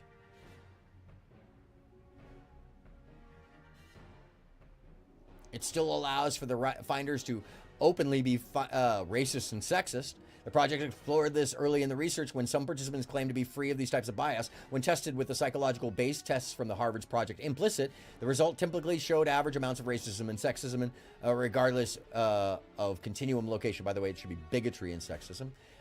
This often surprised, or prejudice and sexism.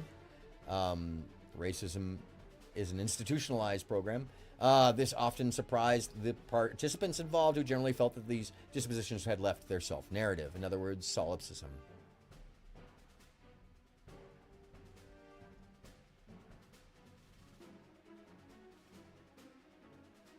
This research project is certainly not the first to uncover parts of the continuum.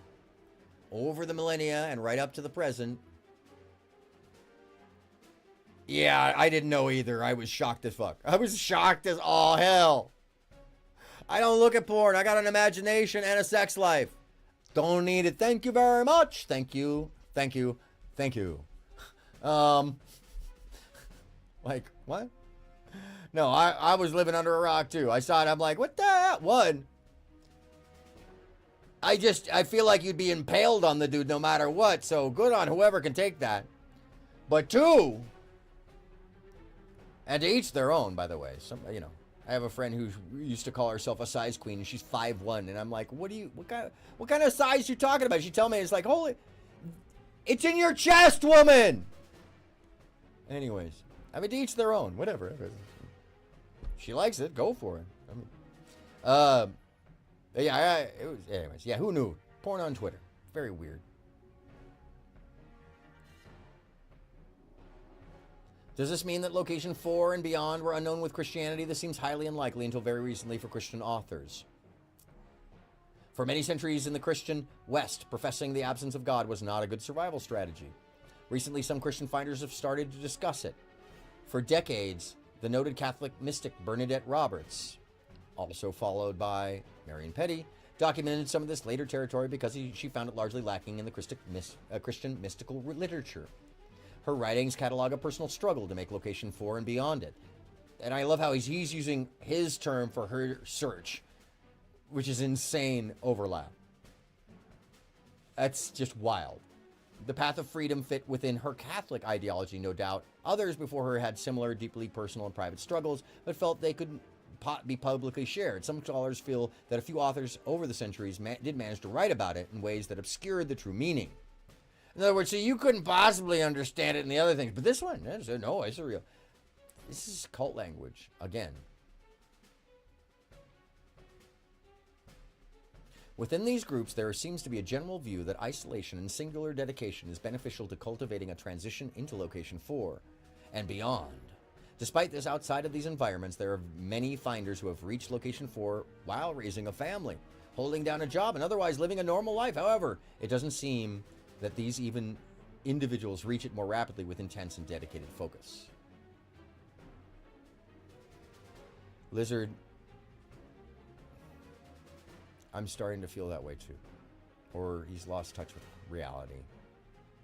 And I am very disappointed in that. In a very personal way. And at some point, I'll have a friend of mine on that will explain to you why I feel that way. He actually was in LA the other day, but he's on tour right now. And he's one of the very few people who witnessed alongside that portion of my life. Or our data suggests that fundamental well-being has started spreading much more widely and rapidly since around 1995. Huh. Interesting. Since the group had separated off into private, quiet groups. Huh. And the dawn of the digital age. The most likely culprit is the expansion of the internet.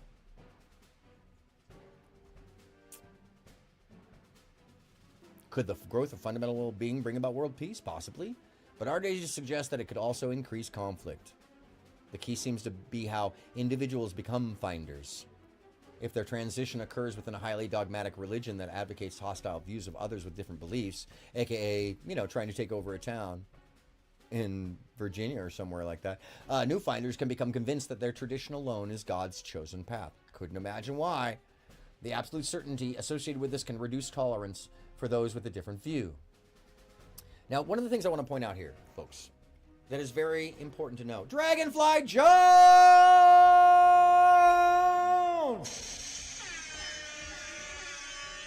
What up? Welcome on in. Unfortunately, you're in towards the end. There's a lot of information and a part 1 to this, so I apologize if you're missing some context, which there's a lot of. TLDR, likely CIA involvement in a cult group that was abducting children to create experimental practices of individuality and DID, likely, as well as proof of them attempting to sell children and child pornography, etc., that was then later denied. And I basically got into what I found was what seems to be the Manifesto, but written as a psychology guide called The Finders, constantly referring to as the one group who is healthy as the Finders, and never actually providing the information of how these things went down.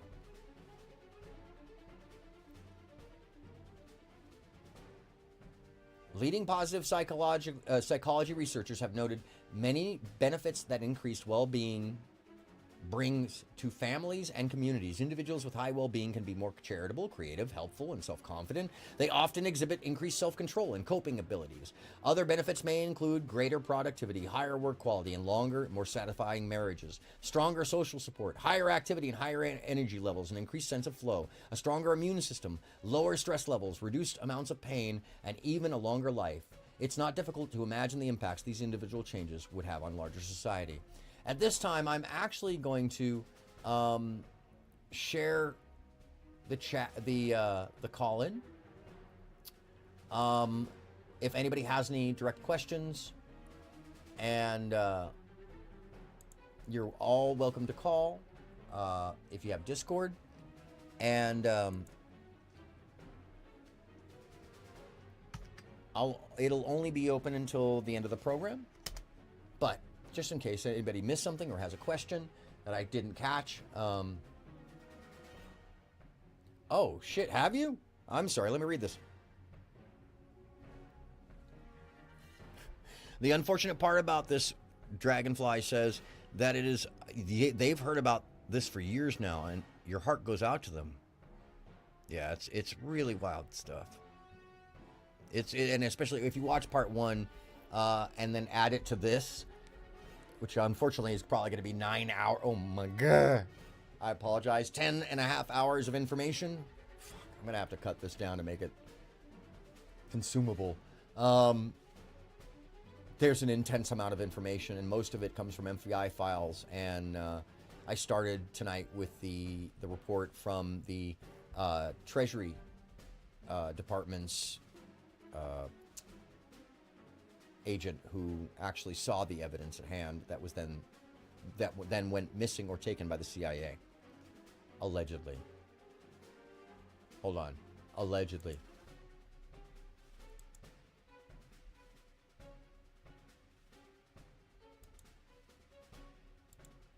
Anyhow. Over time, finders do often seem to change in more utopian directions. Surprise, surprise. One interesting effect is that although personal consumption often drops, finders do not necessarily spend less money. This goes along with group ownership, but people did still own possessions. Oh, and hold on a second. Let me welcome on in Dragonfly.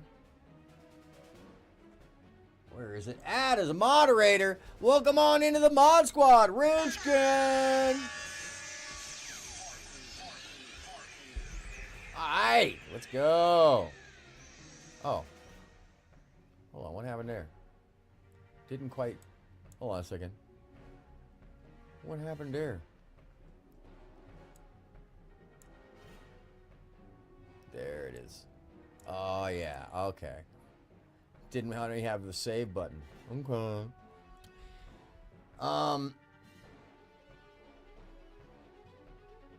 According to our data, many shift their spending to helping others, especially their friends and family. Sound familiar? Some even have specific budgets for each month, so they don't get into trouble spending more than they can afford.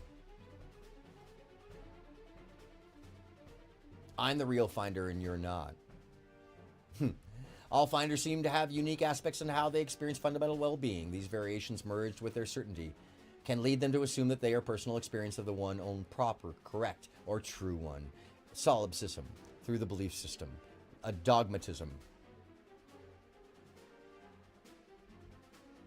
Maybe we saw this with somebody else in the story?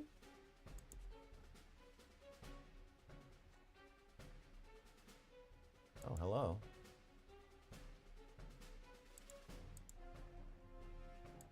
Oh. There we go. This gentleman? I have the power! I have the power! Yes, exactly. Welcome on in. Feel free to play with the trolls at will. Occasionally they do come in. I've blocked most of them, but, you know, they still happen. Because of some forms of fundamental well-being bringing such a deep sense of truth and certainty, it is understandable that finders imagine their experience of it as the correct version. This often only changes when they walk a mile in another location's shoes. In other words, having empathy. It starts to sound like a built psychopathy. Ironically, it also seems to make them more likely to have their experience discredited by those who have not shifted locations, aka not thinking the way they do. So if you're thinking that way and others aren't, well, you're okay, you're better.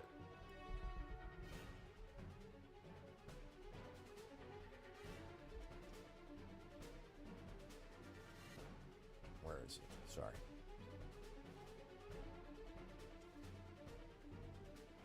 Over the years, the publicity surrounding this research project has attracted people who claim to be former finders. Usually, these individuals contacted the project hoping to learn how they could re-enter fundamental well-being. They had generally lived in it for many years before it went away. One person experienced it for 23 years before illness pushed him out of it. These are coded language for being in the group, is what my feeling is, and I would allege. Many finders believe that fundamental well-being cannot be lost and that real finders will never lose their experience of it. This is the same thing that Mary and her mother were saying. In the interview I played for you in part 1, Mary there and her mother. The real finders will never lose their experience of it. Virtually all believe that it is present in everyone, but simply unrecognized. In other words, I know it, but you don't, but you should. Cult language. So, what makes it go away? Some former finders reported its loss due to brain injury or other illnesses. Most reported losing it during an extremely stressful time in their lives.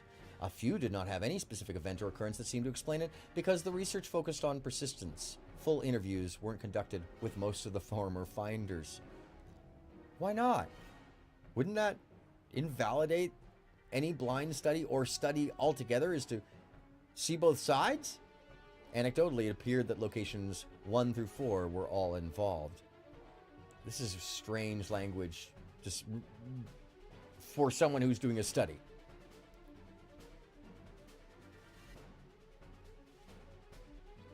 Yes, and welcome, Dragonfly. I appreciate you.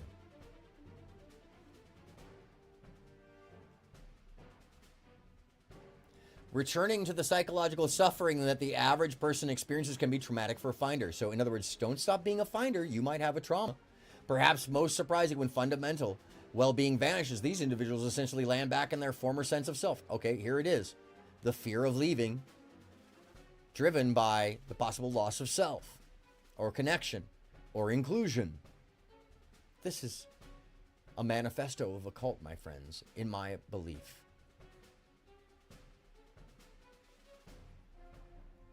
The benefits of stress for finders. And this is where Dr. Gottlieb's language pops in.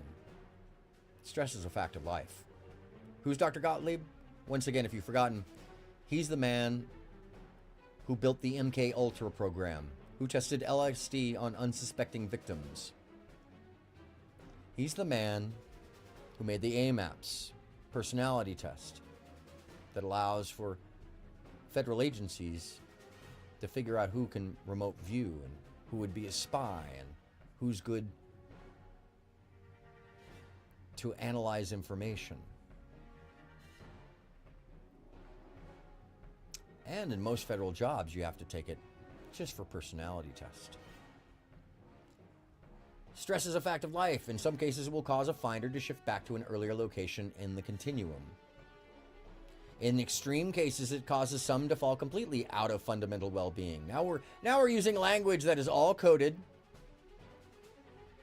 and it sounds to me like Scientology at this point, but it's finders. But stress can be a double-edged sword. Some of the most dramatic transitions reported during the research were from high-stress situations that propelled finders further along the continuum. He's talking about the stress of the children being left alone and or terrorized or abused, allegedly. Individuals seem to jump past or rapidly advance through one or more locations to reach a later one. In other words, that bubbles or sense of self. This was especially true for stress associated with cathartic moments that revolved around intense psychological conditioning from earlier in their life.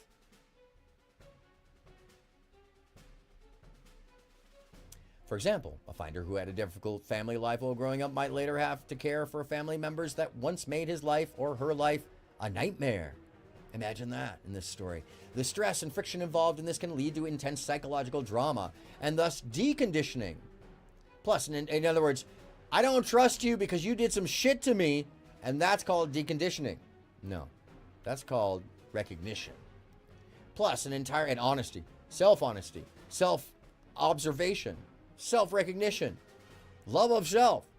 Plus, an entirely new level of psychological release can occur when one or more of the family members dies. In cases such as this, which, by the way, I want to remind you that the 6 children found with the 2 men in the park were being weaned from their mothers.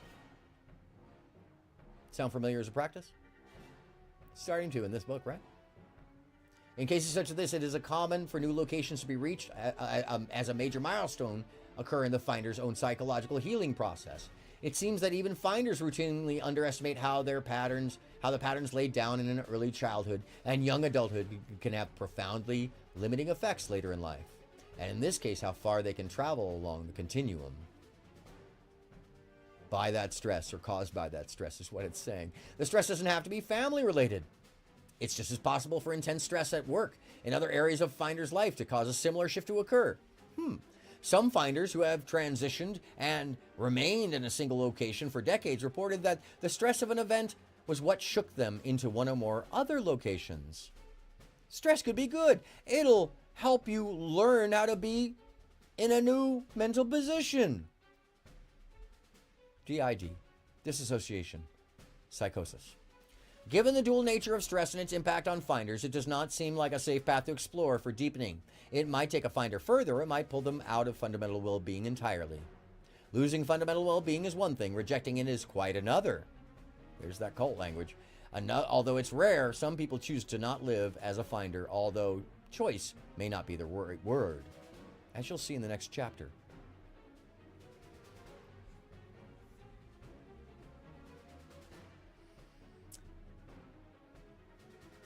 Lizard Tree said they walked through the burned out Waco comp. No way. Burned bicycles and toys. It's very disturbing that people could succumb to. And those were very smart people there. Oh, yeah. Glad to have you here, Dragon. It's nice to have a new face around. Or a new name. Face. My own face is a new face. I'm like, where's my beard?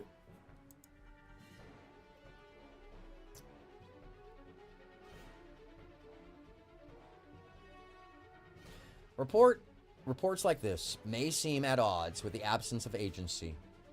It certainly sounds like, in other words, the absence of self-awareness and control. It certainly sounds like someone is debating things and making a decision, and it seems a debate is going on internally. The difference is that to Location 4 Finder, if you're a follower of Brittany Simon, a level 4 bubble, or what is essentially a higher plane of perception, as they're saying it, it feels like the debate is just happening. In other words, they're non-connected to it. They're disassociated from it. It does not feel as the person, as an individual, is wrapped up in it. However, it is clear that the brain seems to be mulling over the situation. Thinking and analysis still happens. It just doesn't feel like there is any sense of narrative self. To date, the rejectors we've spoken to have reported that it took them between 2 weeks and 8 months to return to their previous sense of self. By the way, the rejectors is another term you can find in these reports that the finders would call those who had left the group or didn't want to be part of the group.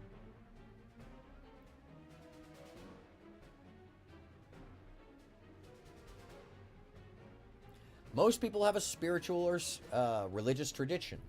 Sorry, this should be pulled up. This is called special abilities, because now you're special if you know how to do this. Like flag number 10 of cult behavior language or indoctrination. Most people have a spiritual or religious tradition, I allege, by the way, in my opinion. For these individuals, the concept of fundamental well-being is often powerfully interwoven with the stories of their saints, masters, gurus, and mystics. Some of these individuals directly claimed or were said to have demonstrated special abilities, such as being able to read minds, see the past and future, heal the sick, and so forth. As strange as that may sound, levitation, passing part of or all of one's physical body through a solid object, disappearing, manifesting unusual visual phenomena, such as glowing light, pushing a solid object through different one, or manifesting objects from thin air are mentioned across many traditions, because some aspects of this were covered in the Chapter 5 location. This chapter deals only with those reports as they related to research participants in location 1 through 4. Starting to sound like MK Ultra associated? Project Aura? Because that's exactly what that project was working on. And before they got the Kozarov mirror, they weren't very successful in remote viewing. Some spiritual and religious traditions believe that these types of experiences go hand in glove with fundamental well-being. They may even be the base truth of someone's claim to being a finder on them. This isn't surprising, because fundamental well-being is an internal experience.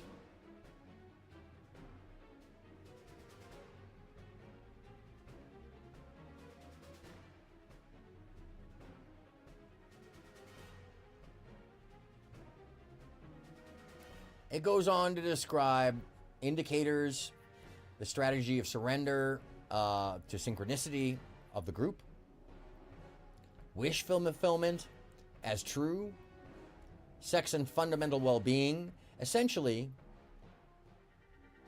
these and the committed relationship side are the mirror of what the group, the finders itself, all espoused.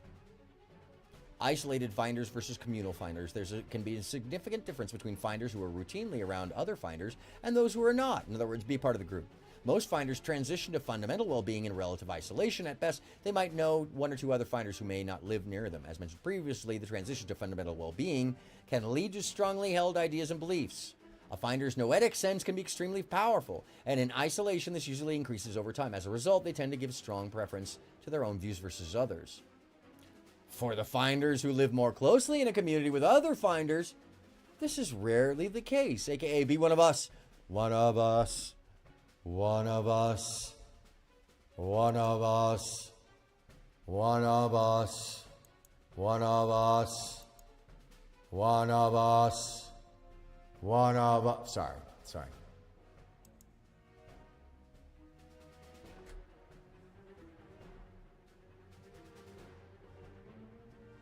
Goes on to describe how those relationships could work or not. It's mostly about peace, but not always. Strange language, the finders' new game. And this is where This is where it can't be ignored that there's a crossover. A finder's life is ultimately about their relationship to this newly found peace. Every choice and action is weighed consciously and unconsciously against the impact that it will have on their inner peace. Peace is prized above all else, but life brings caveats. Some things need to be done, for example. A finder might be a financial situation that seems inescapable, even if she or he wanted to. It might seem impossible to simply leave it all behind and go off to deepen in fundamental well-being. Most finders have forced choices like this in their lives, things that lead them to make what seem like necessary trade-offs that lessen the amount of peace they could otherwise experience. Other things are clearly optional choices. One of this was a finder who had decided to stay with his spouse of 50 years, but also made it clear to friends and family that if she ever died, he would most likely never be seen or heard from again. During the research, it became clear that most finders' decisions and actions are driven by their values, even if, for an instant, one insists adamantly that this is not the case. This fact might be one reason for the many religious and spiritual systems places such weight on instilling the values they want finders to have, while they are still on the path that they haven't yet transitioned. Of course, values can and do change over time. Certainly most people, including the person from the example above, were not raised thinking it was okay to walk away from their children and grandchildren, as the finders do. In fact, it could be argued that people generally feel more personal responsibility for their offspring than their spouse. However, in this case, over many years of being in fundamental well-being, this person has had these values reversed. This is a value of the finders as described in the reports from the FBI.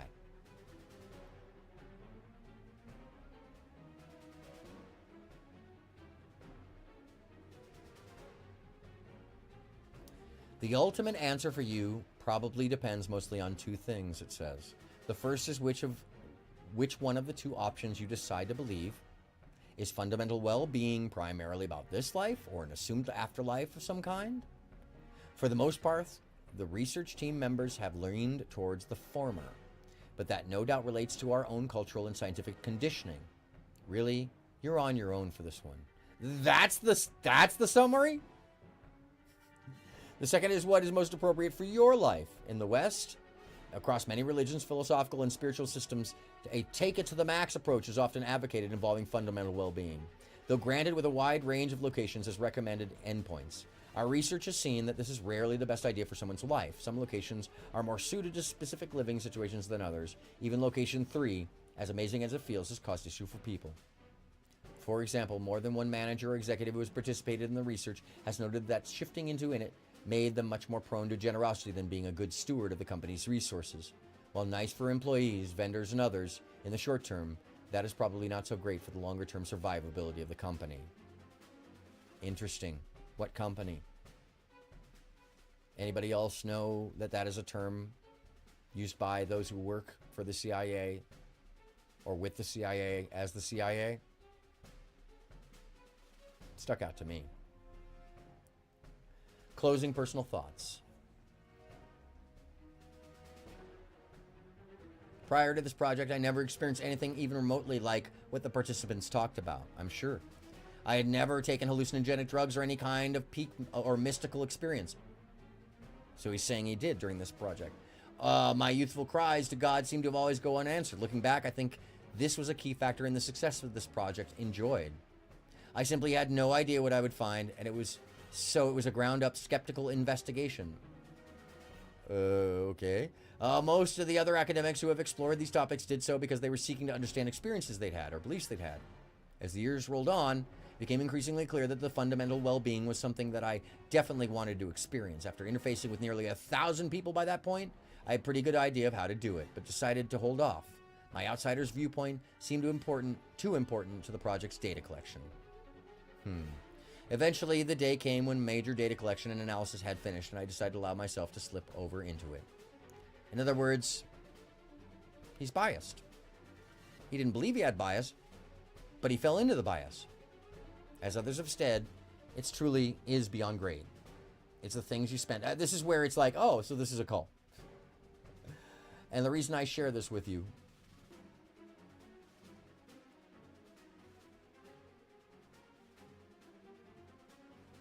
is because this type of technology opens up an interesting new vista for fundamental well-being. Oh, I'm sorry. I missed the technology. There's one promising technology that is being explored. Transcranial focused ultrasound, FUSE. This is just a fancy term for a device that uses sound to modulate the brain non-invasively. Monroe Project and the Monroe Institute.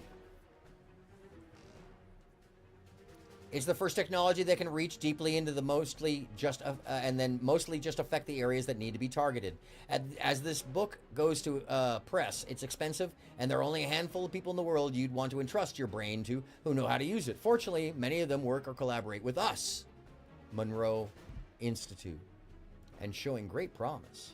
This type of technology opens up an interesting new vista for fundamental well-being. So here's the crossover of MK Ultra that he's admitting without saying it.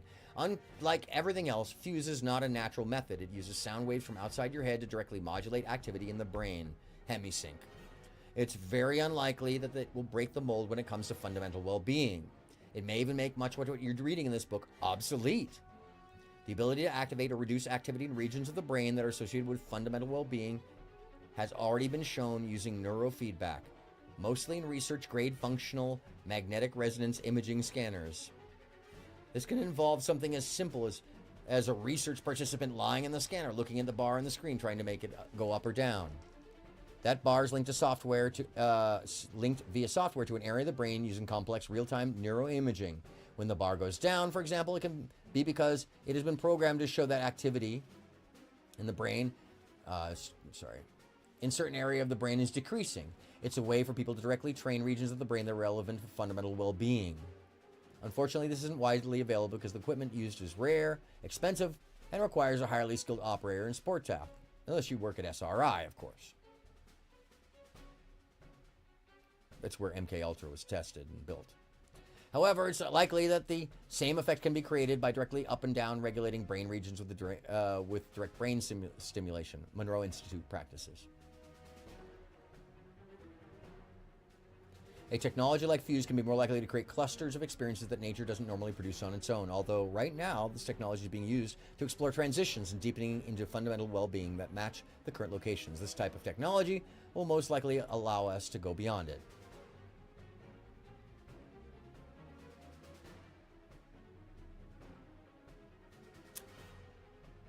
If you're looking for how to get there and what this is about,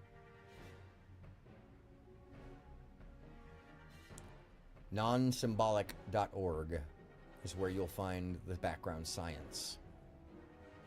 I did look at some of that, but it's not very compelling, to be frank with you.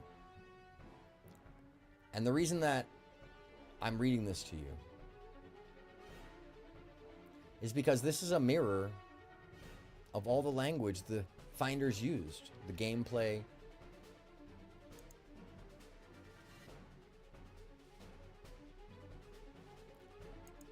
the practices of hallucinogenics and mind-altering states, the stress,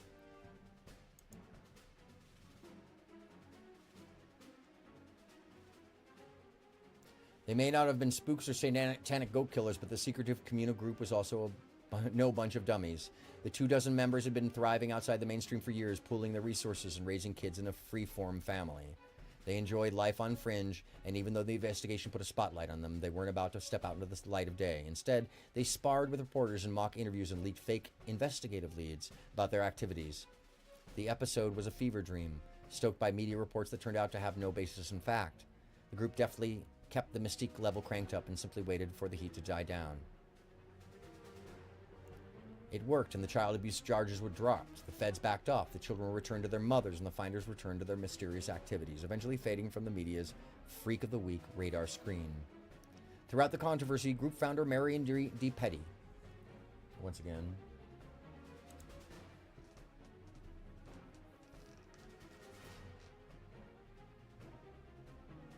Marion D. Petty remained the central but unseeable character in an ever-changing cast of followers. During the 87 scandal and its aftermath, even though he was apparently calling the shots, Petty was nowhere to be found until now. He calls himself the Stroller, and locals tell you there's not a street in Culpeper that Marion Petty hasn't walked 100 times.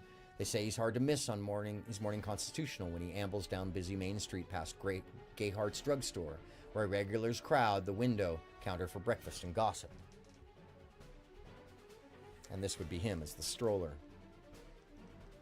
They say others have seen him at odd events, odd evening hours, pausing leisurely in front of houses, sometimes taking notes, but mostly just watching. Always watching. They say he has a bemused expression of someone who's seen it all, but can't stop looking. Always in a suit and tie, Petty is a tall, impressive figure, that the quintessential Southern gentleman out taking the air. He carries a wooden cane, but there's an athletic spring in his step that renders the cane more prop than walking stick.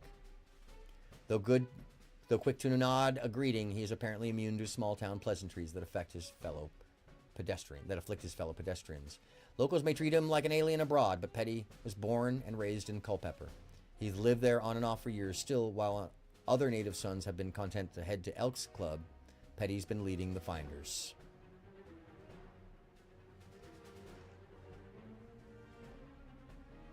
And that, my friends, is where we conclude. You see, in the long run,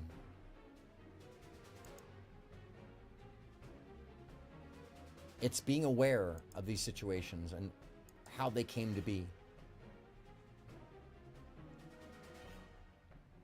How Sidney Gottlieb affected the United States and changed the course of history in the middle of the 1960s.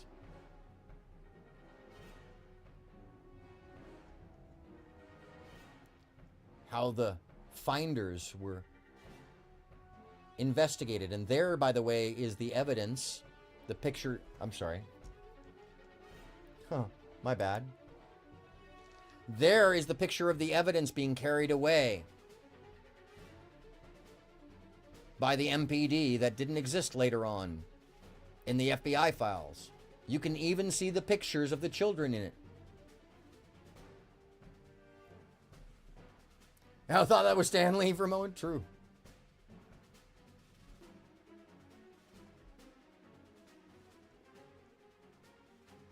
We can see that Petty had contact with the cult finders, and Hart, an agent with the CIA, told him that Petty put the word out to the members to flee and hide, that this is a group that can disappear into the woodwork and still influence. That this is directly associated to CIA agents and fronts for counterintelligence.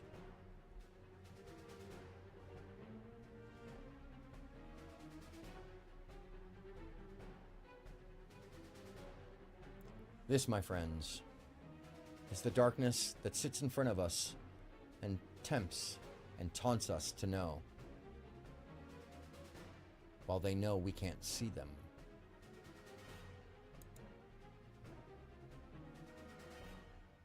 What is the answer to this? What is a solution and prescription? I cannot say, because these are powers beyond most of us, hidden in plain sight. I can tell you this. If you know anybody who's gone missing, if you're aware of any information about missing children, please contact the Missing Persons Hotline. The number is here. National Center for Missing and Exploited Children. It's got a 24-hour number, 1-800-843-5678. There's no joking matter when it comes to the misuse of people, the abuse of children, or the lies that allow people to fall under the pressure of what I colloquially term the obelisk. Power structure in plain sight in every major city, in every major country around the world, signifying how the power structure works. That power structure is imaginary. The Ben at the top of the obelisk, it is separated as a measure and holds the funnel underneath it down. That funnel is an imaginary prison for the rest of us who are not in the pyramid of the Ben. And the answer prescription is to reach your hand out when you can to those who fall victim to their own imagined prisons. Because they will be sure they can't leave. You can grab the sledgehammer of mirth. It's fully imaginary, but is incredibly powerful. And smash down the bars of imagined pain. Prison of the mind. Held by a social structure that would otherwise tell you things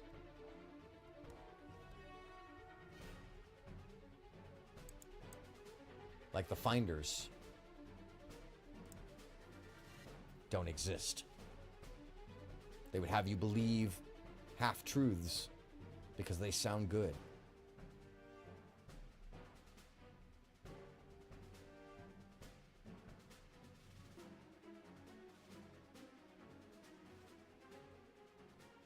Yeah, it was part of his plan, Lizard Tree. Yeah, not sure why the FBI did all that. True, I still wonder about that. It was so mishandled. They trained the cult on suicides and they preached apocalypse. And they were intellectuals and judges and doctors and lawyers. And all of them had children. But we see this amongst the cults, that they don't recognize the here and now as real. Which is why we should all be concerned when the development of a belief system to control people is embedded in a belief system like a religion or cult. Because then we don't know who they are, and they won't tell us, and they could be right there in front of us. If you see someone who is laboring under these pains, and you can help them, I urge you with all your heart,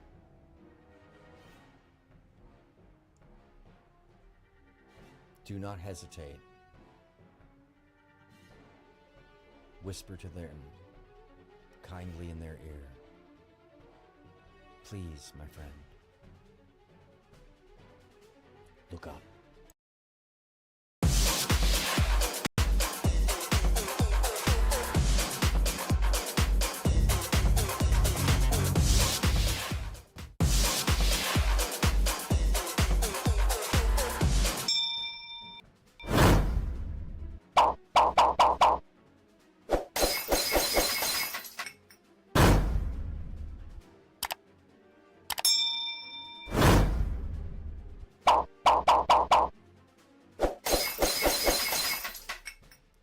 Thank you so much for being here. I appreciate you going on this extensive journey with me in this two-part series.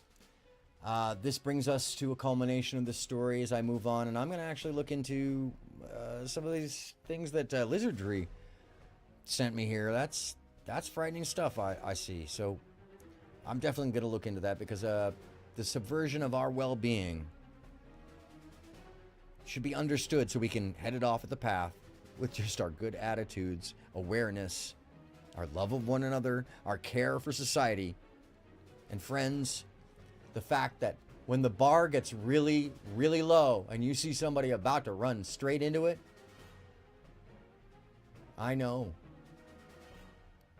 you'll say, hey, look up. Good night, all.